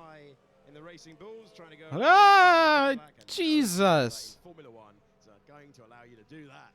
Well, look, I was questioning whether Checo. Oh, they bumped ugly afterwards, too. Not showing any lack of fight. Message received. And Bottas is retired. That's a safety car. That's a safety car. That's in the pit lane.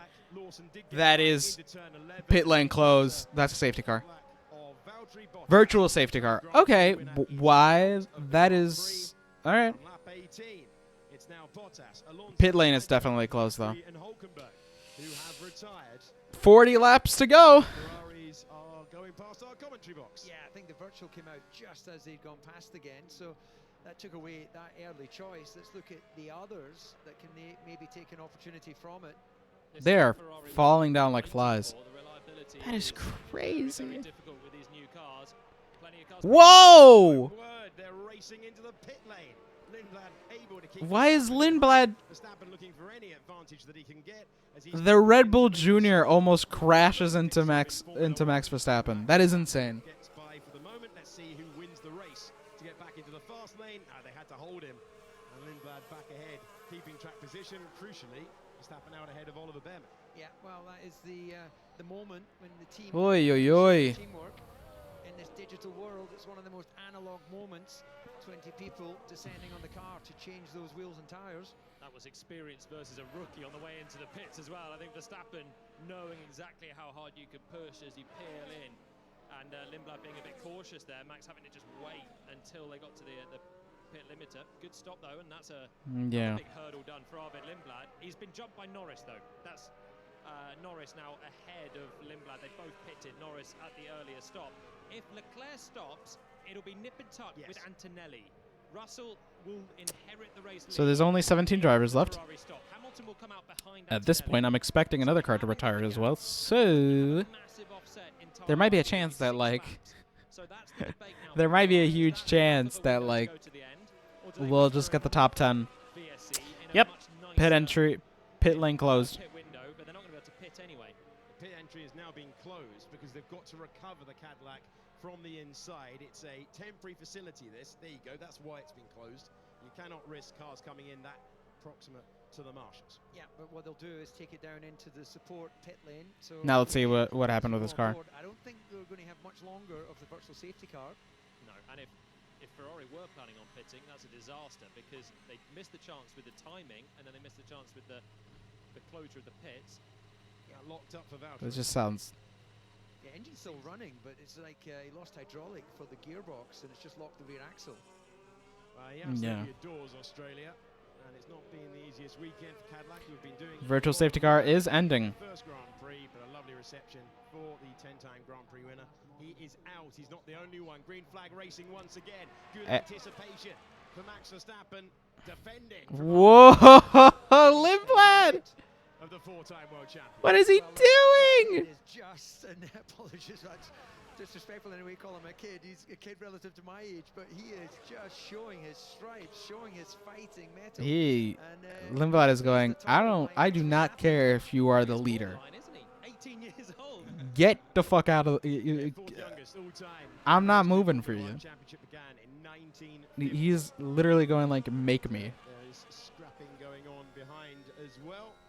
And here we go with Max Verstappen. We're on board with him. This flat-out section closing in. Still has access to overtake mode if he needs it. Can he go around the outside? Great defense on the restart for Arvid Lindblad, but it's about to end. There you go. And Verstappen has passed him. Max Verstappen back up to P6.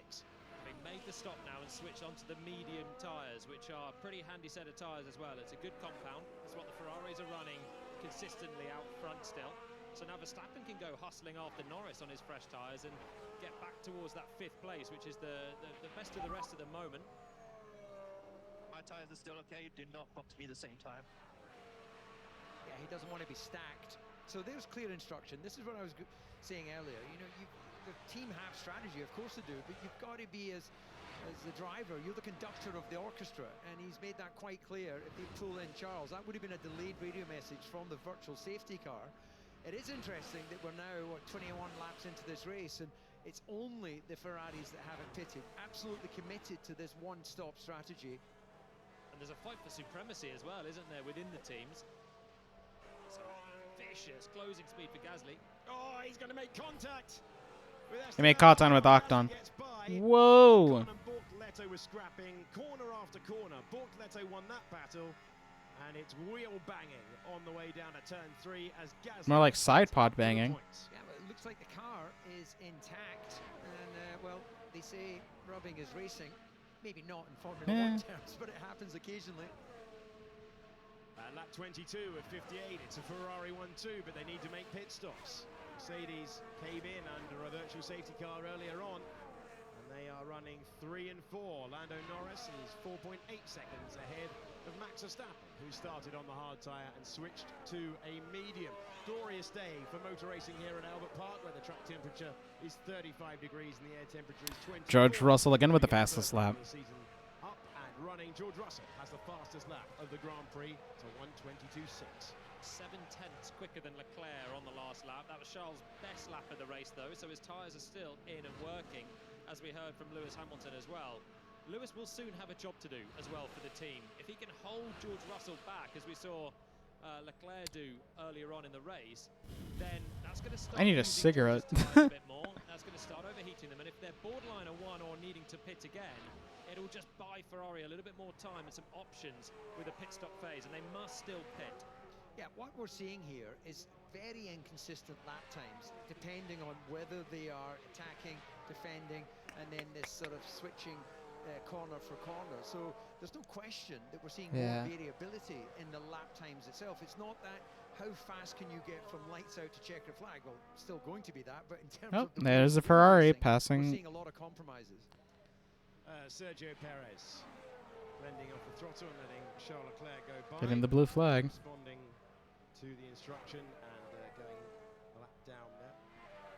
To say overall, this is incredibly impressive outright for Ferrari. They were so disappointed yesterday to not be in the top 3 in qualifying. Both drivers thought that if they nailed it perfectly, they could have just about beaten Hadjar, but they were perplexed that they were so far away from the Mercedes. I mean, it was 8/10 that Russell had on anyone that wasn't his teammate. It's not that in race trim. In race trim, obviously the starts are their own thing, and that's what gave us this position. But outright race pace, they're closer. Remember, Russell is on 12 laps fresher tyres. He is quicker, but God, I hate that engine sound. It's not night and day like it was yesterday. Yeah, Ferrari were really unhappy as a team of how they executed their qualifying session. Basically, that sounds time on the table. In race like pace, nails on a chalkboard. For a 1-2, but they do need to make pit stops. Oscar Piastri Hate that. The world's media. Disappointing day for him, and still the incredible stat of having no Australian driver on the podium here in the World Championship era. Brilliant drivers like Webber, Ricciardo and Piastri still can't find their way to the rostrum. Okay, Ferrari have an advantage over George Russell. The danger man is now 4.1 seconds away. He is clearing the sole remaining Cadillac in the race, which is Sergio Perez. Okay. Mexican driver, 6-time a Grand Prix winner, back in Formula 1, having missed last year. Yeah, both the Mercedes running significantly quicker. In the case of Russell, half a second than Leclerc and Hamilton. And then that's 0.8 of a second if you go to Antonelli. So both those Mercs are now getting themselves into the hunting zone of the Ferraris. Yes, the stewards are evaluating that fight between Paris and Lawson. I would give that to Paris, but whatever. Is that me being prejudiced against Mexicans? Yes. As a Puerto Rican, absolutely, yes. A full safety car, they'll pit for fresh tyres, and they'll be right with the Mercedes, and the race will be back in their hands. And given the I ain't even gonna hide it. How many cars we've lost already? 5 out. And so how far does Lance Stroll go? Because earlier in the week, Aston Martin I'm joking, by the way. was about the maximum. And that Ocon and Gasly under investigation. They run that I don't know about that one. That one. It's not a case of what we saw with Fernando. That feels like a Gasly. That feels like Gasly is didn't give enough space, but that's definitely judgeable. Is out there collecting data, getting mileage, feeding all that information real time back to Honda, and they'll be working to try and find solutions round the clock under a budget cap, of course. which is one of the challenges of not getting it right straight from the beginning. Hamilton lost a lot of pace on the last lap. You can see it there on the graphic. Russell took a good chunk, 8/10 out of him. Didn't take much out of Leclerc. Down to turn 3, there's a few laps ago. Pierre Gasly late on the brakes, trying to get past his old foe Esteban Ocon. Bang through, but under investigation for that move. Oh, that front wing is fucked. It's still largely speaking in place, but it seemed to me there's no question that Ocon. Leclerc is boxing. Are they gonna leave? This is the moment. Well, that's the call. They don't feel that they can go any further. You ideally would run this as far as possible and hope for a virtual safety car or a safety car. Let's see how things go. To sacrifice the lead, Charles Leclerc has been called to the pit lane. Well, that surprises me. That surprises me a lot. In he peels, so the race leader is coming in. That's going to be a full 19-second stop. He's going to come out well behind Antonelli, and they lose any chance of benefiting under another safety car. Given we've already had a couple, you think, can you hang on? The pace was okay. Well, we will find out in the remaining laps whether this is a strategic error or it works below. It's Ferrari. There's a high chance that it was a strategic error. Plus 2 virtual safety cars. Just a. This is very peculiar. Yeah, it seems like not bright. Exactly what Mercedes would want.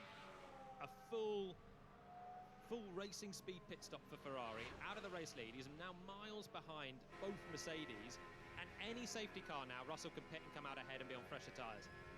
And in all consideration, when you've got the teams that did the fewest laps in testing, Cadillac, Aston Martin, Alonso's gone back out. They've done a fix and they've put him back out there. When they're all still running, there is a big opportunity on the evidence of 9 days of pre-season testing that those cars will struggle, or at least there's a chance. It's not like the bulletproof era that we've had before. Either way, Ferrari just deciding they couldn't go any further. And they had the track position. They still do with Hamilton. But until Russell is right with you or overtaking you, keep the track position. Hold George back, make him use his tyres to come through. That has worked out perfectly for Russell. Hamilton now has the race lead. What will he do? Yeah, he's staying out, but on those old tyres, he's running consistently, and he has done between half a second and 8/10 slower than George Russell. And with the tools they have at their disposal, how can he defend in the way that you could in the previous formula? Let's have a look at Lewis Hamilton's tyres. With so many new elements to Formula One in 2026, we've barely talked about the strategy, but you can see serious wear front left for Lewis Hamilton. Yeah, his times were dropping away a little bit more than Charles Leclerc's as well. So Hamilton stays out. He wanted the split strategy, didn't he? And he's got it. Of course, Ferrari had to pit, but when we've had so many cars dropping out, so many safety cars, and they have the track position, you think, is it worth sacrificing the race lead and that for a full racing speed pit stop? Mercedes now 1 second away from the race lead with George. Well, the answer to that question, is no. It wasn't worth. But, well, let's see. A lot of laps still to be done, but Hamilton cannot be in the best of shape with those medium tyres. We've Clearly not. Complain less about drop-off in performance this year, this compound, this track, this formula. But that is a lot of laps on those tyres. It is indeed. The old teammates. If I just noted that, last year moving yeah, to Ferrari. This is the start of his second season. that Paris might have ignored. He's getting reprimanded for ignoring blue flags. Single sprint win in China, and Ferrari in a much better place than they were. If you consider that the majority of the laps they led last year was the Hungarian Grand Prix in the middle of the season. They've led plenty of laps today, but getting your strategy right has proved key, even with all of these new things in Formula One for this year. It still appears that that could be defining for the Scuderia. Russell has overtake available then, and he's going to use it. He's going to use it to full effect. No, he's smelling blood. The battery going really slow in towards six. Russell is smelling blood. Mercedes full beans, a little bit more available to him. On board with Lewis Hamilton, this flat-out section. George Russell looking to the inside and not being given away by until now. George Russell has had to wait his turn. George Russell. All right, now George Russell takes the lead. Now the real question is to see how much can he push. Yeah, he had to wait just for the nature of the curvature aperture that takes you up to turn 9. He sort of came into that mode a bit earlier than he would have liked on Hamilton.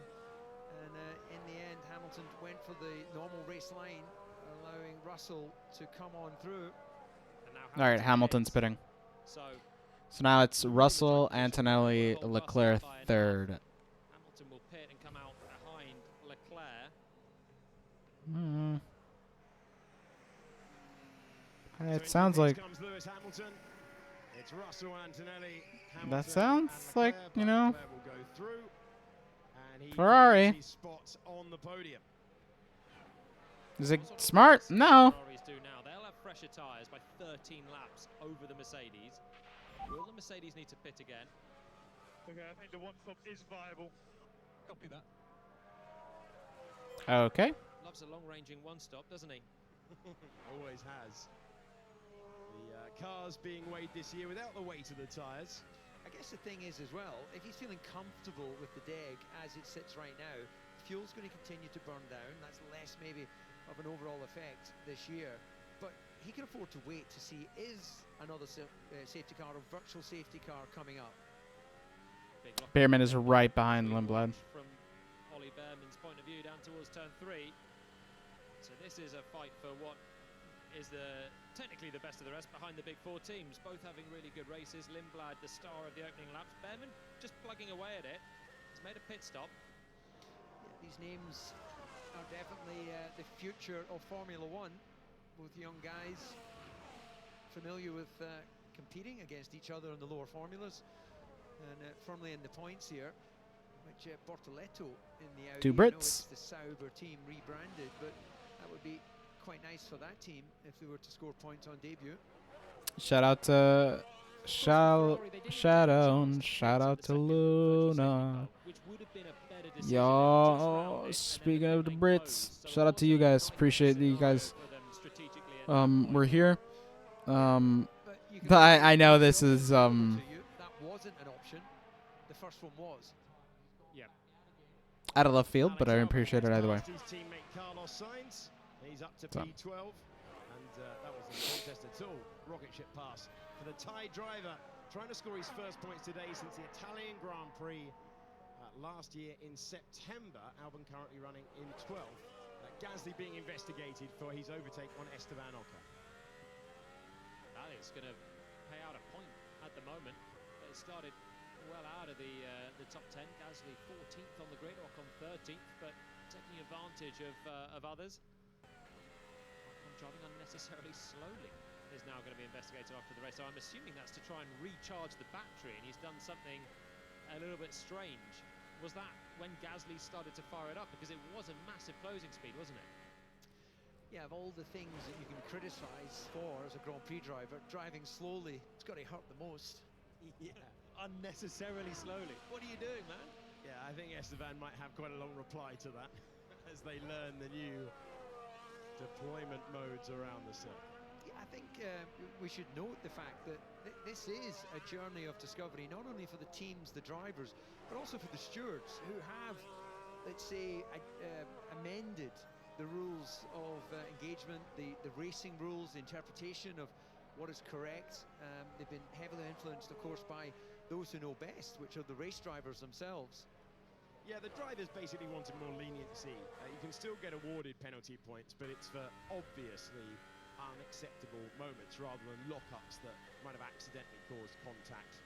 That was all initiated by the controversial collision between Kimi Antonelli and Oscar Piastri back in Brazil last year. David Behrman watching on.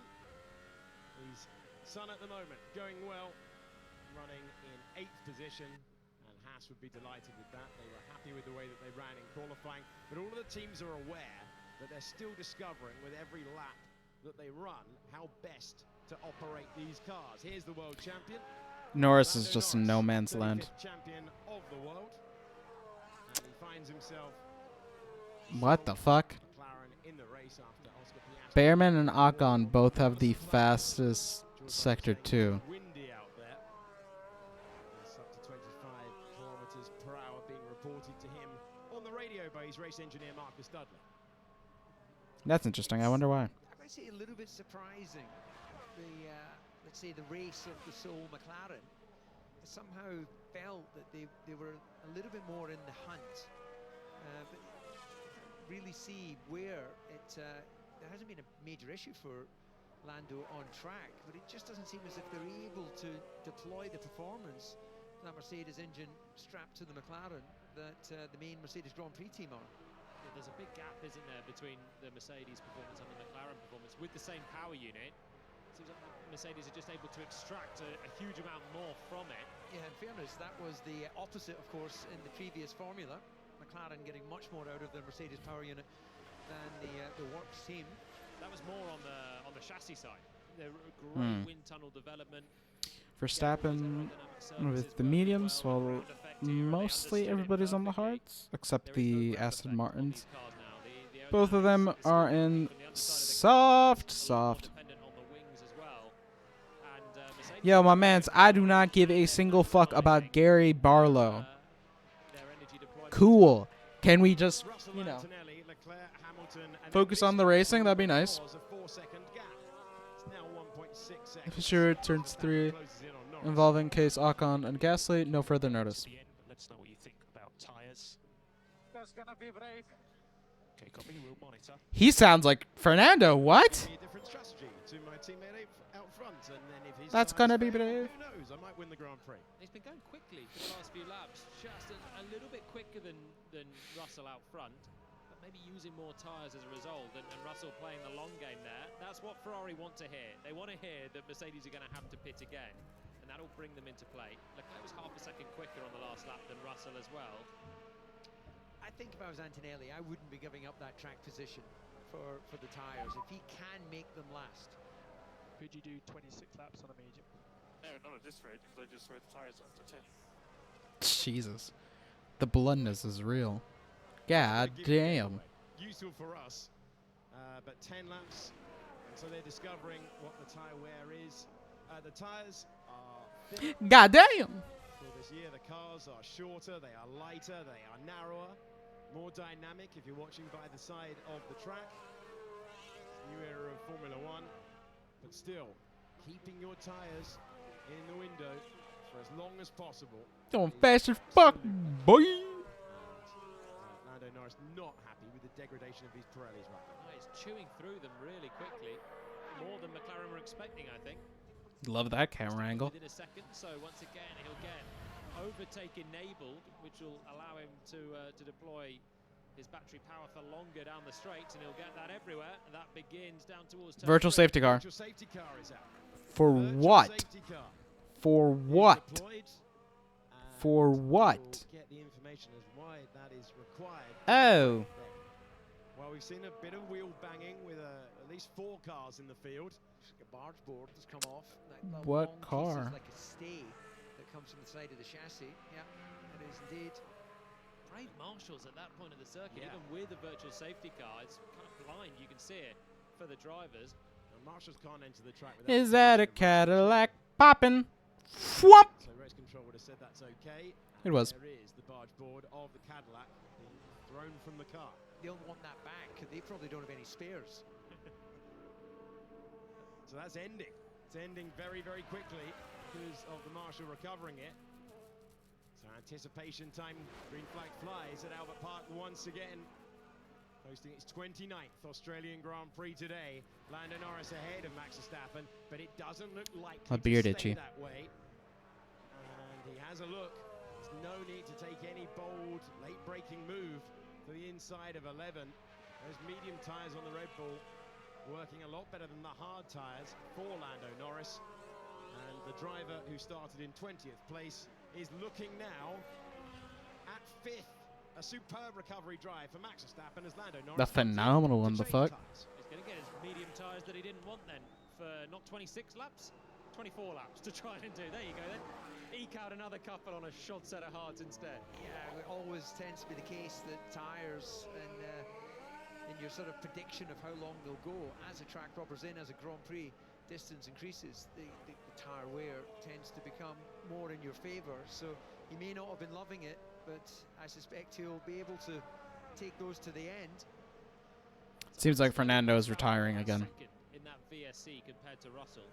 Charles just getting the gap down slightly. Neither Mercedes had the chance to pit under the VSC.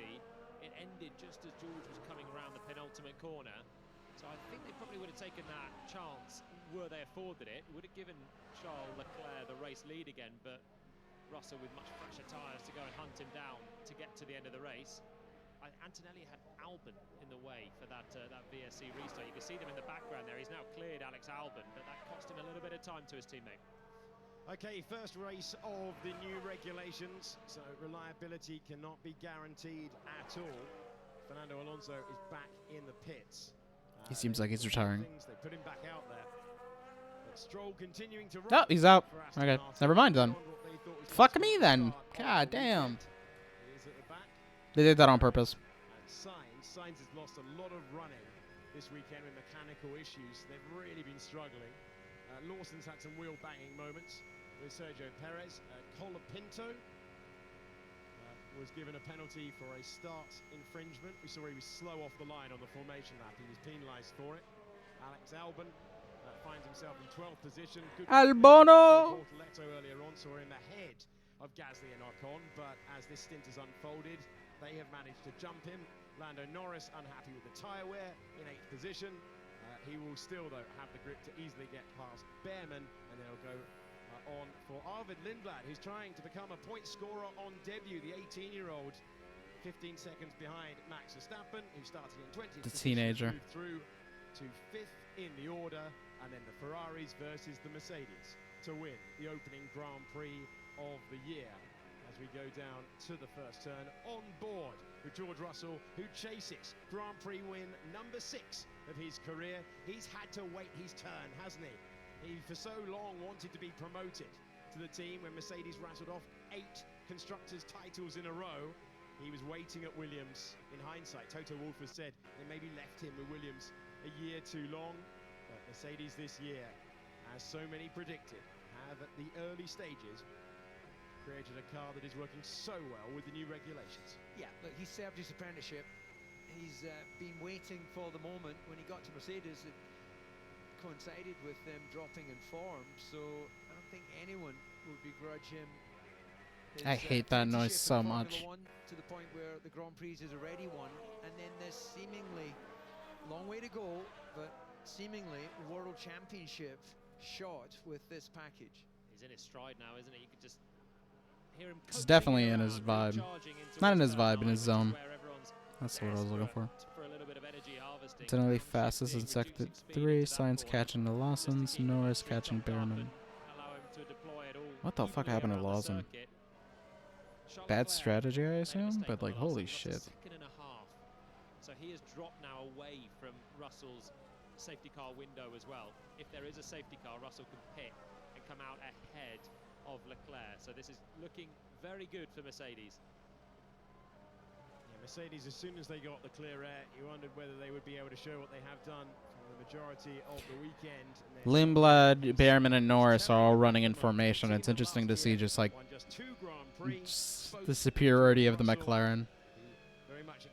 Like the fact that he is getting so close to these two is insane, and then he's probably going to overtake him soon too. He has done so. This is way through turn 12. This is 13. The final corner of the racetrack is directly ahead. Norris will know that if he's going to defend his title, he will need what McLaren have Hello. shown well. Hello. Hi, Emmenberg supporter. Hope you're doing well, buddy. I'm watching F1. Meow. Also, I got 100 followers, so how's that? That's cool. Finally got it. Anyway, hope you're doing well, Emmenberg supporter. I was playing Sonic Adventure 1 a couple of hours ago. Oh, about an hour or two ago. So. You are customer but competitor. Mercedes Grand Prix would take a small See the onboard. I saw that. Yes, sir.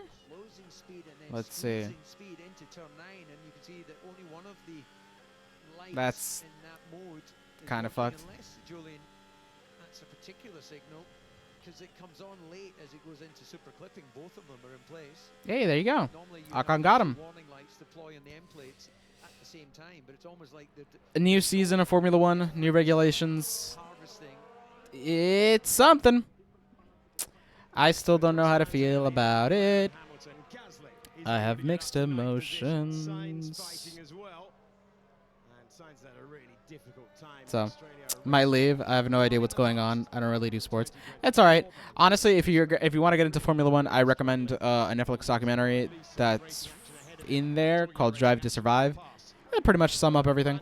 If you like documentaries with technology and stuff, highly recommend it. So, Drive to Survive. Oh shit. Racing isn't my thing. That's alright, bro. If you like speed, you'll like it. But to each their own. Thank you for dropping by. Appreciate it, my guy. I big appreciate it. Big dog.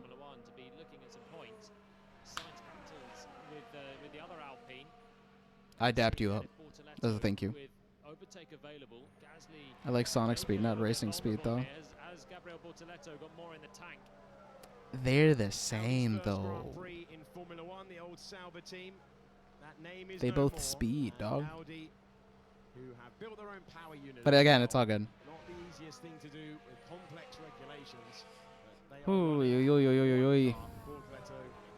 very, very pleased to reach Q3 yesterday. Wasn't able to compete in it because he had an issue.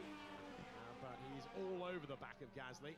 Further up the order, this is the battle between Oliver Behrman. They're getting close. They're getting close. They're getting close. They're getting close. They're getting close. Oh, Jesus! Behrman saw it coming. Behrman takes the place. That was dope. Definitely not shy of being that shit almost looked bad. He uses the boost to get by, but you can't use too much of your battery power without paying for it. Okay, cool. On the flat-out run from 6 Behrman got that. 9, Cool. and Cool. Cool. Cool. Cool. Cool. Cool. Cool. Cool. Cool. Cool. Cool. Goes Oliver Behrman. You see, changing speeds there. Colapinto recharging the battery into turn 9. Sainz had the momentum, had to back out of it when he was looking for an overtake. And now Sainz, bottom left of your picture, is trying to go around the outside. Still unable to get by. Colapinto holds the place. Sainz desperately down on Miles. Here we go with Lindblad trying to get back on Behrman. How much is he prepared to drain to the battery to take back the place? Nope. That's brave from Oliver Behrman. Kept his foot in. Incredibly brave from Behrman. The dirty, dusty part of the racetrack, but crucially kept it on the road. Oh, we felt that, Julian, didn't we? Out there, it's a different level of adhesion. Talk about low budget, no food, no flight, no food or movies. I'm out of here. I like running better. Jim's at a stream in an oddly shaped snowboard, playing Escape the City. Fucking helicopter. Helicopter, helicopter. Sorry. It's alright, man. Appreciate it. Hope you have a good day wherever you're at. Take care. Like you were explaining there, Alex, this sort of difference that you get when one is in harvesting mode, the other one is still using a bit more deployment. And it's tough for the drivers to deal with this big difference in closing speed. Nope, and then there's the Audi. In any other formula. Yeah, this is totally new. There's no precedent for this for any of the drivers. Their journey up through the ranks and the swapping. It is a new ball game, and I still don't know how to feel about it. I have mixed emotions. 5 times a point scorer in his rookie season. Would love to get up and running inside the top 10. The start of his second campaign, the rookie wave that came through last year. They all had brilliant Grand Prix across the board. Let's try get it one more time. All right. Pleading to have a battle. No, I know I've got to keep the battery in check, and I know I've got to have it, but Verstappen is boxing. Weird time to box, but sure. 1 second break for it, but squirming all over the road as he applied the power into the pits. What are they going for? Hards? Yep. New set of hards. Set of hards on, which given we're getting towards the lighter phase of this race, he's going to come out there behind Lando Norris. So they're in their scrap for 5th place. A little bit too far away. Well, remember, Max started from the back of the field, so 5th place will be a solid result for him. Lando started in 5th by the time his teammate didn't take the race start. So a Verstappen on fresh tyres. The hards he can really lean on. The mediums, they are graining a little bit. We heard Norris's feedback on them. Verstappen dealt with them a lot better, but it was an awfully long way for him to try and get to the end of the race with his earlier VSC stop. So he'll go hunting now, and he looks like he's just happier with the Red Bull package than Norris is with the McLaren package. He's had not the most comfortable of weekends. The reigning champ back to Melbourne, scene of a great win for him last year. But it started with a lack of mileage in FP1, and I feel like he's never really caught up. Pole position and the win 1 year ago for McLaren's Lando Norris. Fifth behind the Mercedes and the Ferrari. Last time around, Lewis Hamilton was 0.2 of a second quicker than Charles Leclerc. It's very even pace between the Mercedes out front, who are looking to claim what slipped through their fingers in the early stages of the race when they were both slow off the line. Charles Leclerc was able to pick his way through. Antonelli was down to 7th place at one point. Both drivers have kept their heads and cycled through. 6 seconds between George Russell and Kimi Antonelli. It sounded like you said 6-7 for a second, and I was about to do like 6-7. In Formula One, Antonelli would be the second. I can't do it. Winner in Formula One history. If he was to climb to the top step, Russell looks like he's got one ball fondling. trophy. With these new rules, though, you never know until the last lap. Pierre Gasly, entertaining battle. Gabriel Bortoletti. Jesus. Using all of the curb and a bit more through turn number 5. The sparks are insane. That's one of the most sort of street feeling elements of this racetrack. Make a mistake. That's for sure. You will be having a rendezvous with the wall in no time at all. 5 straight zones around this racetrack. There's no DRS in Formula One anymore, but we do have active aero.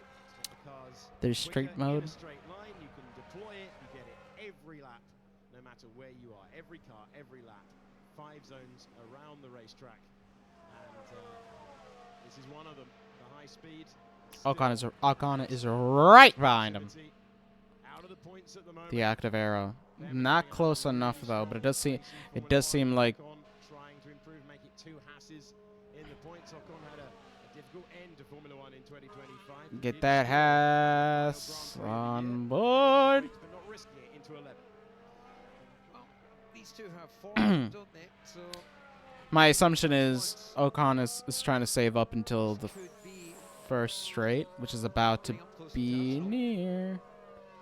Verstappen's just done the fastest lap of the Grand Prix. He's done a 1:22.0. Yeah. And he's honing in again on Lando Norris, who he passed before his pit stop. They've been battling for years as well. They have been entertaining us out front for a long time. This time it's for 5th place as the pecking order's shifted. I'm overall pretty encouraged by Ferrari. I think they've been a bit outgunned on strategy today. I would have liked to see them do something. Outmaneuvered, outplayed, outgunned, all the adjectives you want to say. Ferrari just did a fucking bad strategy. They had to do something to try and keep the Mercedes behind. But in terms of pace, they're much closer than I think anyone expected. Mercedes have got a small advantage still, but this is nowhere near the gulf that we saw yesterday. And I think this circuit really suits Mercedes in terms of having long straights, massive deployment and recharging. This is the track that's going to exacerbate all of racing in this new generation of rules. There will be some circuits coming up where energy harvesting won't be anywhere near the problem that it is around here. You haven't got big braking zones. You've got, for example, here, as we see Max hit the brakes, but then you're straight back to throttle. You're deploying energy. There's not enough big braking zones to get that regen going, so you don't have to be lifting on the straights, and that's where Mercedes have a massive advantage. Ferrari will be more competitive, and I think they're in this fight this year. Verstappen is pushing hard. He knows now's his best chance on you. Yeah, he's been pushing on, as you mentioned there, Alex. What schlong of a nose when it comes to the McLaren. Just picking up on that, Julian. The first 3 Grand Prix, we go to Shanghai next and then into Suzuka. They're all long, high-speed circuits with limited sort of regen areas. So this might be a sort of scene setter for those first couple of Grand Prix before we get into tracks that are more favourable. Yeah, I mean, Bahrain for testing was much more regular. The energy charging was nowhere near as severe, and Ferrari were really competitive. I know it was testing, trying to read into it is always difficult, but they were so happy with the car there. really disappointed yesterday, but in race trim it already looks better. Shanghai It also seems that we're not gonna go to the Bahrain. whopping back straight, which is going to see a lot of harvesting towards the end of it. But apart from that, it'll be a bit easier with some bigger braking zones throughout the rest of the lap. And that's really what you need to try and get some energy back into the battery without the cars having to slow on the straights. Verstappen running that lap just a little bit quicker than Norris, so chipping away at that gap. Beard be itchy. The extra boost when he's getting in that 1 second window. So does Norris have anything? Tyres, we know, are relatively fresh. Both of them have made 2 stops. On board with Esteban Ocon on the left-hand side of your picture. Full frame, we're watching Max Verstappen close down both drivers, part of the Champions Club after last year. Separated by 1.2 seconds on track. At the end of the World Championship, they were separated by just 2 points. Verstappen fell just short of the comeback of all comebacks in Formula One. And Norris has been given encouragement by Will Joseph on the radio. And given that we saw it come down to 2 points last year against all expectations, where McLaren looked dominant at the start of the year, that's a lesson to underline. It is a long way to Abu Dhabi. The development race is going to be something special. These cars are going to take a big leap forward as we make our way through the season. But ultimately, any rules of racing that you like, you want to get past the driver in front. And Verstappen is now within 1 second. Hards versus mediums. You mentioned earlier, Julian, that Verstappen just seems more comfortable in those hards. He can be more aggressive in the way he drives the car in the corners. Yeah, 7 laps fresher, his hards, than Norris's mediums. We saw that to its detriment yesterday. The aggression that he can have on corner entries, and his driving style really working hard to hit the brakes, get that front end in. Yesterday it was too much. He had a big rear lock on the edge of a big brake, and a load of extra from the rear obviously sent him into the wall. But generally his style is fairly well suited to these cars. Red Bull obviously not with the overall performance of the Mercedes and the Ferrari, but he is going to have a chance. You can hear They are closer though. The Red Bulls are closer than expected. And on the next lap they'll have no back markers ahead. So they've cleared Colapinto, they cleared Sainz, who peeled into the pits, and Verstappen will have a clear run now on Norris. Round the final corner to begin another lap of this 3.2 miles. 10 laps remaining. And you can see the McLaren team. Oh my God, 10 laps remaining and I can go to bed. Oh, I'm excited. I've been streaming for almost 5 hours. Jesus. Formula One and the benchmark for all hopefuls making their way through from go-karting to the Formula One. Looks like Verstappen is Ooh. that window, wants to be close as they come out turn 6, and then he'll have that run to try and overtake before 9. It's been a popular place in this new Formula One that we have. The sound of the turbocharged engine. 50% coming from the electrical power of the battery. Making its way through 9 and 10 now. Verstappen ever closer. 11 can invite a late braking move, but he's nowhere near doing that on this lap.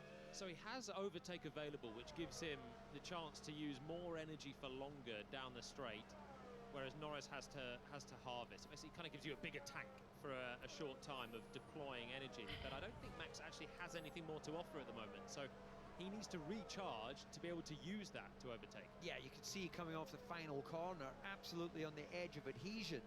So a telltale sign that he's using everything he can out of that performance. 8 laps to go. Well, not 8 laps. 9 laps to go. Let's say Red Bull powertrains against Mercedes power. This lap looks better already for him in towards turns 1 and 3. So was he just waiting, harvesting a bit of energy that lap, even though he was allowed to use a little bit more? All I want to do is go to bed. To Lando this time around. They're coming down towards turn 6, so we've got the long drag coming up. Has he got a little bit more to offer? Because that time he didn't have the closing speed at all. No, it looks like you see Lando is doing a great job of maintaining that gap where it counts. So Max is just way too far back to be able to take advantage on this lap. Into 9 and 10 we go, the fast chicane. Made even faster a couple of years ago when they removed the chicane that was further down that straight to make it a better overtaking opportunity. In your main picture, Lando Norris, an 11-time Grand Prix winner and 1-time world champion. Max Verstappen, 71 Grand Prix wins and a 4-time world champion, scrapping over 5th place. It's midnight where I'm at. Who at one point had got the gap down to 5.5. George Russell has responded. It's 5.8. Mercedes will be taking off the laps. And we're very hopeful of delivering a 1-2. It was a strange destination to get them back to the front after a slow crawl off the line.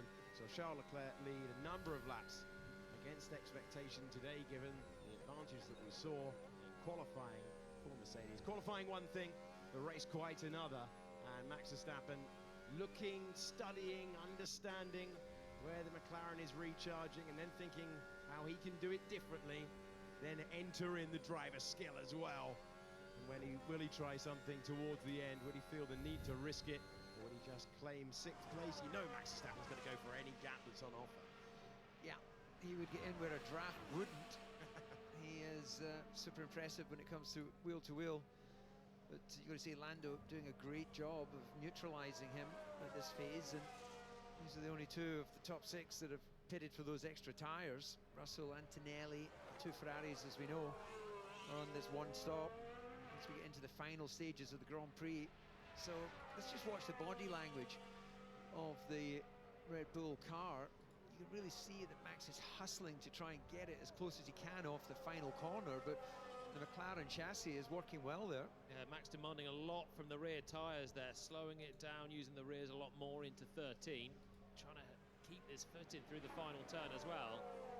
Looks slightly closer this time around. Norris so far is doing a brilliant job at keeping it clean and making sure he's not vulnerable with a low battery, so he's able to keep that recharge high.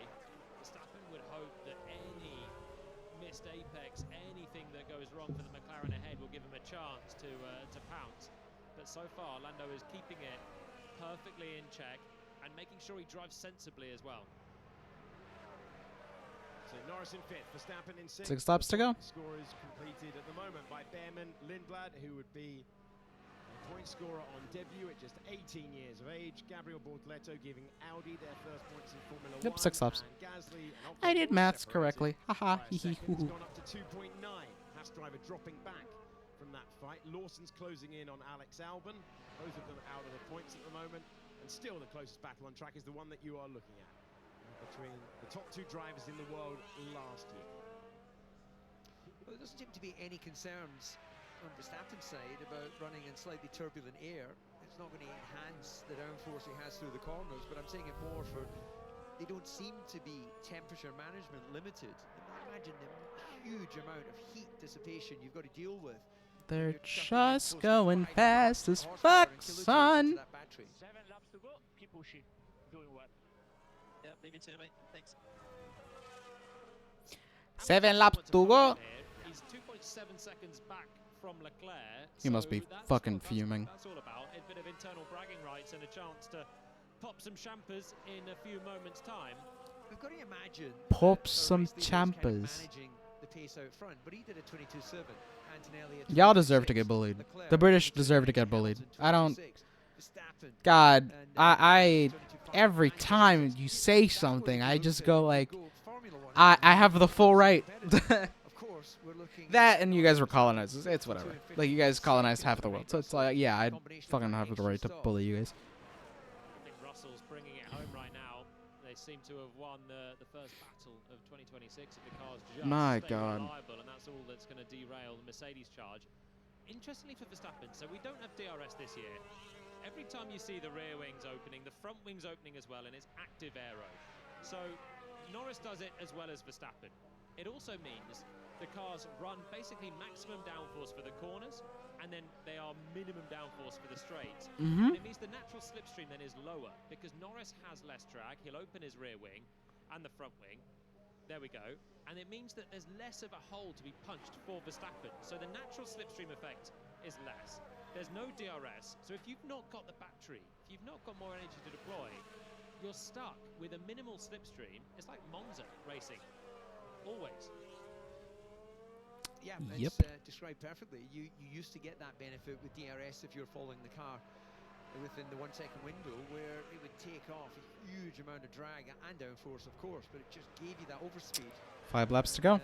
What we're getting to understand as this race unfolds is how 4 laps to go. racing. And right now, Lando is doing more I say that, and immediately Russell's like, nah, let's change that, brother. on those fresher tires. Keep that 1,000 with y'all. Yeah, that's why I think Verstappen had to go for the hard, because he is sliding around the tempo. Why the fuck am I singing? I'm in a weird singy mood. I think it's the fact that I'm like I've barely slept for like the last 24 hours? No, 17, 18 hours, yeah. I haven't slept. I've only slept for 5 hours, so like I'm fighting it. Motor racing and cycle racing and all of it. It's just reduced because of active aero. So I'm sure Max underneath the helmet will just be thinking, come on, give me something more here on the straight. Yeah, and bicycles, it's about 30% energy you save if you're following somebody in front. So that's exactly where you'll find me when I go with the mammals, the fellow middle-aged men in Lycra. You're not sitting on the front, DC? No, my days of punching a hole in the air, long, long behind. Charles Leclerc responding on the last lap in his battle with his teammate to stand on the lower step of the podium. Days of me punching the air. On the last lap, Hamilton getting to that 3-second window.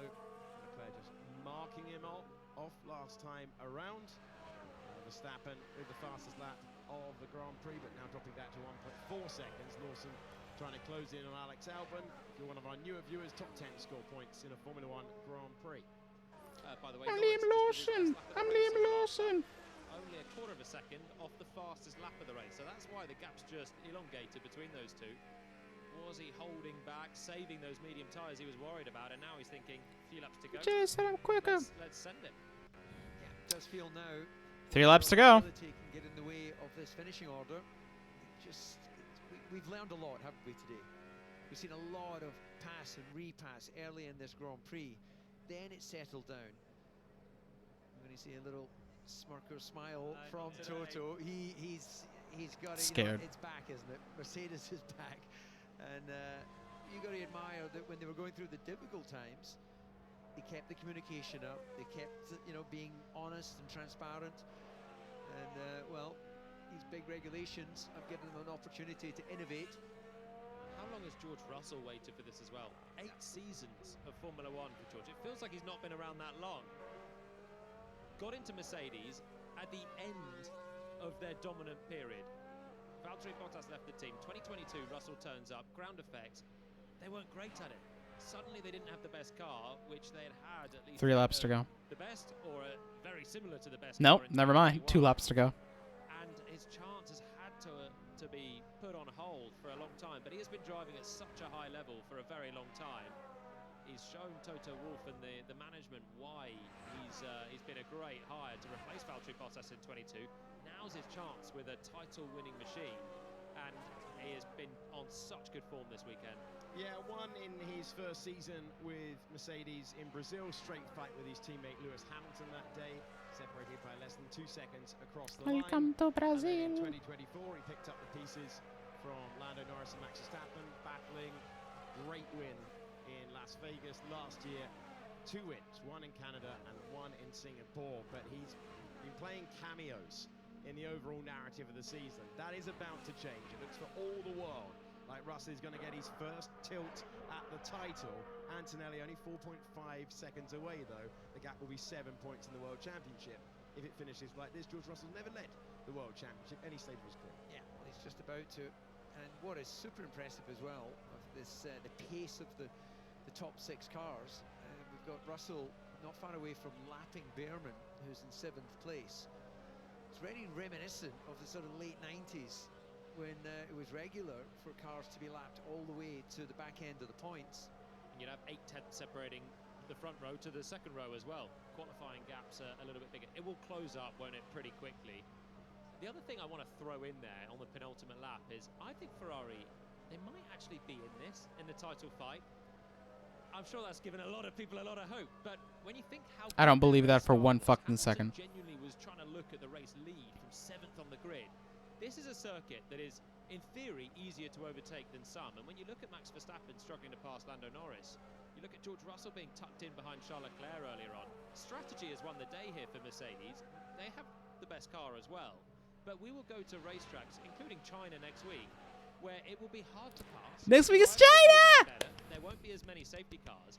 So if you have these rocket ships off the line taking the lead, What's up, Beijing? they will get wins out of that. Even Wheezy if out they of don't have the outright pace. For the reasons that you just outlined there. Imagine Mercedes 5 hours. I've been streaming for 5 hours. Fuck me. considering it is the first race. Considering that they had multiple problems of unreliability in pre-season testing.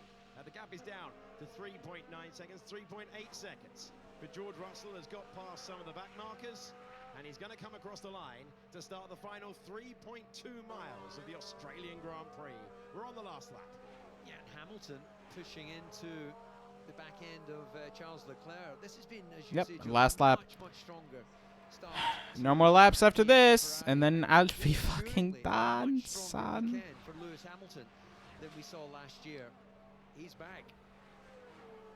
And he will desperately be trying to force his teammate into a mistake because he will not want to hear this podium stat over and over again. He hasn't been there for a long time, never with Ferrari in a Grand Prix.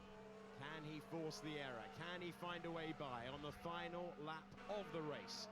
A race that seems to be claimed by Mercedes in a 1-2 finish. And the last time they did that in a season opener was back in 2019. They've had to wait for a return to the front, but Albert Park is going to give them one if they can complete the final few sectors. And now into the final corners of the racetrack comes George Russell, a champion in the third tier, a champion in the second tier, but he's had to wait for his chance for the title in Formula One. He's ticking off the final corners. George Russell now into the penultimate. The crowd will acclaim him once again, and the Mercedes man applauded across the line. The pre-season favourite begins with a win. George Russell wins the Australian Grand Prix. It's a Mercedes 1-2 GG's. season opener for the What a banger race. What a banger start. Honestly. GG. Also, shout out to Lance Stroll. Shout out to Aston Martin. Completing the podium, Lewis Hamilton only 0.6 of a second behind. And it is Did it. Mercedes, Ferrari, smiles on the faces. I mean, he's almost laughing totally. The CEO and team principal of the team that have waited for their chance to fight for a title as well. Haven't taken a driver's title since 2020. Oh, man, I'm tired. Is coming around the final corner now. Behrman was lapped. Yeah, it's over. Trying to cue my motherfucking music and go to fucking bed, son. No, that's the wrong one. Hold on, bitch. Alright, thank you so much for watching. If you're interested in more of the content that I have a YouTube channel. I post VODs there too. This is probably going to go to the VOD channel. Anyway, thank you so much. I appreciate you guys being here. I'm going to go to fucking bed. I am tired. Anyway, hope you guys have a good day wherever you're at, and I'll see y'all next time. Bye!